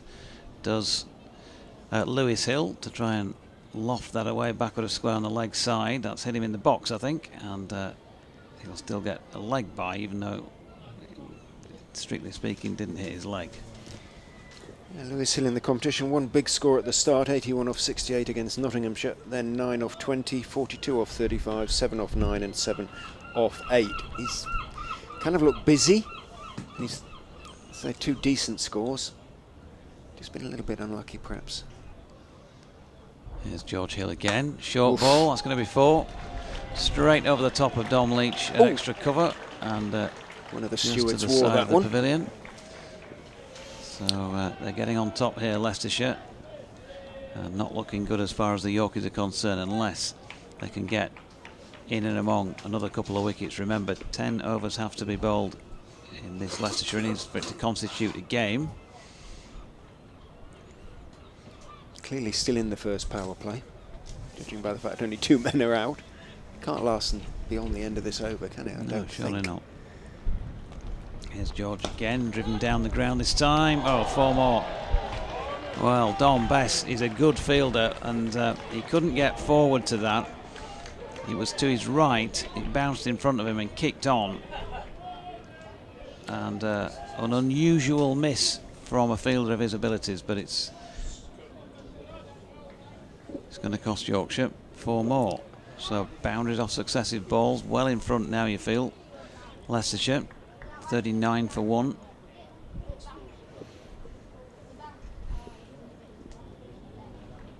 Last ball of the power play. Will have a change in the com box after this one, as in comes Hill, and this time solidly blocked back past the bowler. 10 off the over. Yeah, 39 for 1. DT coming in for you then, Rich, and then And keeps things swapping around as we do across the 22 overs. 34 to Holland and 1 to Lewis Hill. Represents a very good start for the visiting side, who of course began this match on the same number of points as Yorkshire 6. But these two teams too far down the table for comfort really, and both pretty keen to get this won, because very hard for them to qualify. Yeah, it's almost a sort of knockout game, isn't it? It's not, you know, the winner doesn't go through, but I think the loser does go out. So very important. Dom Leach into the attack at the Trafalgar Square end. So Leach running in towards us, bowls, and Hill across his stumps just dabs that down to short. Well, he dabbed it down to where fourth slip would be had there been one. The keeper's come round, picked it up, and that's put Holland back on strike. And this has just been an extraordinary innings so far from Ian Holland. He's middling everything. A couple of boundaries in the last over. He's stepped away to leg and hit one over extra cover that's bounced once. You know, sort of flat batted shot that's no height on it, bounced once over the boundary, and then he hammered one past poor old Don Bess, who just couldn't get to it. Leach bowls to him, and Holland clips that one away down to fine leg for just the one. York should be happy that he's off strike. But I think the one that he hit past Bess was coming straight towards us really, and in direction, and Bess had one chance to go at it goalkeeper style. It bounced about 5 metres in front of him. He didn't have much chance. It was going very, very hard. 41 for 1. We're in the 6th over. Into the power play. Leach bowls there, and that's pushed up to mid-on. And again, the batsman threw very, very quickly. Shan Masood couldn't stop them taking that single. They've been running well, and my word, Holland's been striking well as well. So 42 for 1. All this talk about DLS is irrelevant until they bowl 10 overs. I mean, I know it gives an indication, but Leach on its way. Until 10 overs has been bowled, we haven't got a game. Leach bowls and doesn't get hold of that one, Holland. Gets it away again down in the direction of long leg. Levis Fields again, one more. So 4 singles off the first 4 balls of this over. Again, just to give you an indicator in terms of scoring rates, 13 overs, at the end of 13 overs, Yorkshire were 44 for 2. And we're in the 6th there. Yeah, they're going much quicker. Well, Holland's going much quicker. Leach bowls again. That's hit in the air, over the hills and far away. That one, it's up into the bleachers somewhere. James Wharton stood on the boundary rope in going across to field that, and he's turned his ankle by the looks of things. Oh. His right ankle. Just stood up there, did Hill, and just deposited that one over mid-wicket. Big hit. And really that's undone the good work that Leach has done for the first 4 balls of the over. Yeah. Oh, come on, James Wharton. Young man, your ankle should be okay. Let's hope he's not too damaged. You'd have to say that this was always a bit of a concern for Yorkshire today with the absence of Ben Code. Would they have sufficient control?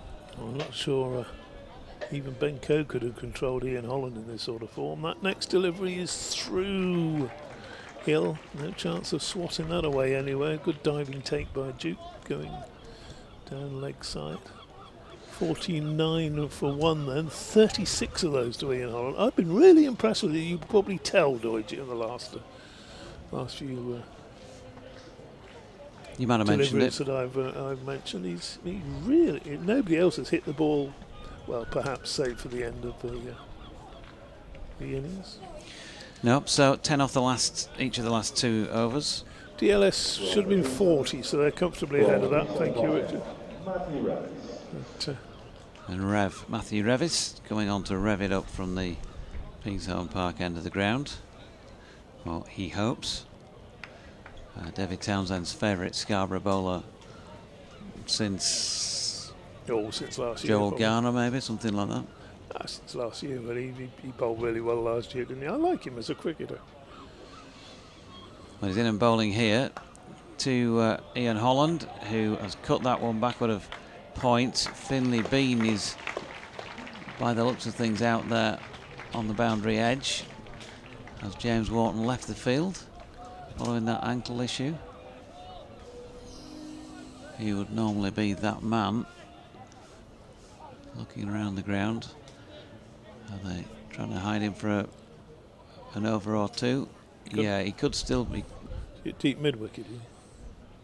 Revis in, and a back foot punch this time by Ian Holland, picks up a single. Who's in the distance? Moriarty's down at long leg. George Hill's making his way out deep square. Dom Leach is on the wicket ends at a straight mid-wicket. As Masood and Best mid-on and mid-off respectively. Ben Cliff's coming at extra cover. Luxton at point. So it does look as though James Wharton has left the field for the moment. As he just gets underneath this one slightly, Lewis Hill, diverting it on its way towards Shan Masood. And Yash Vagadia could be the man, I think, down at third man over by the Trafalgar Square end of the ground, who's come on, so James Wharton must be receiving a bit of treatment. 53 for 1, and lovely shot, bowling. hammered that. Bit of width from Revis, and they've got back for 2 to Ian Holland. Finlay Bean out there in the outer reaches of Scarborough. Yeah, he didn't have much time to think about that one, did he, Finlay? Smashed out towards it. So 41 already to Ian Holland, who, as you've heard, has been impressing my colleague. I think he's been impressing you as well, hasn't he? 23 deliveries. Revis, can he upset the apple cart? Oh, not so far off. It's an inside edge. Ian Holland on that ball. George Hill coming in to field backward of square leg. Single. Light conditions are not fantastic, but feel like they're okay at the moment. And we need to see 3 more overs and 2 balls. 1 ball. No. I think Yeah, 3 more overs and 1 ball to constitute a game. Revis in, and that's flicked into the leg side by Lewis Hill, fielded by his surname's sake George, and they get 1 run. Yeah, end of the over, 57 for 1. I don't know whether that little bit of rain has just quickened up the pitch a little bit. Do you think a bit of moisture out there? Because these certainly Holland's been timing it better than anybody that we've seen, and Lewis Hill as well, just clipping the ball away, looking in good nick. And certainly the early Yorkshire batsmen had trouble just finding the pace of the pitch, didn't they? And somebody like Shan Masood, how often do you see Shan Masood going for a drive and hitting it at shoulder height to extra cover? It's an important moment in the game. So, start of a new over, and running down the hill with great pace was Leach, number 8 on his back, and that ball's through to the keeper, and he'll be encouraged to have gone past the bat there of the Leicestershire skipper. Ian Holland's just prowling around, isn't he? He's definitely got his game face on. And should have been 46 next delivery, the DLS. That one's driven through the off again. Excellent timing. He's got that through to the boundary. And that's a despairing dive out there in the down in front of the covers and the marquees. Again, how quickly did that ball get to the boundary? Very.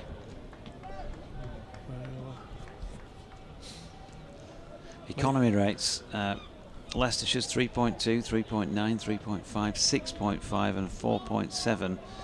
The Leicestershire bowlers' economy rates so far for Yorkshire: 6, 9.5, 8 point, in fact 10.5 now, and 8.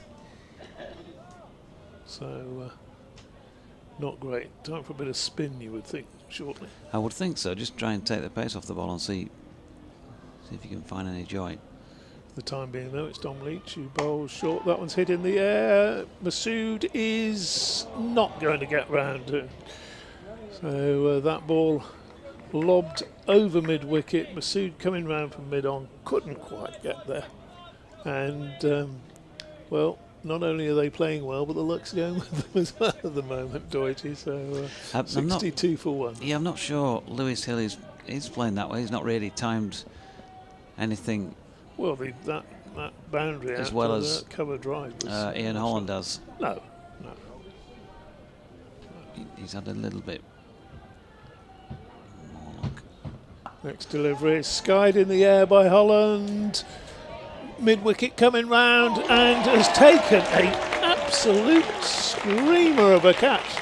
Substitute fielder being mobbed there by his teammates. Well, they say moments can change games, but he's run, looked at the keeper who started to go for it. Let's have a look again on the replay. Keeper started to go for it.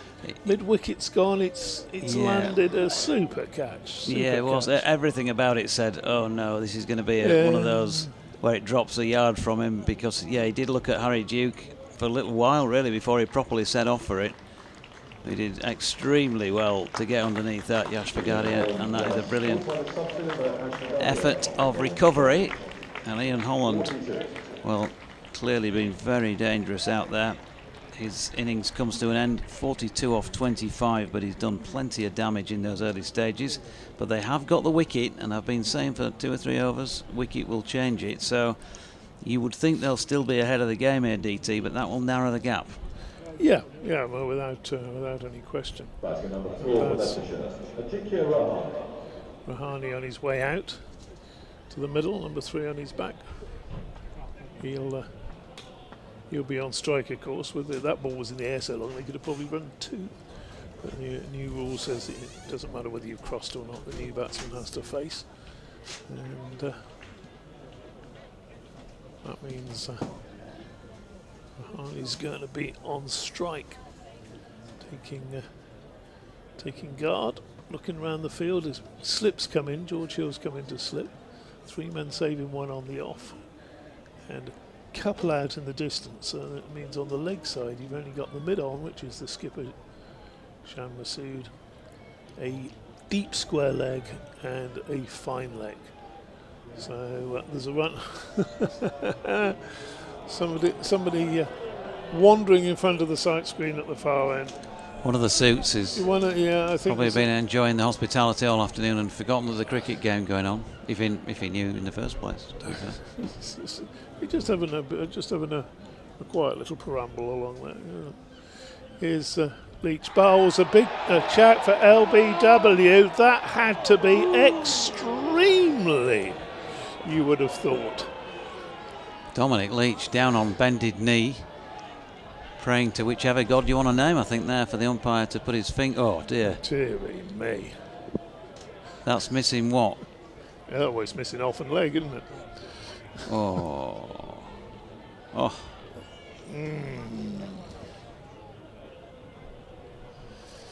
Well, did he get an inside edge on it? I don't think he did.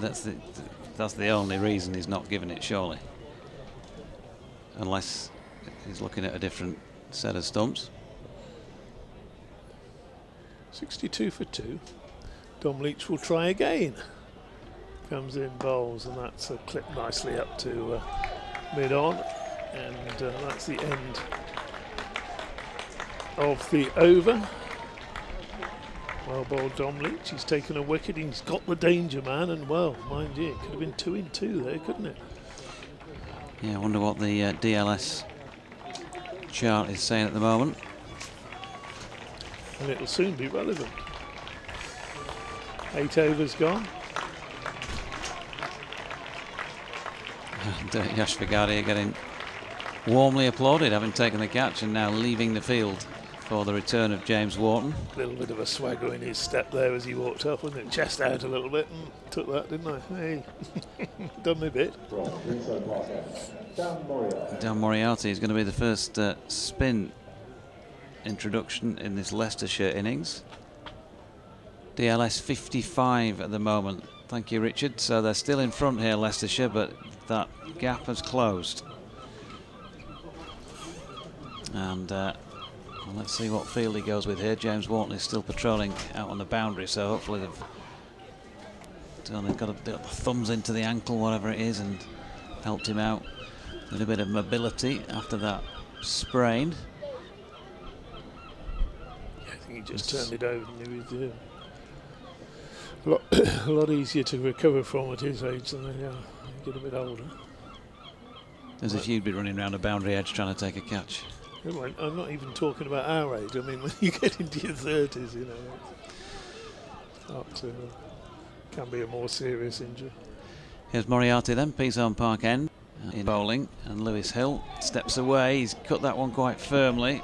Wharton seems to be okay as he heads around coming in from the boundary, and they get back for 2.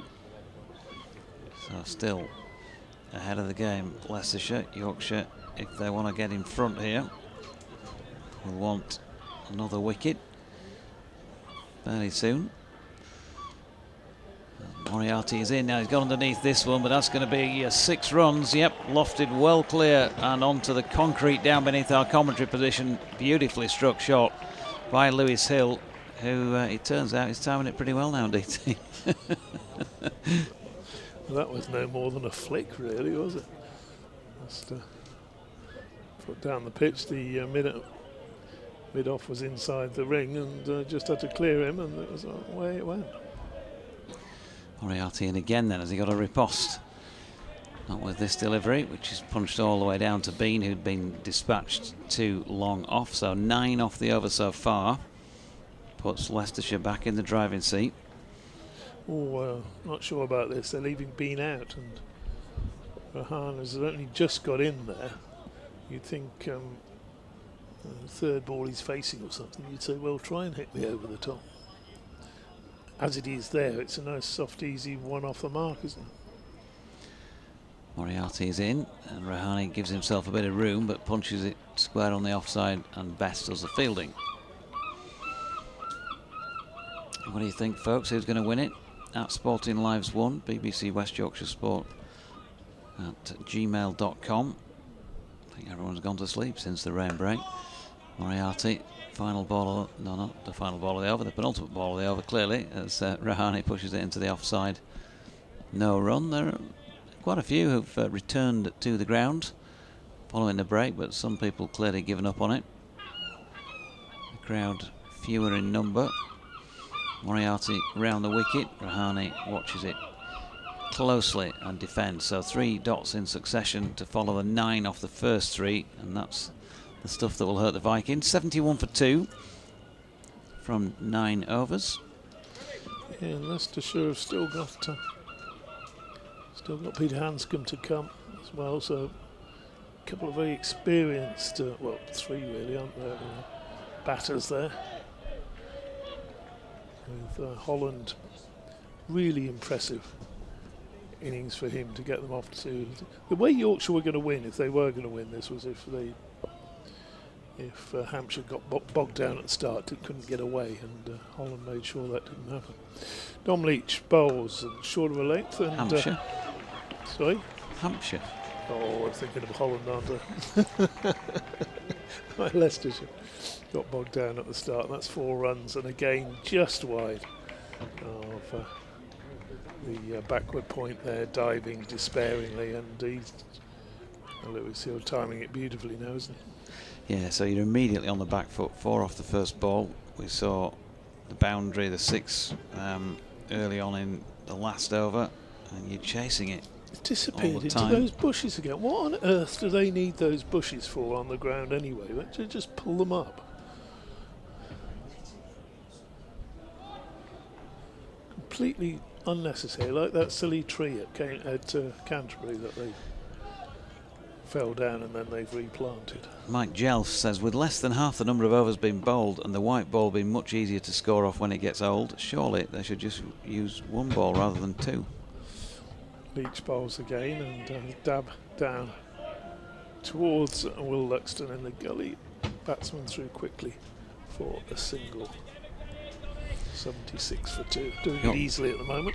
Yorkshire lad says, back now in Great Ousburn, watching the stream, having decided not to wait for the restart. My money is on the Foxes, but stranger things have happened. More rain on the A64 coming towards North Marine Road, so DLS may play a part.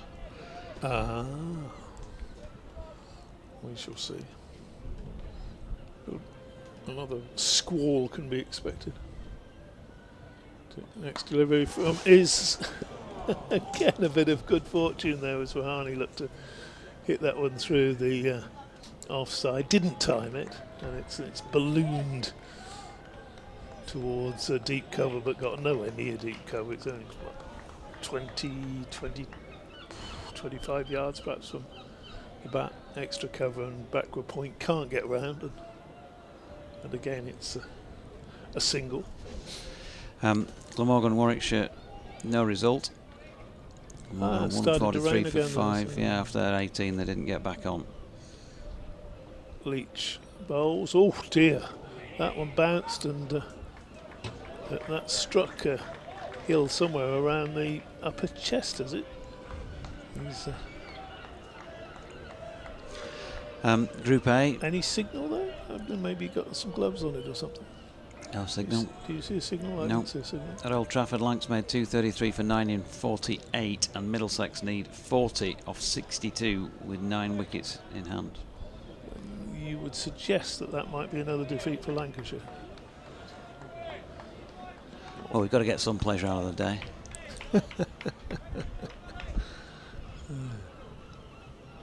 That ball certainly, he's bowling with a bit of fire, isn't he, Dom Leach? That ball bounced. What's he going to do with this one? In. Oh, not going to do anything with it. He shies away. Gets to the crease. Obviously got his run up wrong there. 78 for 2, 31 to Lewis Hill, who's timing it beautifully. Rahane, who was, shall we say, a little fortunate perhaps first ball. Maybe got an inside edge on it. I'll be kind to the umpire. Dom Leach bowls and plays that down to third man for a regulation single. Takes the score on to 79 for 2.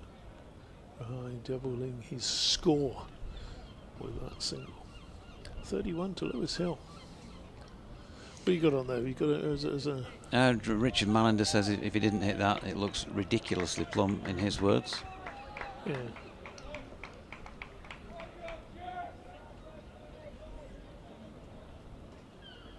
Here's Leach again.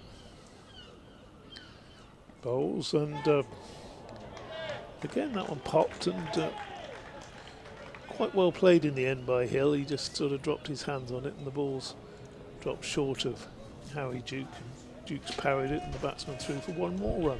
80 for 2 at the end of 10. Jonathan. Yeah, we'll do a change at the end of the next over. Richard to come back in for me. Dan Moriarty is going to continue meanwhile to take us to the halfway point of the Leicestershire innings.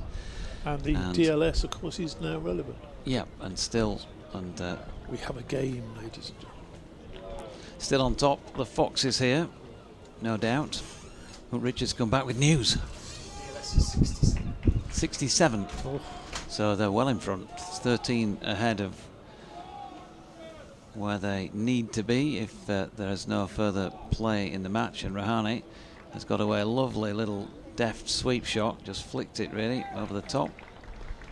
Oh. They get through for 2 runs. It was Hill, my apologies. 82 for 2. So can Moriarty get in and among with a wicket here, which would slightly upset the Leicestershire apple cart.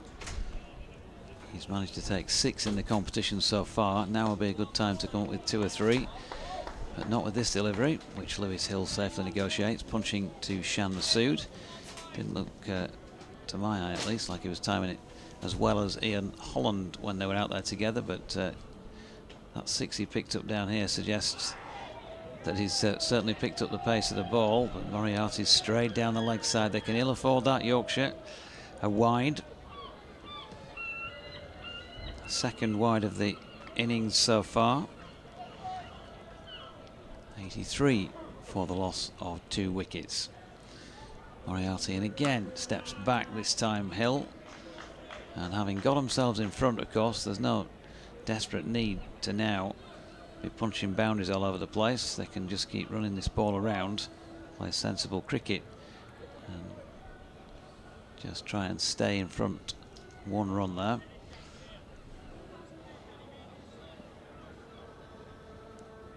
Here comes Moriarty once again. We've got some musical accompaniment from Peasholm Park as Rahane cuts this one out to extra cover, and they're going to be quickly back through for 2. I think we might as well make the change in the other chair, ready for the end of the over, as we're getting on towards the end of it now. 6 off the over so far.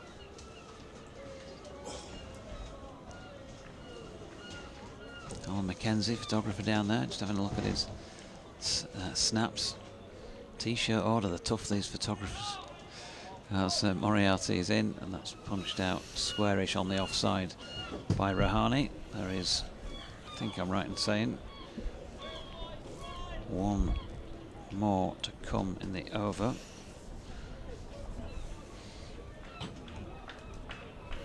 Moriarty in again, and they've been dispatched down to long off, and he's got underneath another one here. There's only that 1 catch that's gone down. There's been, I think, 4 upper shots that have dropped. That was fairly safe, but 1 or 2 of them have dropped just beyond reach.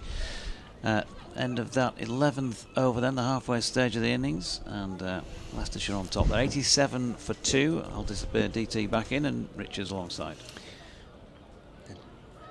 JD's going to have to do the DLS run to try and get a sight on the main scoreboard to keep you informed. But at the moment, Leicestershire reasonably well ahead in those terms. 63 now needed by the Foxes, and they are at the halfway point in terms of innings. So 63 off 11, 63 off 66 legitimate deliveries with 8 wickets in hand should be, DT.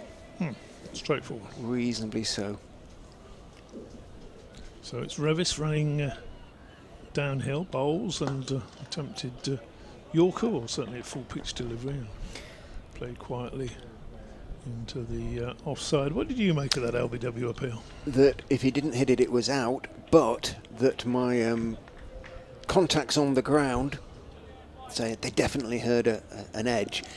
That said, all those contacts are Leicestershire supporters. So one has to question their objectivity to a certain extent. Revis bowls, and that's driven firmly back past him, only up to mid-off, so there's no run there. Rahane not quite picked up the pace of this pitch yet. He's got 5, 35 to Lewis Hill. He's batted well. That was a superb knock, wasn't it, from Ian Holland at the top of the order. I think he's hitting the ball better than really, I think, anybody we've seen today, even towards the end of the Yorkshire innings. Matthew Revis bowls, and that's just hit back over his head high, and has he got hold of that all the way? Well, it's gone for 4, so didn't quite carry, but swung through the line there, Rahane, and that's his first boundary. Moves on to 9. Revis, one of the 2 half centurions, managed to drag Yorkshire up from what was it, 118 for 6, right up to 236 for 7. Next ball is, well, does that beat Rahani? I think he might have got a little bit of bat on that. In fact, no, he didn't. Again, there was an appeal. I think that was outside off stump, just looking at it and where his feet were. Maybe a bit high as well, because Revis does get a fair bit of bounce. But not quite as confident an appeal as the previous one there, which would have been Rahani gone first ball, actually, had it been given. Hill is on strike. 92 now for 2. Leicestershire doing this pretty easily. Revis bowls and quick delivery through, beats Hill and through to the keeper.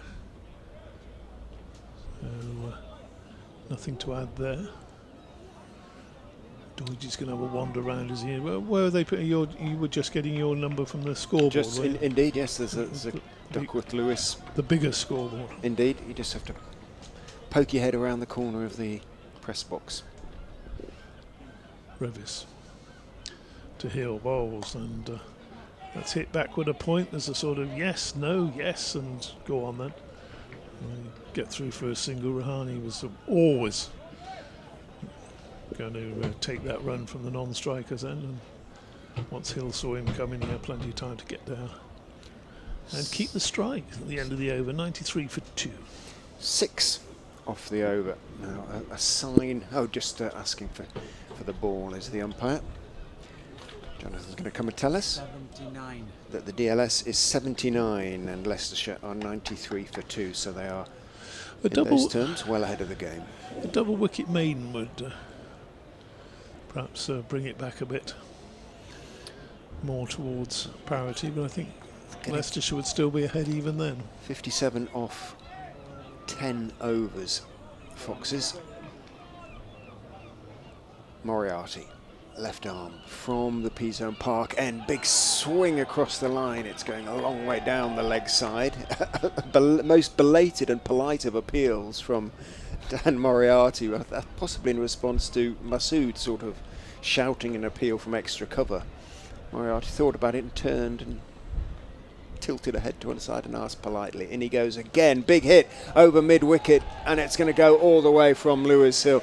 Well, I was going to say he's been purposeful since he's come out, as he's played all his innings in this competition that way, but that was more than purposeful, that was brutal. Yeah, he's he started, I know it's only a short innings anyway, but it took him half a dozen, 10 balls to just get the feel of it, didn't he? And then since then he's been hitting it, timing it beautifully. Moriarty is in and bowls. Hill goes back, looks to force it out into the offside and thick inside part of the bat, and it dribbles back down the pitch to Moriarty. Yes. He's a one-county man, Lewis Hill, from Lutterworth, just south of Leicester. And goes Moriarty and bowls. Hill slog sweeps again, gets a bit of a bottom edge, and it runs straight down to square leg on the boundary. Single taken, and the 100 is up for Leicestershire. Slightly grudging round of applause from the Yorkshire faithful, perhaps, and polite but not enthusiastic, you have to say, understandably. 50. Now that's all that's needed by Leicestershire. Moriarty is in to Rahane, who just calmly leans forward and pushes it out towards wide-ish long off. Hill says no as Rahane turns, interested in the possibility of a second, but Bean had got to the ball sufficiently quickly to prevent them taking the risk. 101 for 2. Don't need to take the risk, do they? That's the whole thing. Not at the moment. Moriarty steps in and bowls. Back goes Hill, forces it out into the offside, but doesn't quite get the direction he wanted, and it bounces kindly for Masood at extra cover to make the stop. End of the over. 101 for 2, so 8 off the over, and we know that they are keeping themselves. 85. JD mouths at us is the DLS. So I was going to go for 86.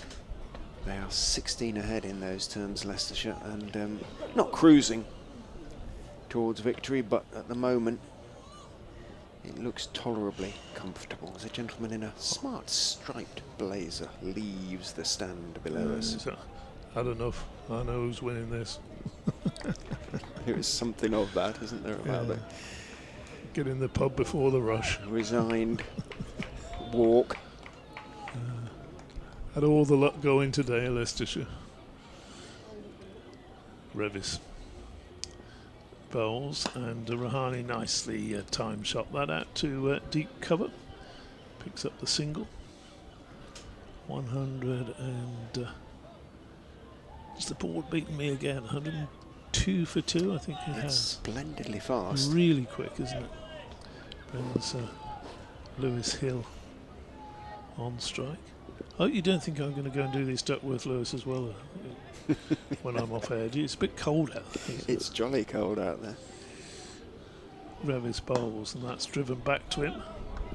And he half fields it. It's tidied up by Moriarty behind him at mid-off.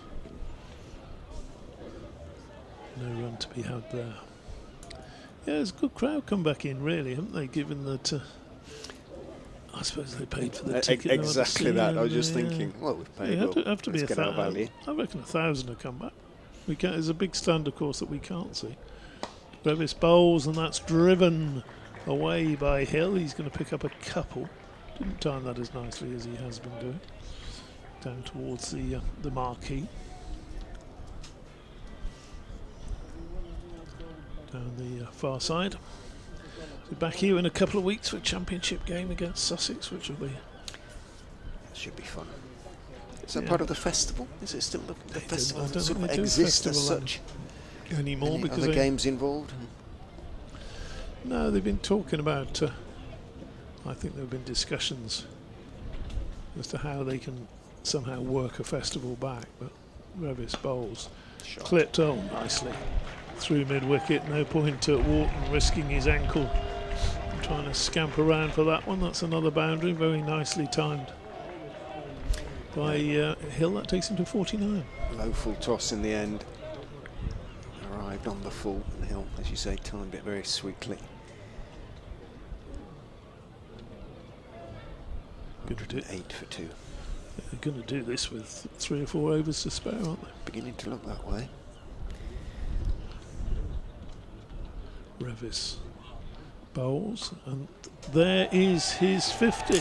Another beautifully timed shot past Will Luxton at backward point, and the Leicestershire skipper goes to 53.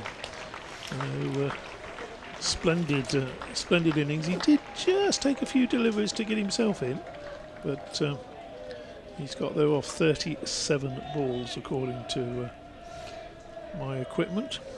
It'll be announced soon by the golden voice of Howard. Outstanding little knock from Lewis Hill, really. Played and missed it a few, but his timing has been pretty good recently. Next delivery just angled away down to third man for a single. 113 for 2 at the end of the over. Hill on to 54, 11 to Rahani. And, well, I think if this was a game of snooker, they'd be racking them up again for the next frame, Richard. Yeah, 12 off it. We don't really need DLS, but go on then. 92, says JD. So it's sort of going up by 6 or 7 per over, 21 assuming no runs in it, wickets wasn't it? fall. But yeah, Leicestershire actually scoring at a higher rate than that. 12 off the over. Rahana and Hill have a chat in mid-pitch. Moriarty is going to continue for Yorkshire from the Peasham Park end. 14 overs have been bowled, 113 for 2. So just 37 more needed by Leicestershire from 7 overs. Wickets now, if Yorkshire are going to get back into this game. Moriarty is in, back goes Hill, and rather shovels the ball back down the pitch on the offside to the tall left armour to field. Dot ball. Long off back, Bess, As Moriarty is in, Hill makes a spot of room and hits over long on. It's going to bounce, I would imagine, off the slope, and it does, accelerates on the bounce, and he picks up 4. Mid-on was on the edge of the circle. I think that's Revis there. And he turned and chased, but no chance. Just had to clear him, didn't he? Yeah. What I like at this stage, Rich, is look around the crowd, and some of the youngsters in the sort of 12 and 13-year-olds that desperately want Yorkshire to win, and well, if he does this and if he does that, if we get a maiden there, and then he does it, they're working, feverishly working to try and think of some way that Yorkshire can win this game. 33 to win for Leicestershire now, as Moriarty, the wind ruffling his shirt, goes in and bowls. Hill hits high over long on, and I think that's going to go all the way for 6. So 10 off 2 balls for Lewis Hill, who is clearly in the mood to end this game quickly at the moment, and that's exactly what he's doing. 123 for 2, just 27 now needed to win. What can Masood and Yorkshire do from here, really? Well, there isn't a lot, actually. There isn't. There isn't a lot, I'm afraid, other than take wickets. Moriarty drops a little bit short off the back foot. Hill goes back and punches it back past him down towards long gone. Revis, who comes in and fields and throws on the bounce to the keeper, but Hill has long since more or less walked a single. He's moved on to 65, 124 for 2, just 26 now needed to win. Rahane waits as Moriarty is in, drops a fraction short, and it does turn a little bit from outside off stump, and Rahane went back to cut, and because of the turn didn't really time it, and Bean fields on the bounce, running across from backward point. Moriarty little strides and bowls, drops fraction short again, and back goes Rahane, working it out towards deep mid-wicket. A good diving, scrambling, tumbling stop out there, keeps it 2-2, gets his throw away. Rahane onto 13, 126 for 2, but 13 off the over, following 12 off the previous over, and Leicestershire sort of doing this at a canter now. JD comes back into the box because they not be far from the close. Just 24 now needed from... I'll just, before I let him back in, I'll just run down the table for Group B. Of course, the top 3 qualify. We've got Glamorgan and Warwickshire still both unbeaten on 11 points. And then this will put Leicestershire into 3rd place on 8. Gloucestershire and Notts both on, and Yorkshire both on 6, but Notts with a game in hand. And it's beginning to look as though Sunday's game against Glamorgan at the Upton Steel County Ground, Grace Road, might end up deciding that 3rd place position. Certainly Leicestershire will have to win it again, but they are keeping themselves involved at the moment as JD comes back alongside. Yeah, just in case there's a 6:05 for me to do. Here's Ben Cliff down the incline. Lewis Hill, who's played extremely well here, the Leicestershire skipper, pushing 1 into the onside. But yeah, Yorkshire, well, too loose with the ball, never easy. I think when it's shortened, being taken on and all the rest of it, but nonetheless. I think those economy rates I mentioned earlier would underline that, as Rahane steps across and tries to work one square on the leg side. It's gone off the pad. It will be 1. Very, very windy out there. Not much point in, I don't think, at least dealing with DLS anymore, Richard, with so few to get now.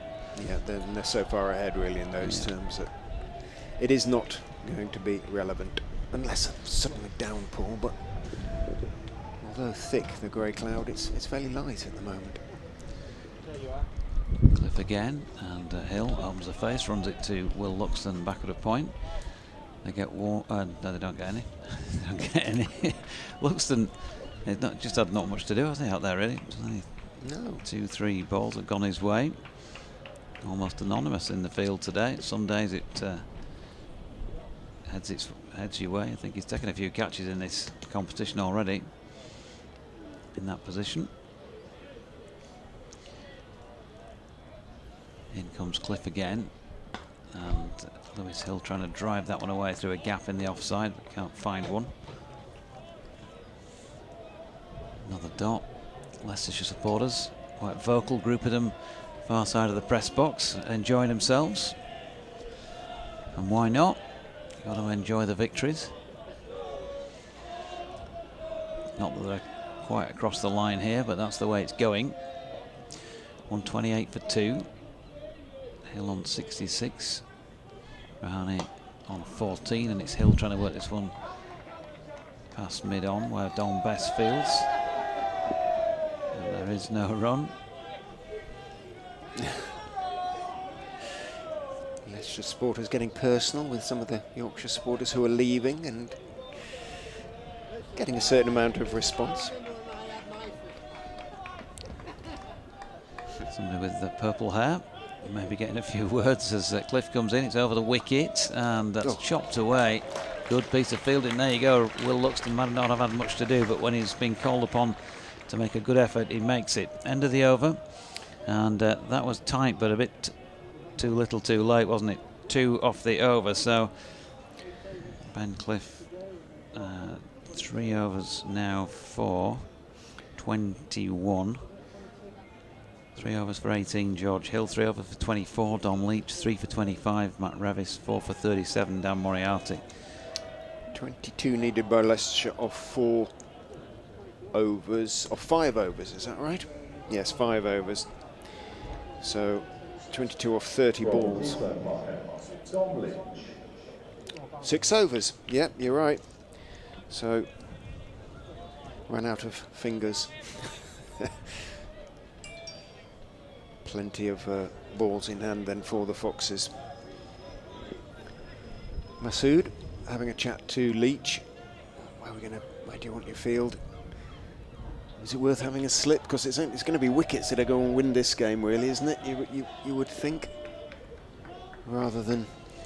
Yeah, they probably need 3 or 4 quickies, don't they? Exactly. Yeah. So that's. I'm just thinking you might as well have a slip. In goes Leach and bowled. Slightly slower ball, pushed rather than punched back past him by Rahane. Had to just adjust a little bit there. Indicates to Hill it was the slower ball.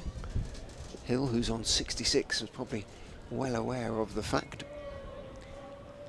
Leach takes the ball from his skipper. Turns. Bustling run. Elbows jutting, runs in and bowls outside off stump. Goes for the cut. Thick bottom edge, I think, from Rahane. It bounces certainly before reaching the keeper, who doesn't stop it cleanly but does stop it. So just a little sort of hiatus in the game when Leicestershire are struggling to get, all of a sudden, struggling to get the ball away. 2 runs from the previous over and 2 dot balls to start this one. Is the game swinging? I suspect if it is, it's a little bit too late and not far enough as far as Yorkshire are concerned. In goes Leach and bowled and on driven for 4. Lovely shot from Rahane. It was in the air as it went back past Leach, but he was sort of moving to his left, and it was an on drive as much as anything, played with a degree of certainty from Rahane. He moves on to 18, the score on to 132 for 2. Well, if Leicestershire were being squeezed, they've extracted themselves from the grip there of the Yorkshire seamers. 18 needed. Plenty of balls in which to get them. Leach is in and bowls. Rahane just turns his wrists on that one as he pushes it back up the pitch to the Yorkshire seamer, who fields in his follow through, tosses the ball from hand to hand. Umpire Peverell says something to the bowler, who glances at him as he walks back past. 2 to go perhaps.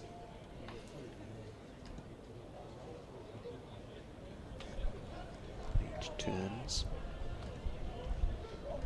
In. Bowl. Swings a bit. Thick inside part of the bat. Certainly didn't get all of that, Rahane, as he lifted it out towards mid-wicket. Should pick up a second. Hill is quick between the wickets at the grand old age of 33. Fielder loses his cap. Finley Bean loses his cap at mid-wicket.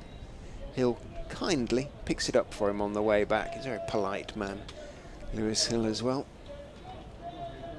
He enjoyed last season, Lewis Hill. Obviously enjoyed them captaining the side, his own county, to a trophy for the first time for best part of, what, 12 years I think it was. In goes Leach, bowls to Rahane, a little bit short and wide and cut by the India international, out towards deepish extra cover. Running in from the boundary is James Wharton, and just one is taken. End of the over. 6 from it after all that, the 17th over. So 16 needed by Leicestershire to win the game from 5 overs.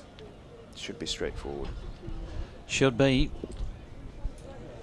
unless Yorkshire can find something that they have struggled to do so far, and that is take wickets, just the 2. Sol Budinger felt like a potentially pretty big wicket at the time, but he's gone for 1 off 5 when the score was on 16. George Hill taking his wicket, and then Dom Leach with the wicket of Ian Holland, who made a very good 42 from 25 and was out when the score was on 62. That was as long ago as the 8th over. We're into the 18th here, and it is Ben Cliff bowling it, and Rahane works the first delivery, which is short of length, about leg stump, down to Bess in front of the changing rooms at long leg. 1 run, hoping to speak to Dom after the match. Runs, of course, for the 2nd time in succession today, but has strangely not been used with the ball more than one over in the last 2 matches now. In comes Cliff, and that's chopped away down to 3rd man by Lewis Hill. He'll pick up 1. Yeah, it's beginning to feel a long time since he played for England, isn't it, Dom? But what will his future entail? If he's not bowling, then he's going to have to go somewhere where he's going to bowl, isn't he? Might be a question for his interview. Indeed. Must be very frustrating for him. Final year of his 4 years this year. There's Cliff, I should say. That's turned square by Rahane. Timed that really well. Unfortunately for him, James Wharton didn't have far to travel to field it. Single, 137 for 2. Let's have a look. Don Bess, when did he last play for England? If my laptop will consent to give me a... Oh dear, Ben Cliff in, short, down the leg side, and signals are wide. Not what the doctor ordered at this stage, just that effort ball and dragging it down a bit. So, yeah, last Test match Don Bess played for England was in Ahmedabad in March 2021, so more than 3 years.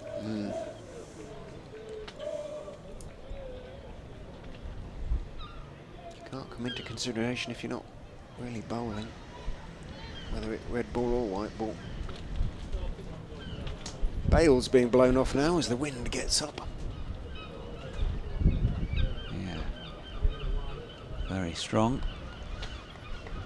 139 for 2, 22 to Rahane, 67 to Lewis Hill, who's on strike here and leaning away from this Cliff delivery and just easing it down to 3rd man once again. Sensible play. He's done all the hard work here, and I'm sure the Leicestershire skipper will just want to do the necessary to get his team's noses home in front. 10 to win.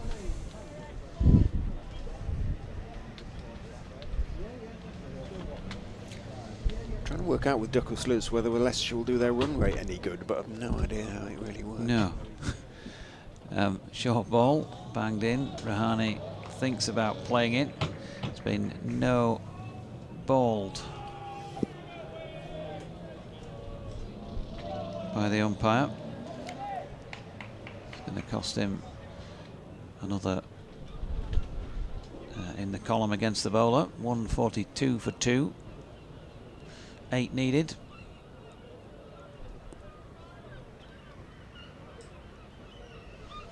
Rahane waits. Cliff in again. Ooh. Oh, that one spits on him a little bit. But he's able to safely negotiate it without getting a nick through to Harry Duke.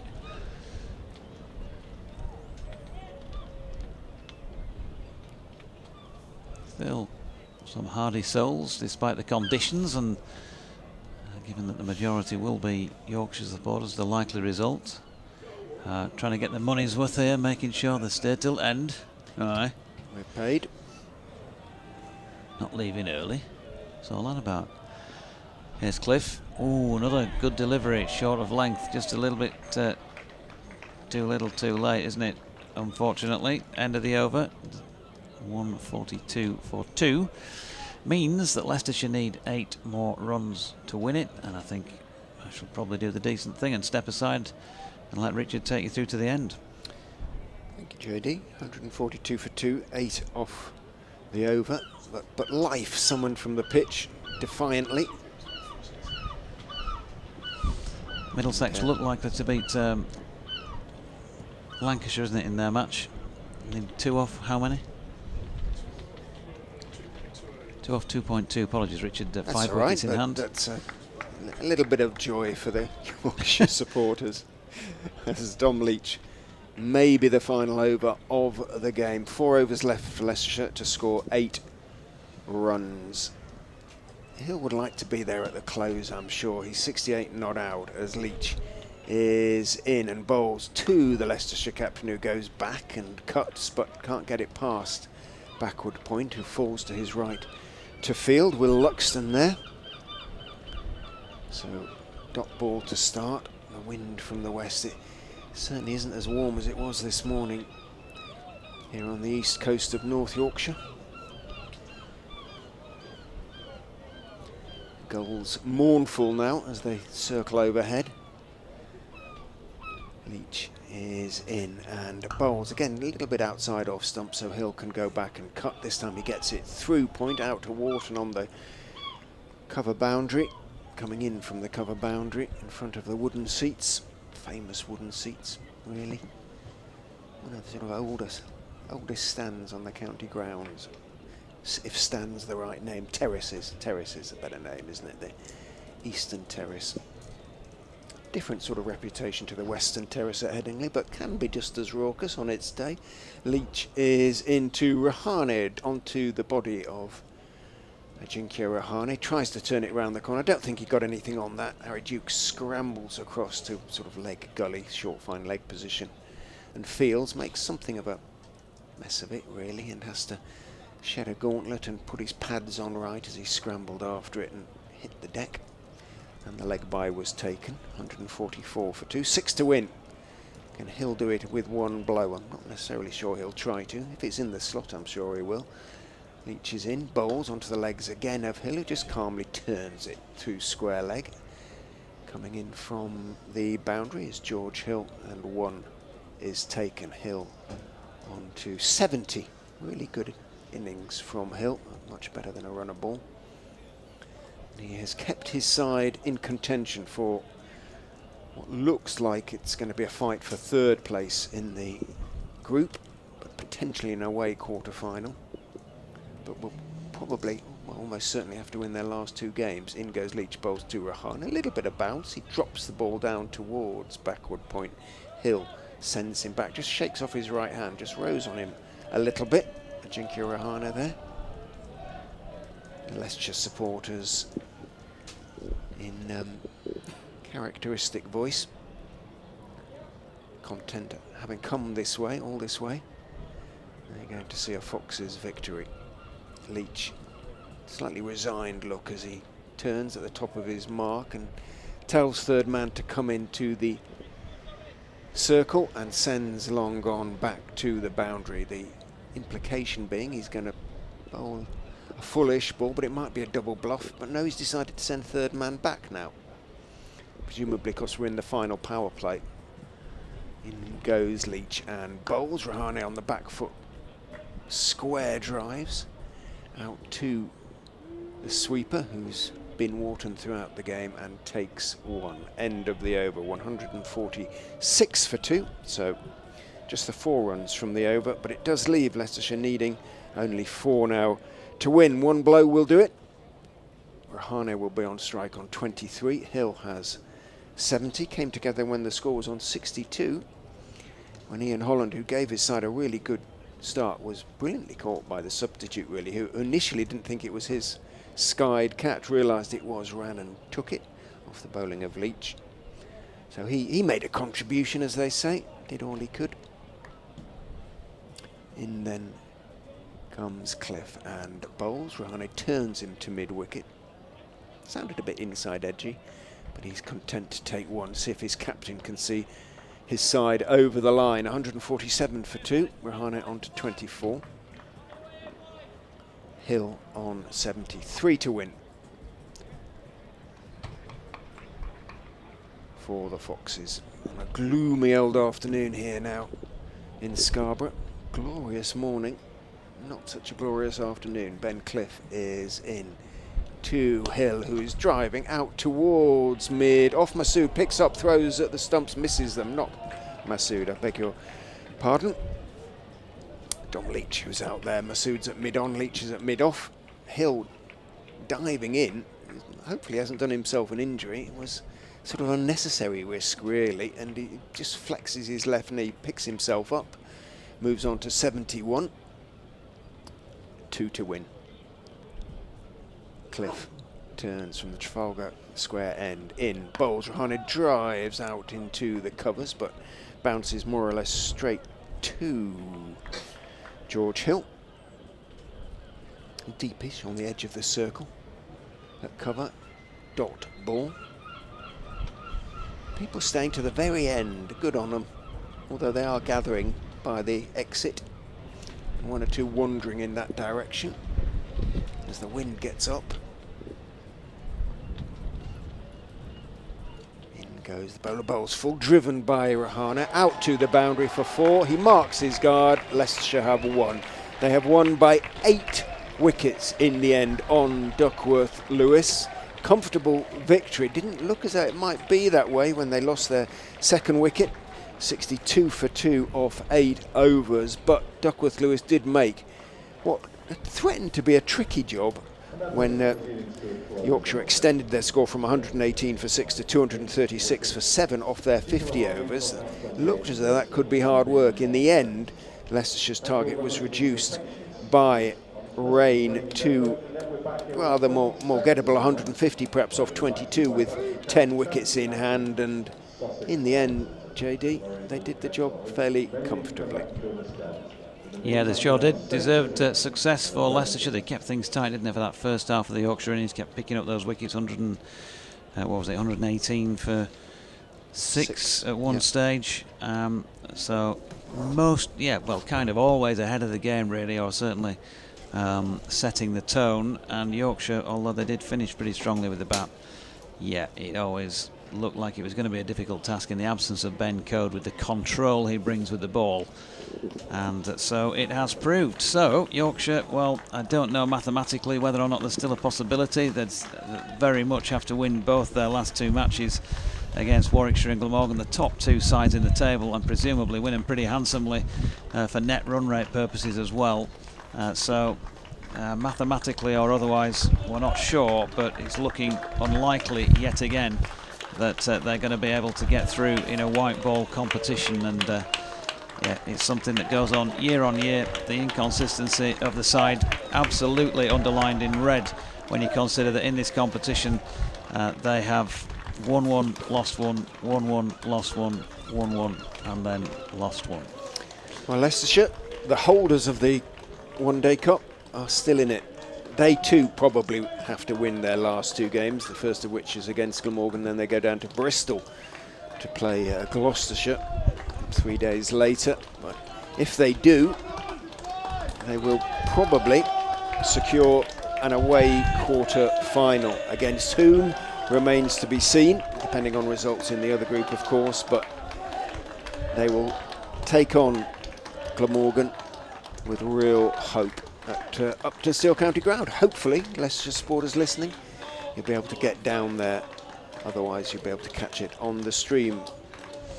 Yeah, just to wrap things up, Lewis Hill, 71 off 54, 5 4s and 4 6s, and Jinky Rahani, 29 off 36, including 3 4s. And then the Yorkshire bowling figures, George Hill, 3 overs, no maidens, 1 for 18. Ben Cliff finished up 4.4 overs, no maidens, none for 35, not his day today. 5 overs, no maidens, 1 for 34 for Dom Leach. Dan Moriarty was 4 overs, no maidens, none for 37, and Matthew Revis 3 overs for 25.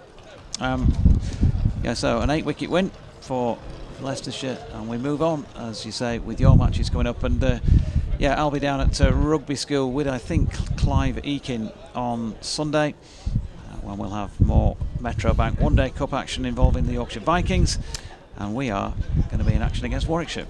Eddie Bevan coming to Upton Steel County Ground on Sunday. For those who love his lilting Welsh tones, look forward to commentating with Eddie then. Nick Webb having apparently injured himself, play cricket. There you go. You know the feeling. Okay, folks, thanks Richard, thanks to Thank you, DT, JT. and yeah, we'll see you on Sunday from Rugby School.